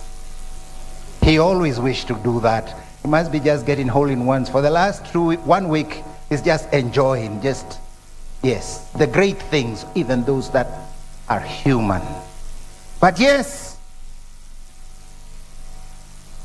he knew how to forgive. He never took offense. He never took offense. Even when you told him something he didn't like. How can we Kenyans? Why is it that we are so easily cheated, lied to, hijacked, to hatred of our own brother and sister? Today, what will he tell us? Love the other Kenyan. Love your brother. Love your sister. The only legacy, the true honor and respect will give our dear father is that, yes, I can say I will struggle. It might not be easy, but I will struggle to reach out to my brother and not allow hatred to reign. I must work towards becoming a dispenser of God's mercy from the least to the highest. When you did it to the least of my own, you did it to me. Kenyan leaders, why is it that none of you, few of you, have the courage to say, I'm sorry? Why is it that I can assure you, I can confess in public, it's not easy for me to say I'm sorry. But yes, I have had to say I'm sorry often. For us, thank God, the Catholic Church, we have the sacrament of confession. And you know, when I go to say I'm sorry, I kneel. Doesn't matter whether I'm a bishop. I kneel down. I say, please, najua nimemkosea Mungu, nimetenda dhambi. You are called to humility, to ask pardon. Dear leaders, the good fight is a fight of reconciliation, of asking forgiveness, of acceptance. The good fight is a fight to care for the lowly. It is not the rowdy and meaningless chanting against one another. This is what our Father would ask us. And will only be worthy children, worthy grandchildren, if at least we listen to his voice. It's the voice of God speaking in this great man who lies with his life. As we bury this great leader, we must bury the hatchet. With my neighbor, with my friend, with my priest who I may have had issues, with the neighbor whose chicken came into my farm, with the other neighbor who has moved the fence to encroach on my land, to whoever, I must say, I must find a meaningful solution. Like a good family, we gather around this father that has resolved to live up to his legacy of no enemies, deep respect for one another, and simplicity and humility. I have kept the faith. Faith is not just saying you believe in God and appearing in church once in a while, or making the sign of the cross for us. It's our entire personality. Faith must be a faith of day and a faith at night, a faith in public and a faith in private. And one characteristic we can highlight of our dear father, President Mwai Kibaki, is humility in spite of his great intellectual stature. He was simple. He never sought to display his power. He was close to the ordinary person. And today he's giving us a lesson, a great lesson, in his desire to be buried in simplicity. No show, no opulence, just plain simple. Dear family of our dear father, thank you, because this is an example this nation badly needs. Thank you for keeping such a great father of us all well, even in his old age. You've shown us our elders are worth 1,000 times, no matter what effort. Thank you. And today, as a family, give us yet another lesson, never to forget. I remember him coming to the Cathedral of Nyeri, I think it must be 2017 or 2018, with a family. And there he was, as he normally did, on that first row. And he was already elderly, and we sent a message through his secretary, you know, he's mzee, tell mzee he doesn't have to kneel. No, sasa, it's okay. But he insisted on kneeling. He insisted. There was no way. And he struggled. And we, even up there, we were always looking with the eye, the corner of the eye. Mzee, kama yuko sawa. But he was okay. Humility. Yes, for God, nothing was humiliating for him.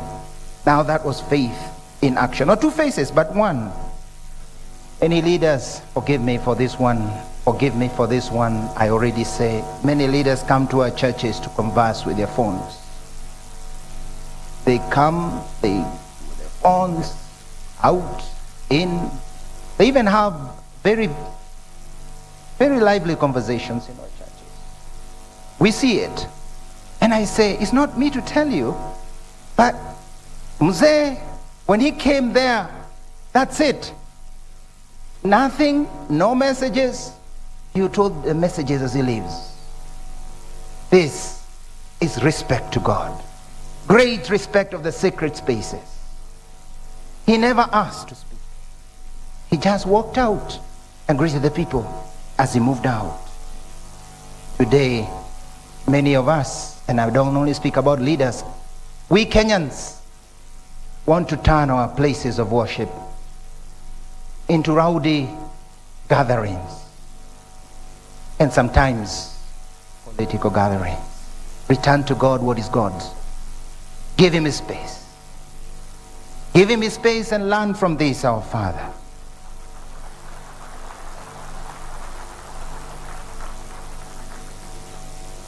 His words would be,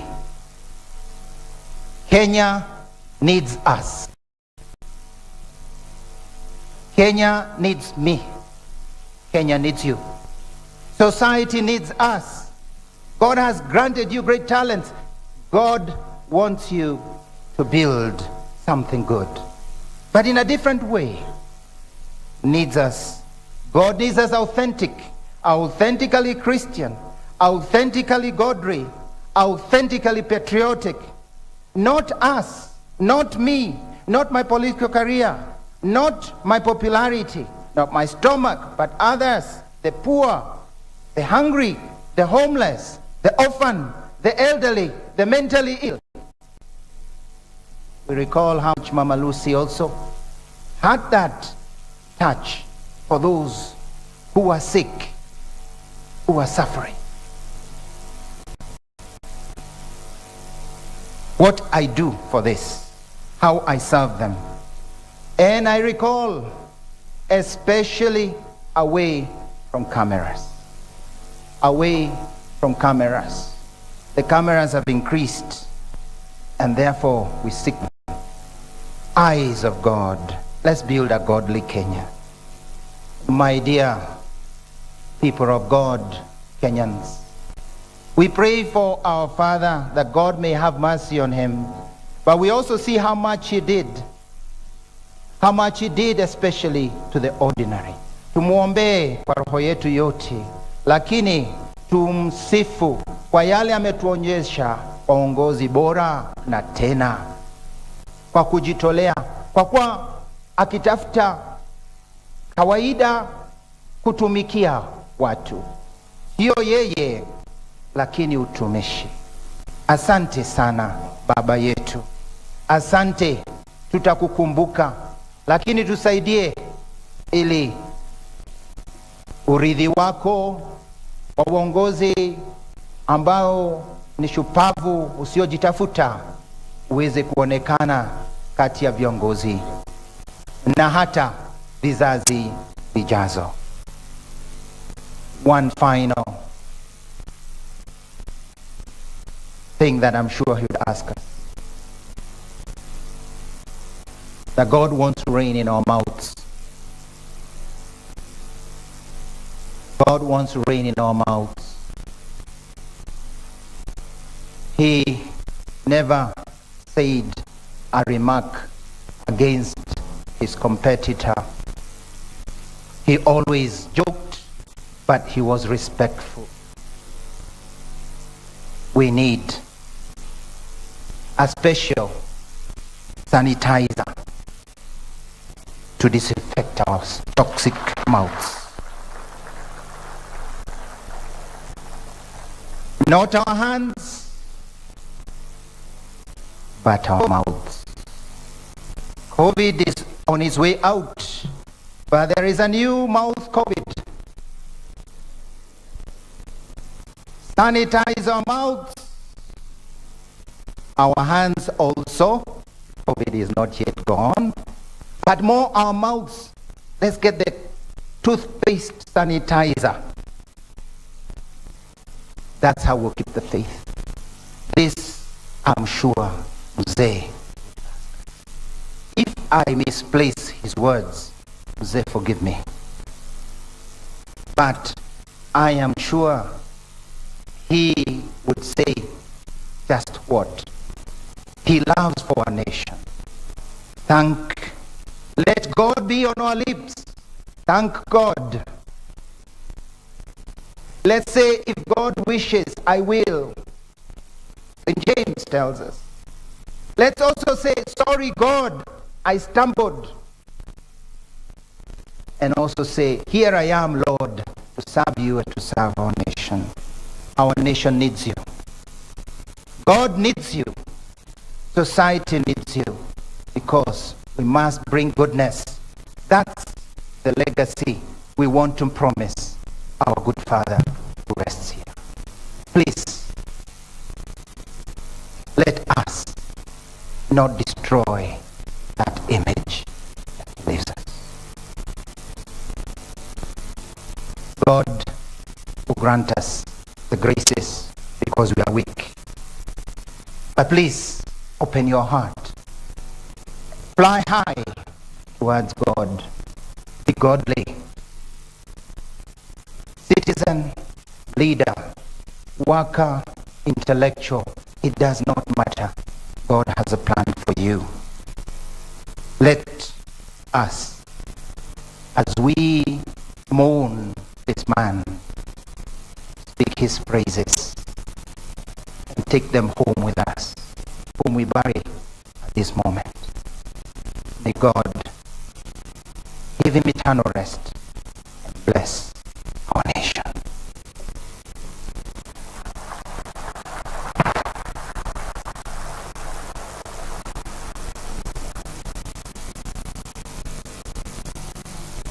Tuweze kupata kimya kifupi, tutafakari maneno tuliyoyasikia.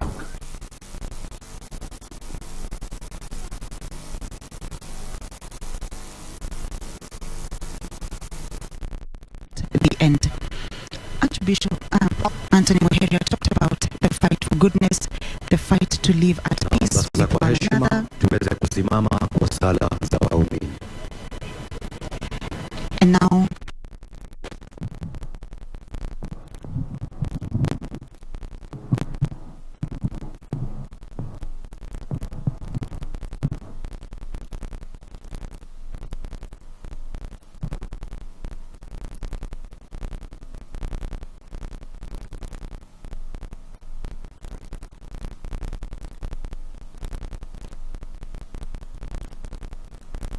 tumuombe. Kwa dhati Mungu Baba Mwenyezi, ambaye alimfufua Kristo mwana wake toka wafu kwa ajili ya wokovu wa wazima na wafu.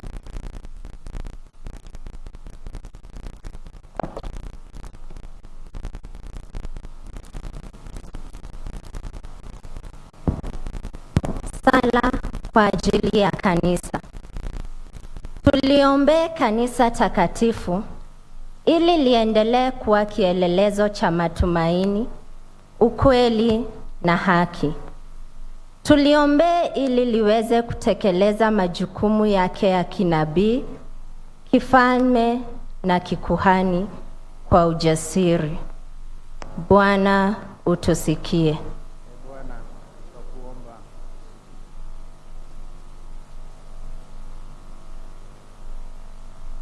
Sala kwa ajili ya taifa.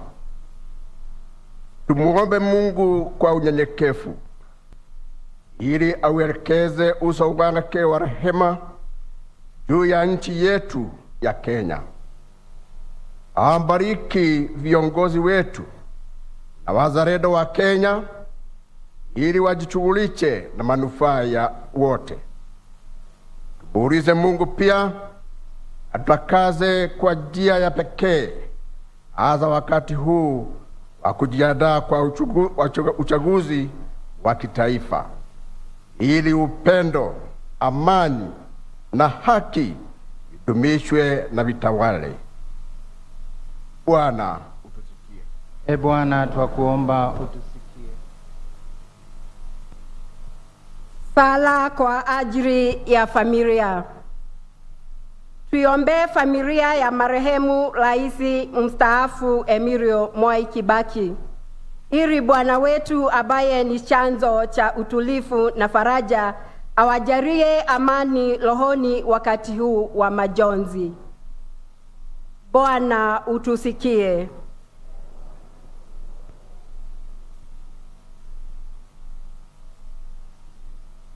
Sala kwa ajili ya marehemu wote. Pelekeze roho za marehemu wote mbele ya Mungu aliyejaa neema, ili wapate pumziko la milele kwake, aliye chanzo cha uhai na baraka zote. Bwana utusikie.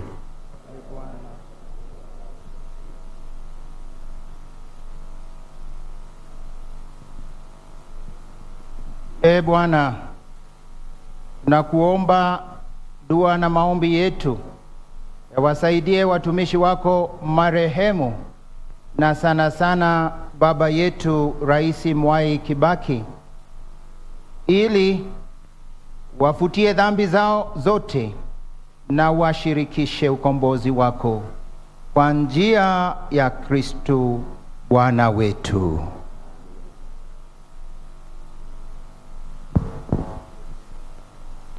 Naomba tuketi.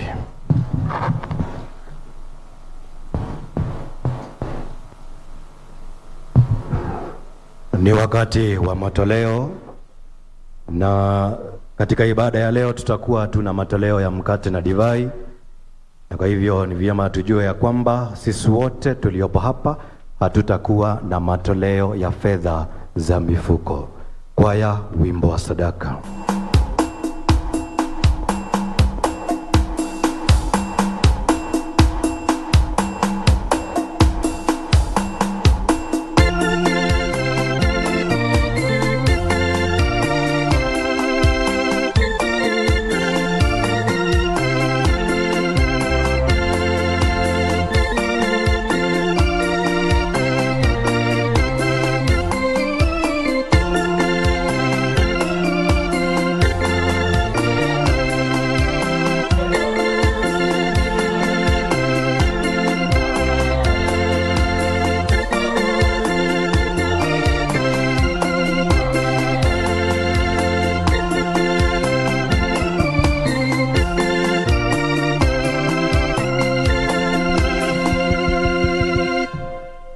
Tunataka kurudia tangazo hilo na kufanya clarification ya kwamba hatuna matoleo ya fedha za mifuko.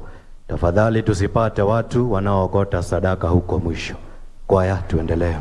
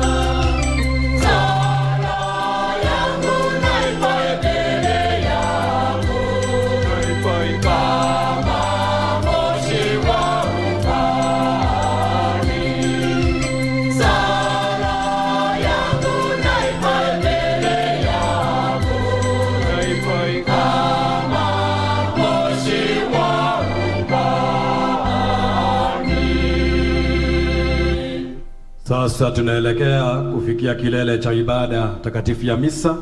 We are now just about to get to the apex of the holy sacrifice of mass, and so we request that we humbly keep upstanding as we get led through the Eucharistic prayer of consecration.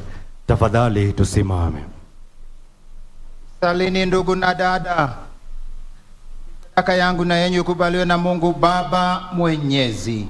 Bwana apokea sadaka mikononi mwako kwa sifa na utukufu wa jina lake, na pia kwa mafaa yetu sisi na mafaa ya kanisa lake lote takatifu. Bwana uwe radhi kuvipokea vipaji vyetu, ili huyu mtumishi wako Emilio Mwai Kibaki, raisi na baba mpendwa, apokelewe katika utukufu pamoja na mwanao, ambaye kwa njia ya sakramenti yake kuu ya upendo wote wanaunganishwa naye, anayeishi na kutawala daima na milele. Bwana awe nanyi. Inueni mioyo. Tumshukuru Bwana Mungu wetu. Kweli ni vema na haki, tendo la kufaa na kuleta wokovu. Tukushukuru wewe daima na popote, Bwana Baba uliye mtakatifu, Mungu mwenyezi wa milele, kwa njia ya Kristo Bwana wetu. Yeye ndiye yule mmoja aliyepokea mauti ili sisi sote tusije tukafa, ila mmoja tu alikubali kufa kusudi sote tupate kuishi kwa ajili yako milele. Kwa hiyo pamoja na malaika wa mbinguni tunakusifu tukiungama kwa furaha.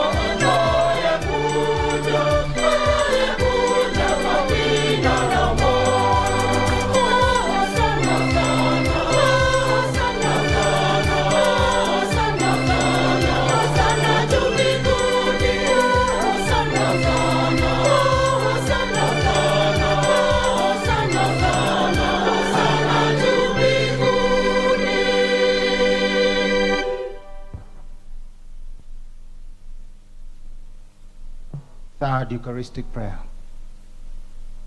Bwana kweli mtakatifu, na kila kiumbe kilichumbwa nawe kinakusifu kwa haki, maana kwa njia mwanao Bwana wetu Yesu Kristo na kwa uwezo tendaji wa Roho Mtakatifu unavitia uzima vitu vyote na kuvitakatifuza, wala uachi kuwakusanya watu kwako, ilitoka mawio ya jua hata macho yake, dhabihu safi itolewe kwa jina lako.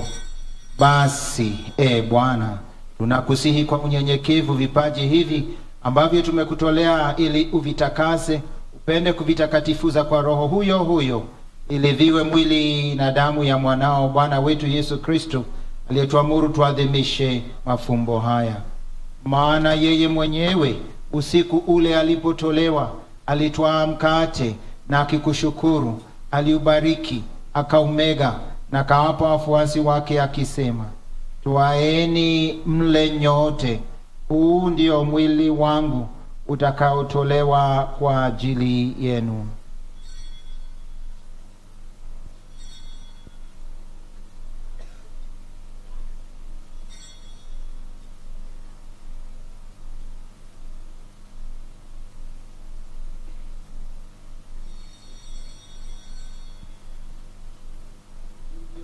Hivyo baada ya kula, akitwaa kikombe na kukushukuru, alikibariki na akawape wafuasi wake akisema, twaeni mnywe nyote, hiki ndicho kikombe cha damu yangu, damu ya agano jipya na la milele, itakayomwagika kwa ajili yenu na kwa ajili ya wengi kwa maondoleo ya dhambi.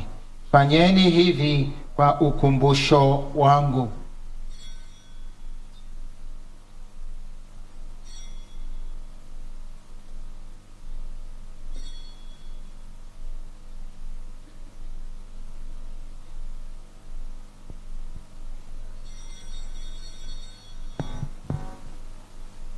Fumbo la imani.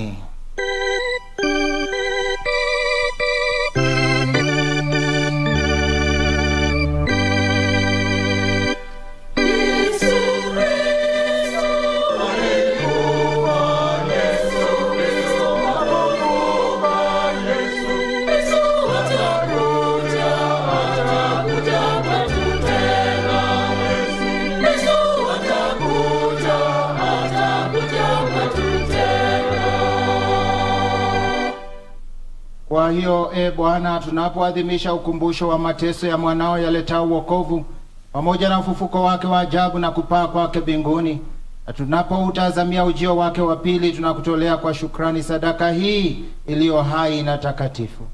Na kuomba uyaangalie matoleo ya kanisa yako, na kwa kutambua yeye aliye kafara, ambaye ulitaka kutulizwa na sadaka ya kifo chake, tujalie sisi tunaotiwa nguvu kwa mwili na damu ya mwanao na kujazwa Roho wake Mtakatifu, pate kuwa mwili moja na roho moja katika Kristo.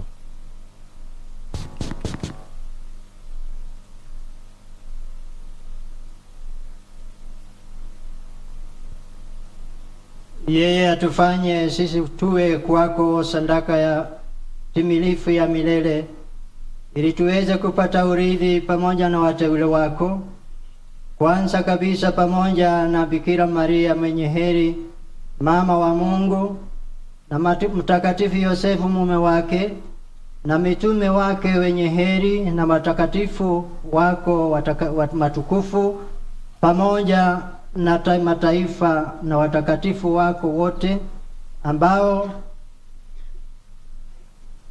tunategemea kupata daima msaada wa maombezi yao mbele yako. Tunakuomba Bwana, huyu aliye kafara na upatanisho wetu, alete amani na wokovu duniani kote. Upende kulimalisha kanisa lako, kuliongeza imani na mapendo kanisa hili lako linalosafiri hapa duniani, pamoja na mtumishi wako Baba Mtakatifu wetu Francisco, askofu wetu mkuu Antonio, pamoja na maaskofu wote, wakilelo wote, na watu wote unaofanya kuwa taifa lako.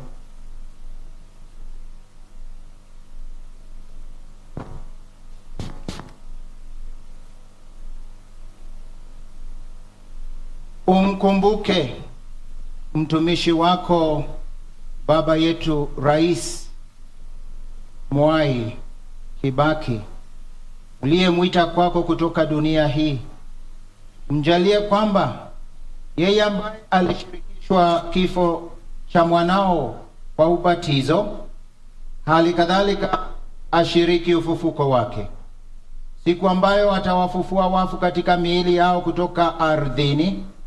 Hapo ataufananisha mwili wa unyonge wetu na mwili wa utukufu wake.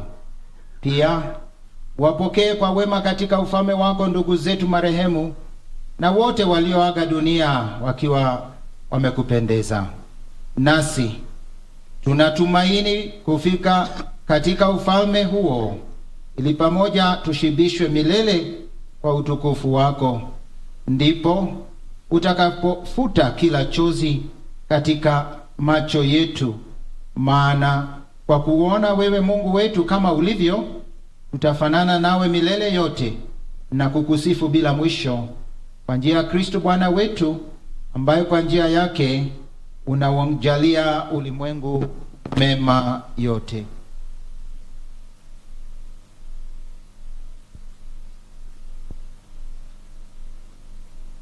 Kwa njia yake na pamoja naye na ndani yake, wewe Mungu Baba Mwenyezi, katika umoja wa Roho Mtakatifu, unapata heshima na utukufu wote milele na milele.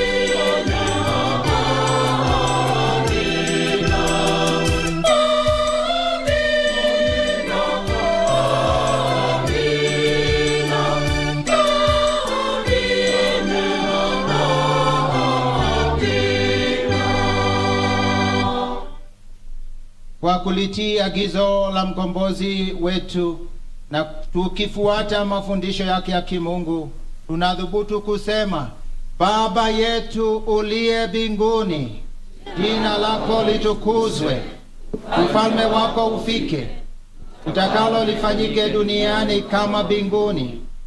Tupe leo mkate wetu wa kila siku, tusamehe makosa yetu kama tunavyo wasamehe na sisi waliotukosea, usitutie katika kishawishi, ili utuopoe. Bwana, tunakuomba utuopoe katika maovu yote, tujalie kwa wema amani maishani mwetu, kusudi kwa msaada wa huruma yako tuopolewe daima na dhambi, wala tusifadhaishwe na jambo lolote, tunapotazamia tumaini lenye heri na ujio wa mkombozi mwokozi wetu Yesu Kristo.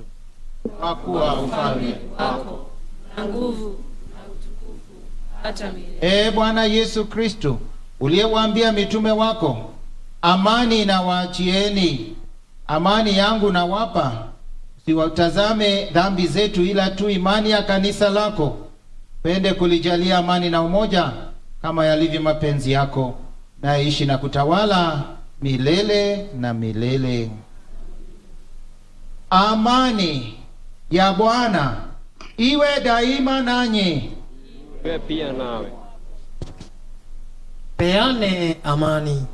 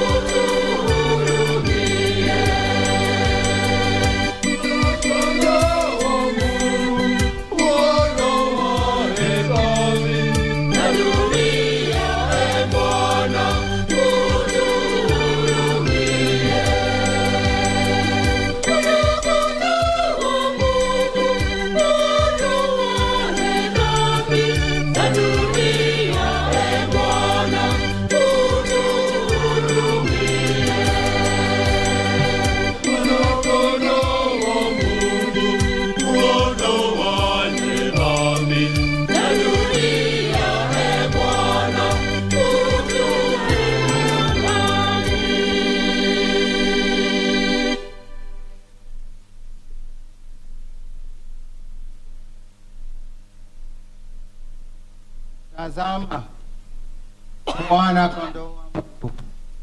Tazama aondoaye dhambi za dunia. Heri wao walioalikwa kwenye karamu ya mwana kondoo. Bwana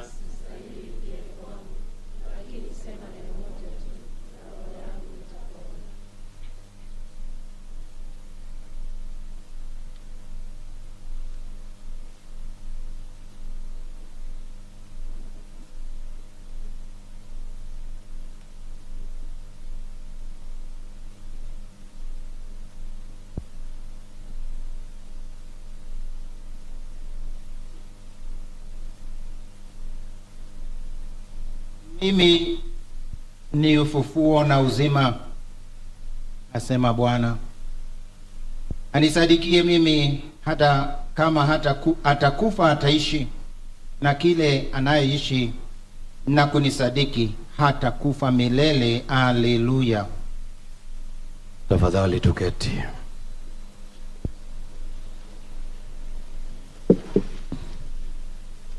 Ni wakati wa kupokea Ekaristi Takatifu, na watakaopokea ni Wakristu wa Katoliki pekee ambao wameruhusiwa na ambao wamejiandaa. Kwaya, wimbo wa komunyo.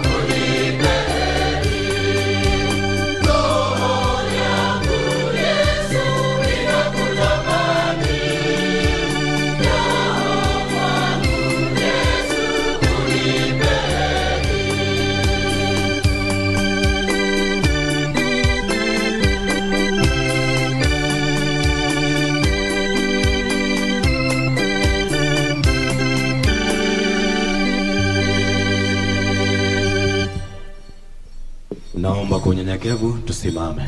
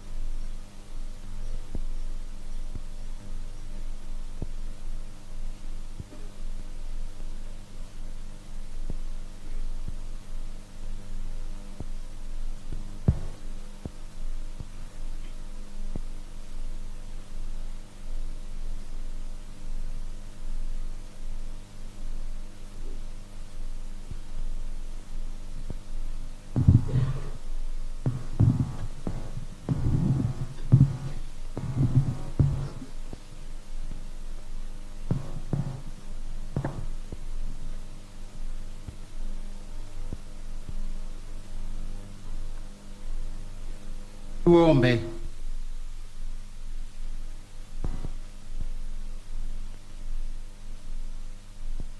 Bwana, tumeadhimisha sakramenti ya Pasaka kwa ajili ya mtumishi wako baba wetu Rais Mwai Kibaki.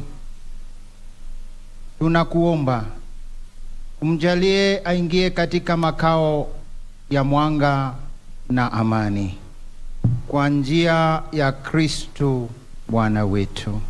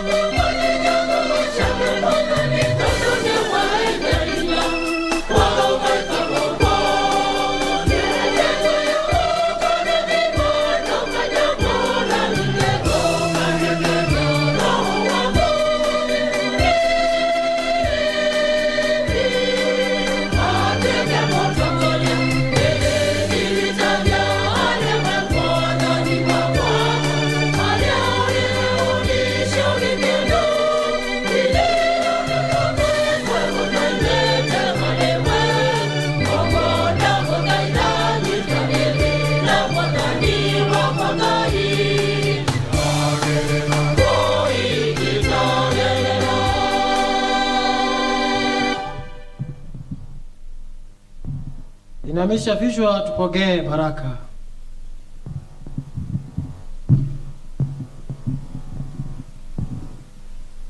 Bwana awe nanyi.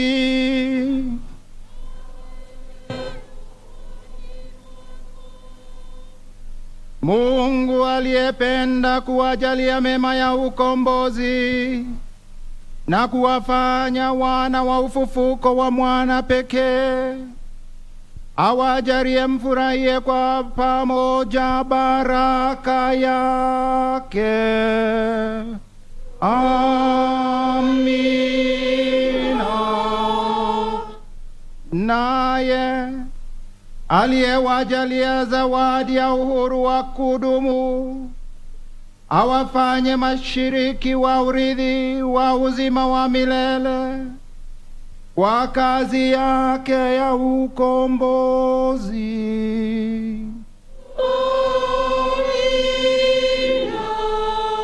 Nanyi mliofufuka katika ubatizo kwa njia ya imani, mstahili kuunganishwa naye katika makao ya mbinguni kwa kuishi kiadilifu hapa duniani.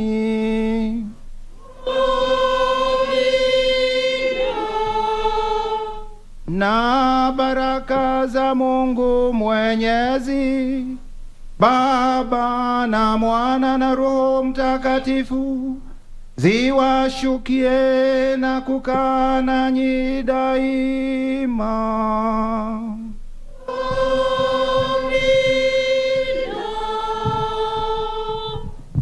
Nendeni na amani. Haleluya, haleluya. Tumshukuru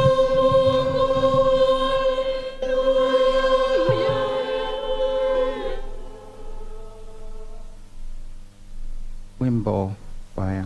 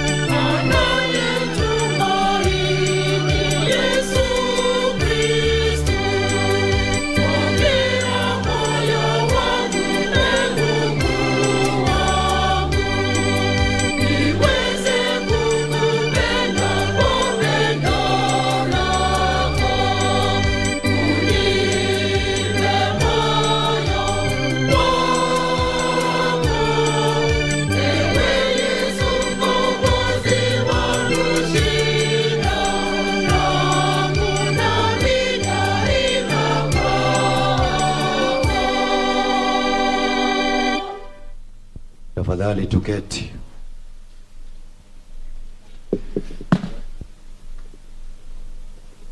Tukiwa na shukrani kwa kila mmoja wetu aliyopo hapa kwa kushiriki vyema Katika ibada hiyo takatifu ya misa ambayo tumekamilisha, sasa ningetaka kwa heshima kuu kumwalika Baba Askofu Mkuu Anthony Muheria, askofu mkuu wa jimbo kuu la Nyeri, aweze kutuelekeza katika programu ifuatayo.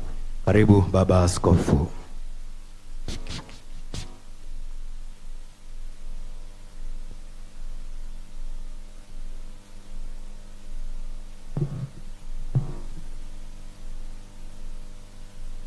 Your Excellency, the President of the Republic of Kenya, Uhuru Muigai Kenyatta, Your Excellency, our Deputy President,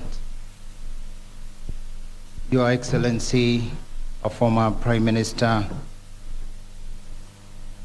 all distinguished leaders, especially the governors here present, and all government officials and leaders of all levels. Our dear people of God gathered here to mourn and give a good send-off for our dear father, grandfather,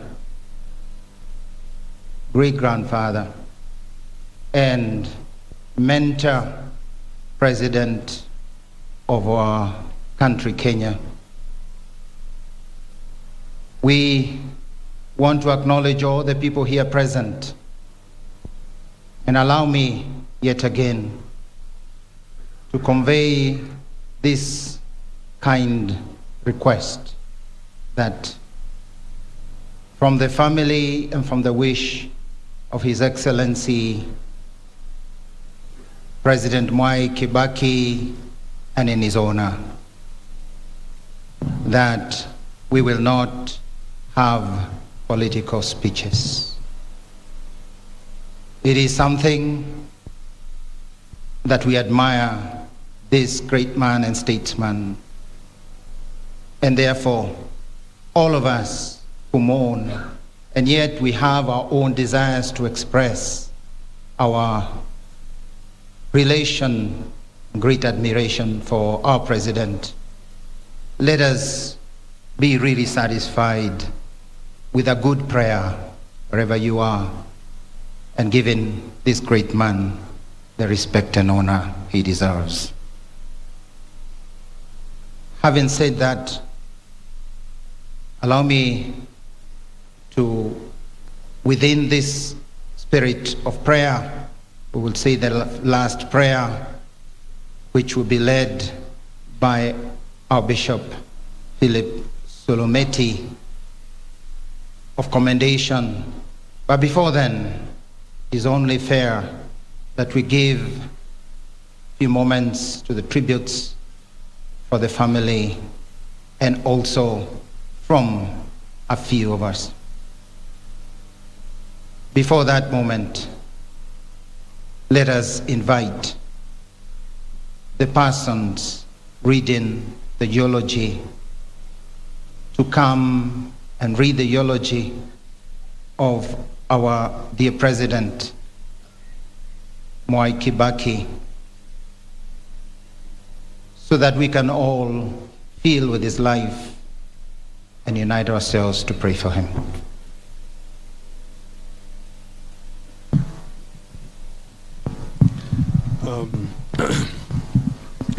Thank you. Your Excellency, the President of the Republic of Kenya, Uhuru Muigai Kenyatta, First Lady, Margaret Kenyatta, Your Excellencies, the Deputy President and the Second Prime Minister of the Republic, my Lord Bishops, colleague governors, family and friends, ladies and gentlemen. Reading the eulogy for you is myself, Nderito Moreithi, and Ryan Mwai. I am a grandson of His Excellency, the former President. Or as he is more popularly known in the family, Big Mwai.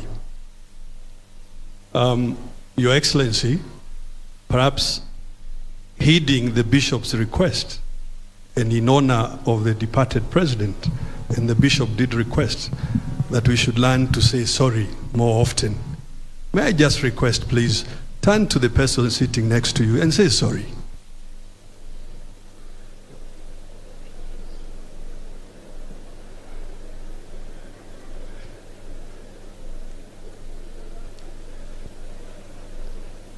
Your Excellency, and the congregation, we thank you. So here it goes.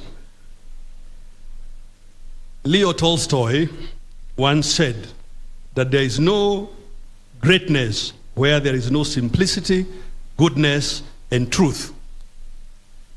And here, therefore, is the life and times of His Excellency Mwai Kibaki, CGH, third President of Kenya. That Mwai Kibaki was a humble man who loved simplicity is well known. That he was a good and great man is an acknowledged fact. That he cherished truth and fairness is not in doubt. Mwai Kibaki recognized that serving others is life's greatest joy and its ultimate reward. To millions of Kenyans, he was the brightest of 1,000 points of light.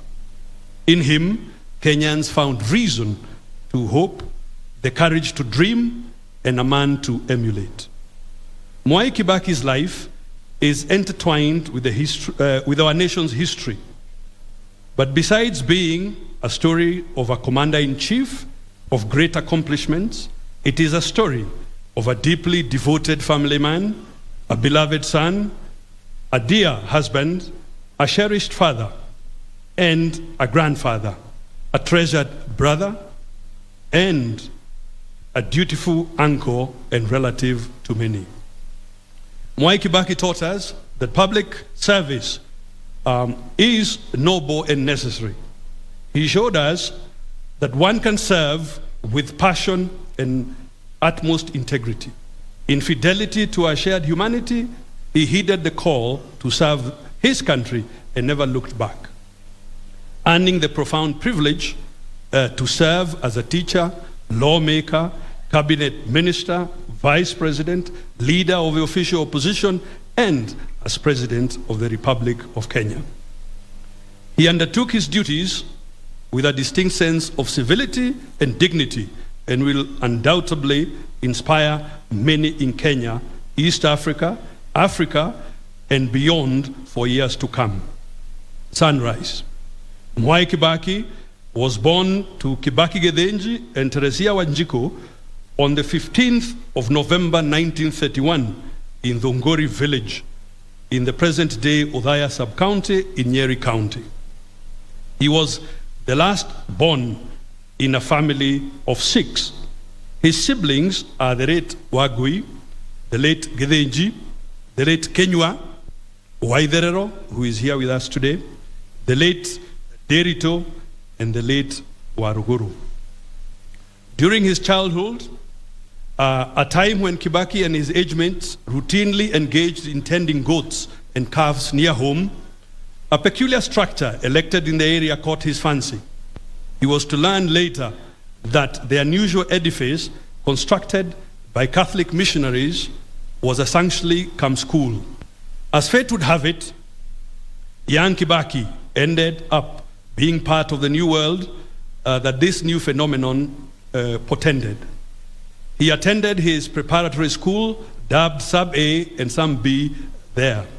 At first, his father was a little skeptical about young Kibaki's peculiar venture. However, Kibaki's enthusiasm to become part of the novel adventure was unstoppable, and so his long and illustrious academic enterprise started in earnest. After successfully completing his foundational schooling, Mwai Kibaki joined Gatuyaini Primary School, where he spent 2 years. Back then, there was no telling where this journey would land him. However, being the diligent and bright boy he was, his prospective fortunes were already ascertainable. As it came to pass, Mwai Kibaki was destined for greatness.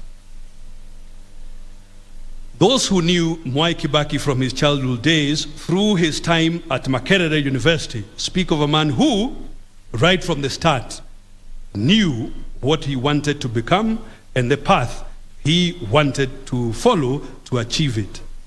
Nothing, it would seem, was coincidental or fortuitous about his life. Everything seemed aligned to purposefulness.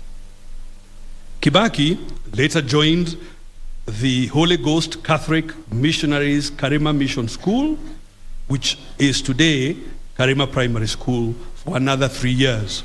From there, he went to Madari School, later named Nyeri High School, before joining the Mangu High School, discovering Yonda. It was at Mangu High School that greatly transformed Kibaki's life. Started by Catholic priests, Mangu High School became the melting pot in which some of the best brains in the country were chaperoned into greatness.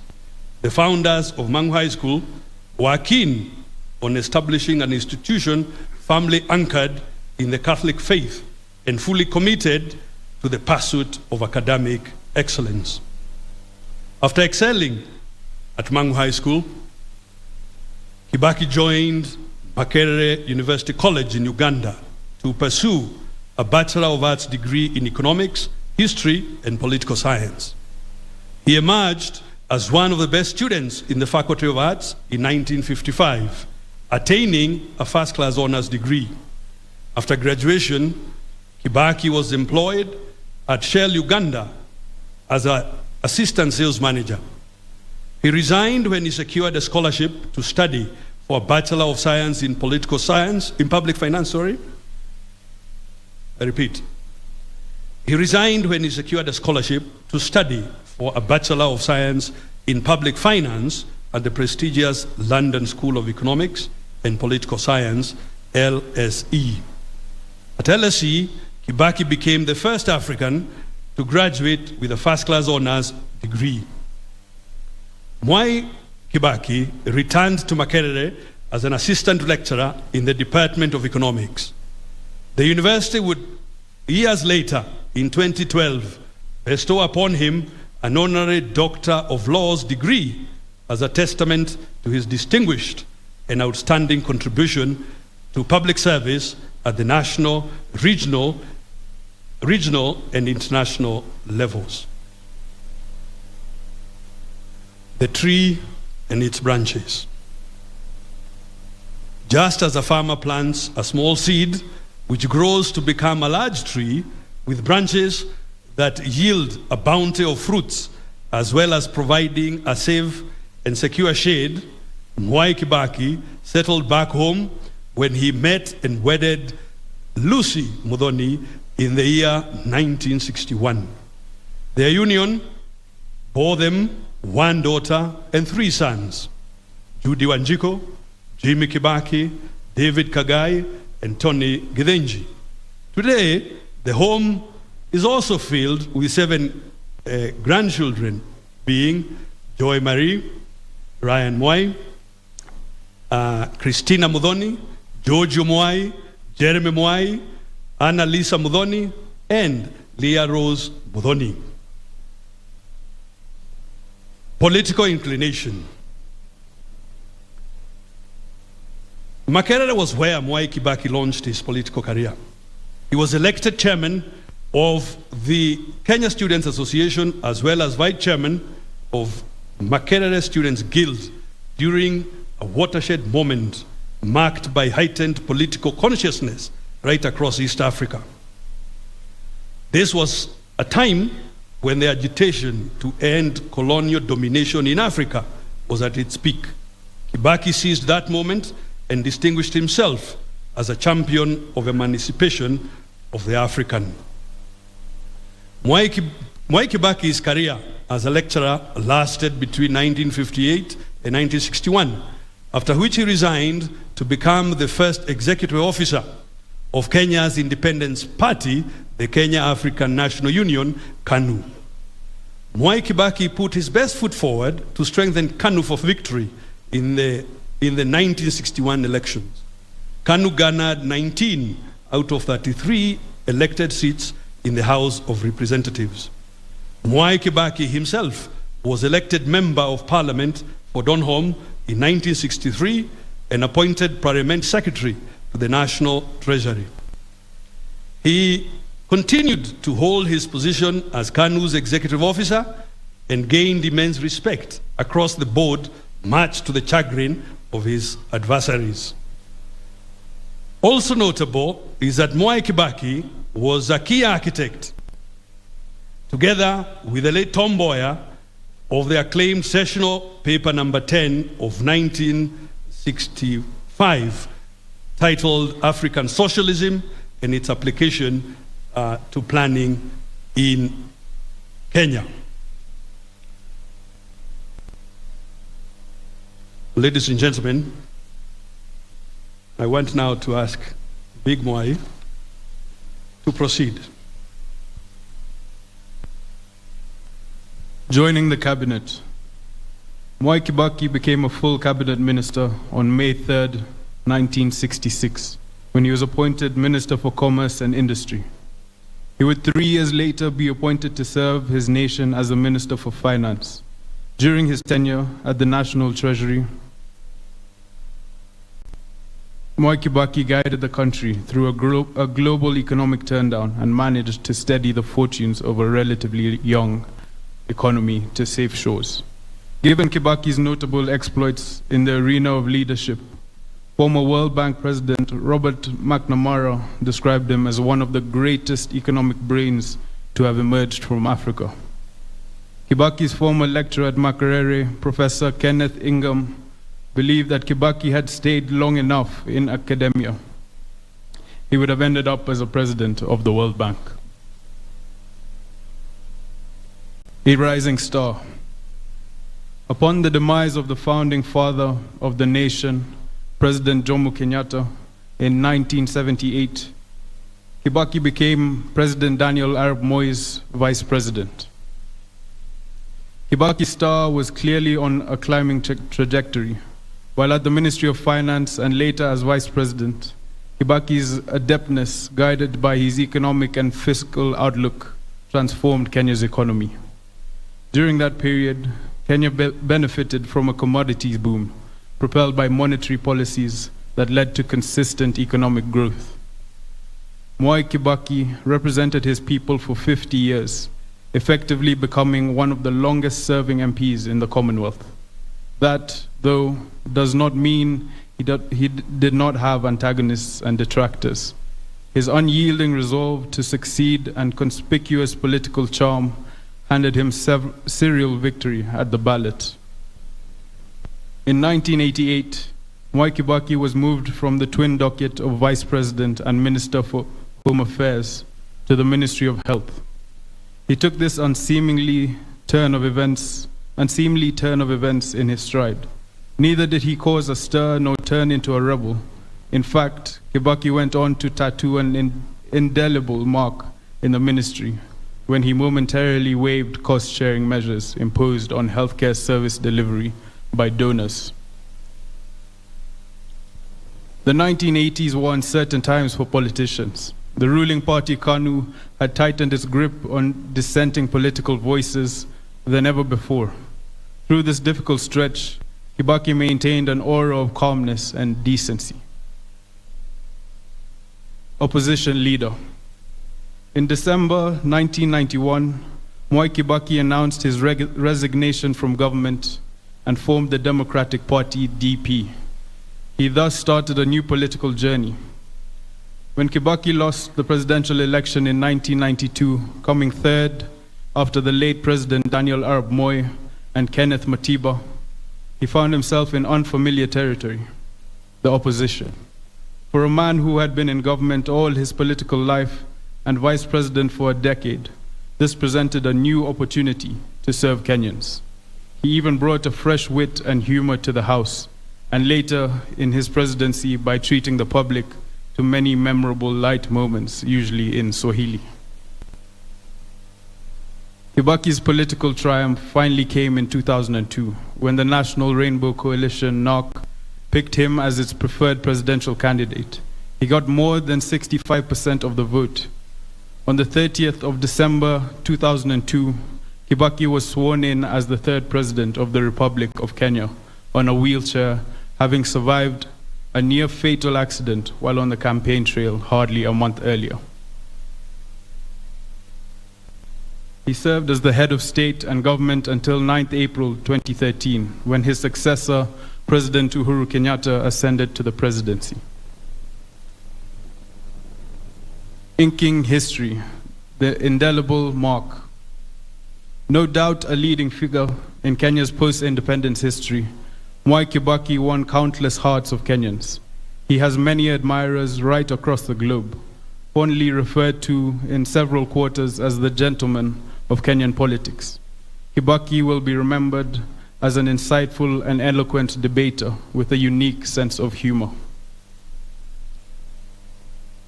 After Kenya dumped the single-party system in the early 1990s, Kibaki became a leading light in nurturing a political culture of vibrant multi-party democracy.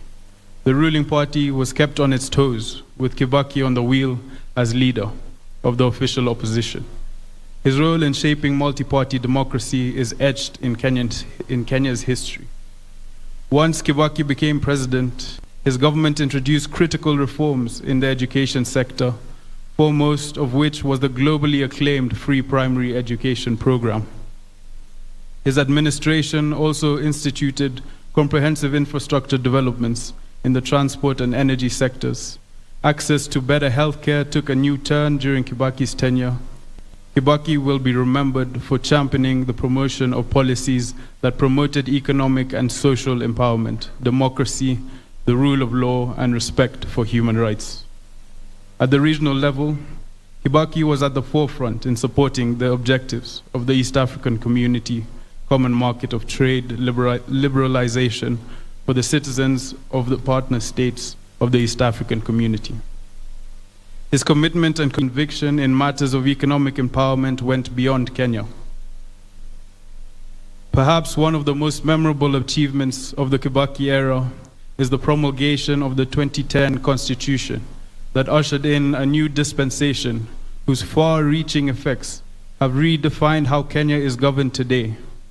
For 2 decades, Kenya had expressed their wish to change the constitution the country had inherited at the dawn of independence in 1963.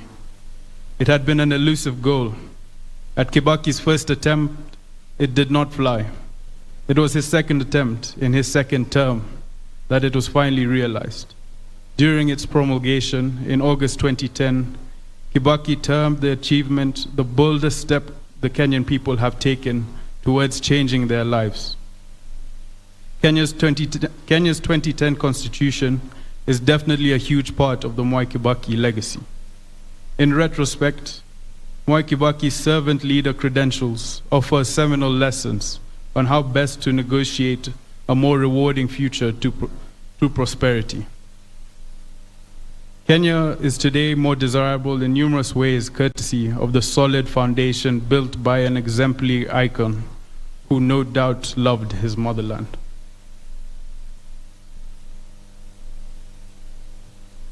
Fare thee well. In victory, he was gracious and magnanimous, and a magnanimous winner who brought unity. When he lost, he accepted the outcome with dignity and strove to come back better. He showed us how setbacks can strengthen the value us, the value of patience, and the power of never losing sight of one's goals. None of his disappointments could compare with one of life's greatest tragedies, the loss of his dear wife, Mama Lucy Kibaki, 6 years and 4 days ago. If there can be any consolation as we bid farewell to Mwai Kibaki, it is that he has been reunited with the love of his life, as well as with his departed parents and siblings. Mwai Kibaki knew how to be a true and loyal friend. He honored and nurtured his many friendships. He taught us what it means to protect one's family as a husband, father, and grandfather, as well as what it means to be leader of formidable accomplishment. We honor and rejoice in the lifelong companionship he enjoyed with his now departed wife, Her Excellency Mrs. Lucy Kibaki, and his love for his immediate and extended family. Our earnest prayer is that the Almighty God will be kind to Judy Wanjiku, Jimmy Kibaki, David Kagai, and Tony Gidenji and their families.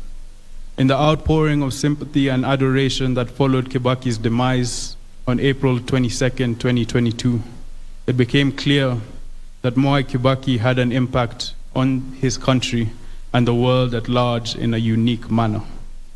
His ingenuity in matters of economic management, his deep love for his country and dedication to its transformation, and his defining character as the gentleman who stood tall above all the muck of politics became the common chorus of the millions of people who mourned this outstanding son of Kenya and the world. Fare thee well, Your Excellency, and may your soul rest in eternal peace.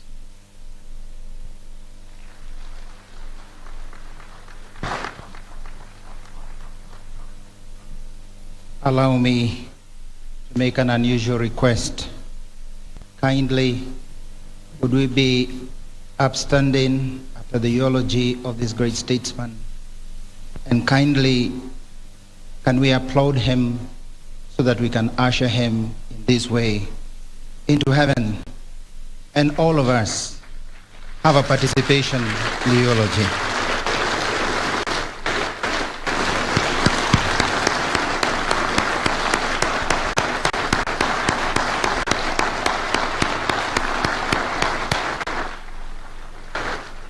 Thank you very much.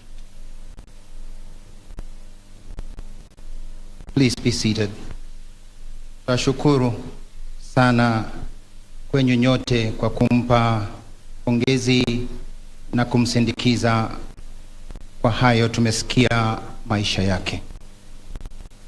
We will only do a few tributes, mainly from the family, who have kindly requested that they make a few tributes.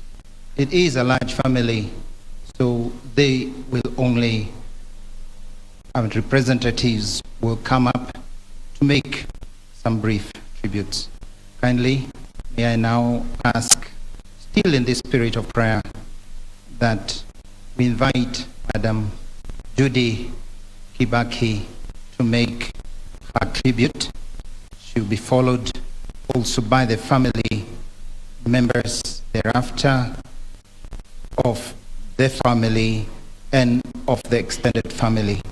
Kindly now invite Judy Kibaki to just make a tribute to her dear father on behalf of the whole family.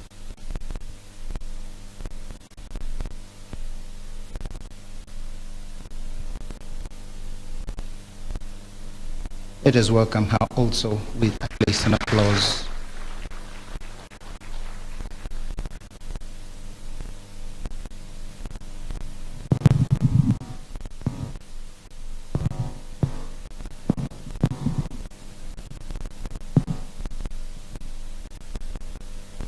Good afternoon, ladies and gentlemen. My name is Judy Wanjiku. I am the daughter of the late President Mwai Kibaki, and I wish to make this tribute to a very special man, my father. Mr. Mwai Kibaki was known by many names. His Othaya constituents called him Mheshimiwa. For the first 30 years he was in government, he was also called Waziri. At some point during that period, he was also called Vice President Mwai Kibaki. Then in 1993, the media started referring to him as Opposition Leader Mwai Kibaki. This title lasted 10 years.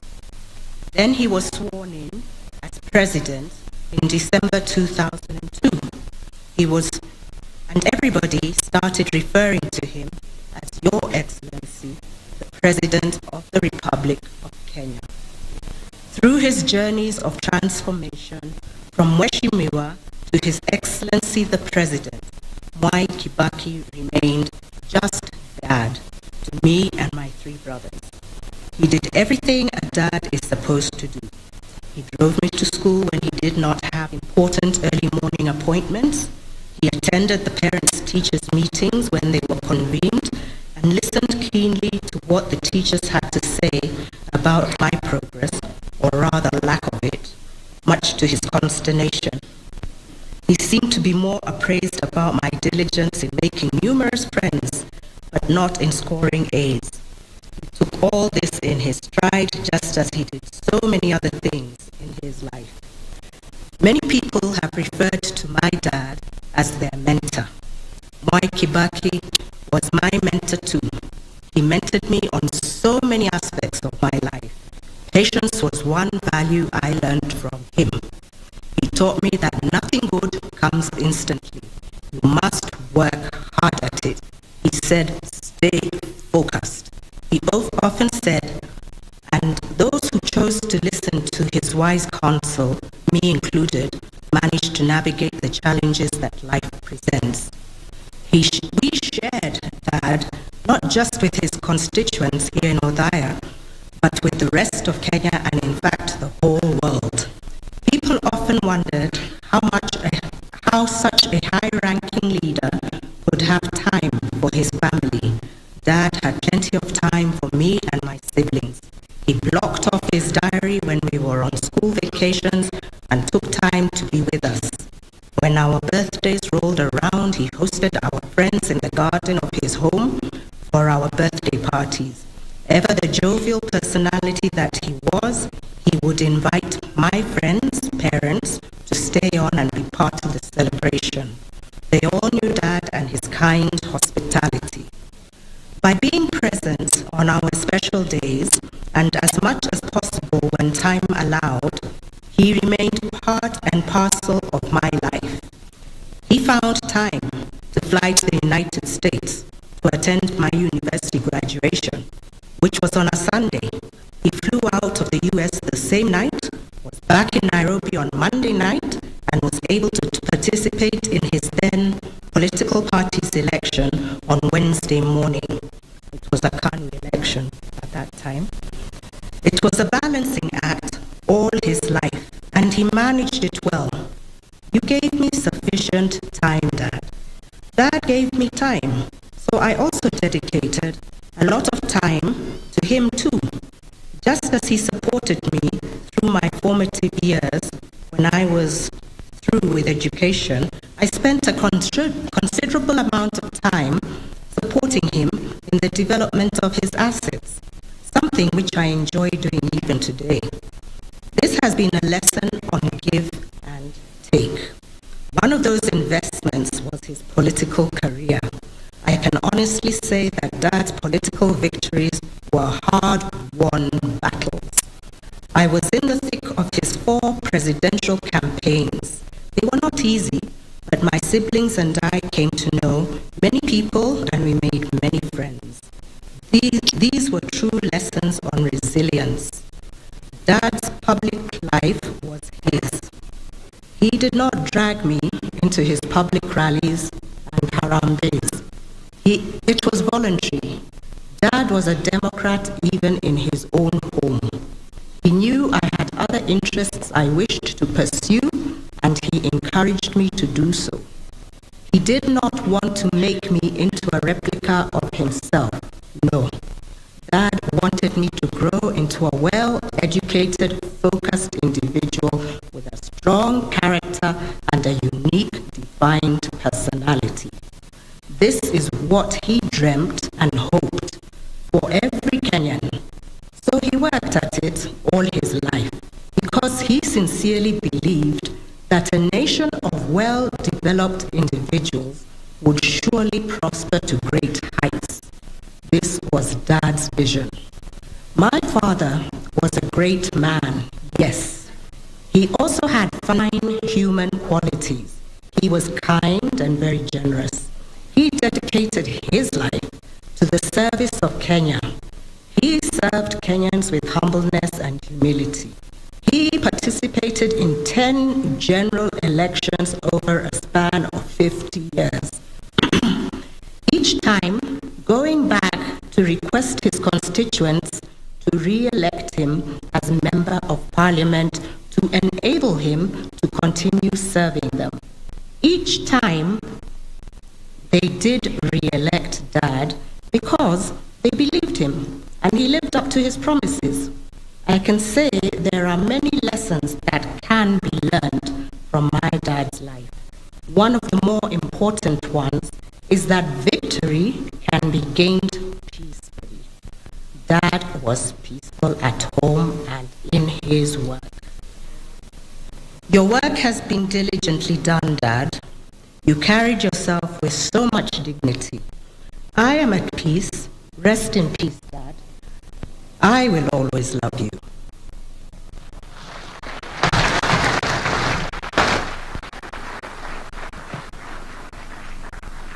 Thank you very much.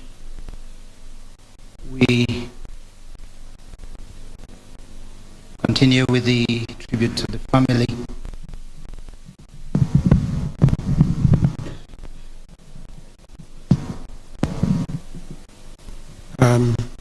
Your Excellency the President, Your Excellency First Lady Margaret Kenyatta, Your Excellency the Deputy President, Your Excellency Mrs. Rachel Ruto, the Right Honorable former Prime Minister Raila Odinga, and Mrs. Ida Odinga, ladies and gentlemen, before I give my tribute, I just want to call Mr. Jimmy Cairo. I know I'm breaking protocol, but Your Excellency, please indulge me. There's a reason why I'm calling here. Jimmy, are you around?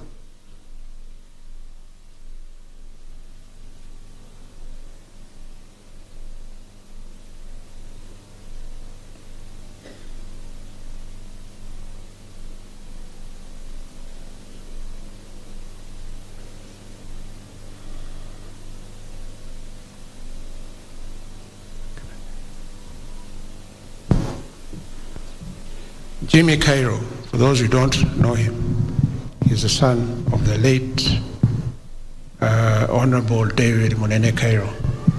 And I'm sure many of you know, the relationship between his father, his late father, and now my late father. It was one of those great friendships. His father was a very close friend of my father, and my mother actually. I don't know which was the greater friendship, between your father and my father, or my father and your mother, but they were very close friends. Indeed, the first time I ever saw my father shed a tear was at your father's funeral. David, in honor of that friendship, David had requested me if he could read a tribute. And here he is, go ahead. Thank you very much, Jimmy. Your Excellency the President, First Lady, Deputy President, Right Honorable Raila Amolo Odinga and your family, and to the family of our friend, Honorable Mwai Kibaki, His Excellency.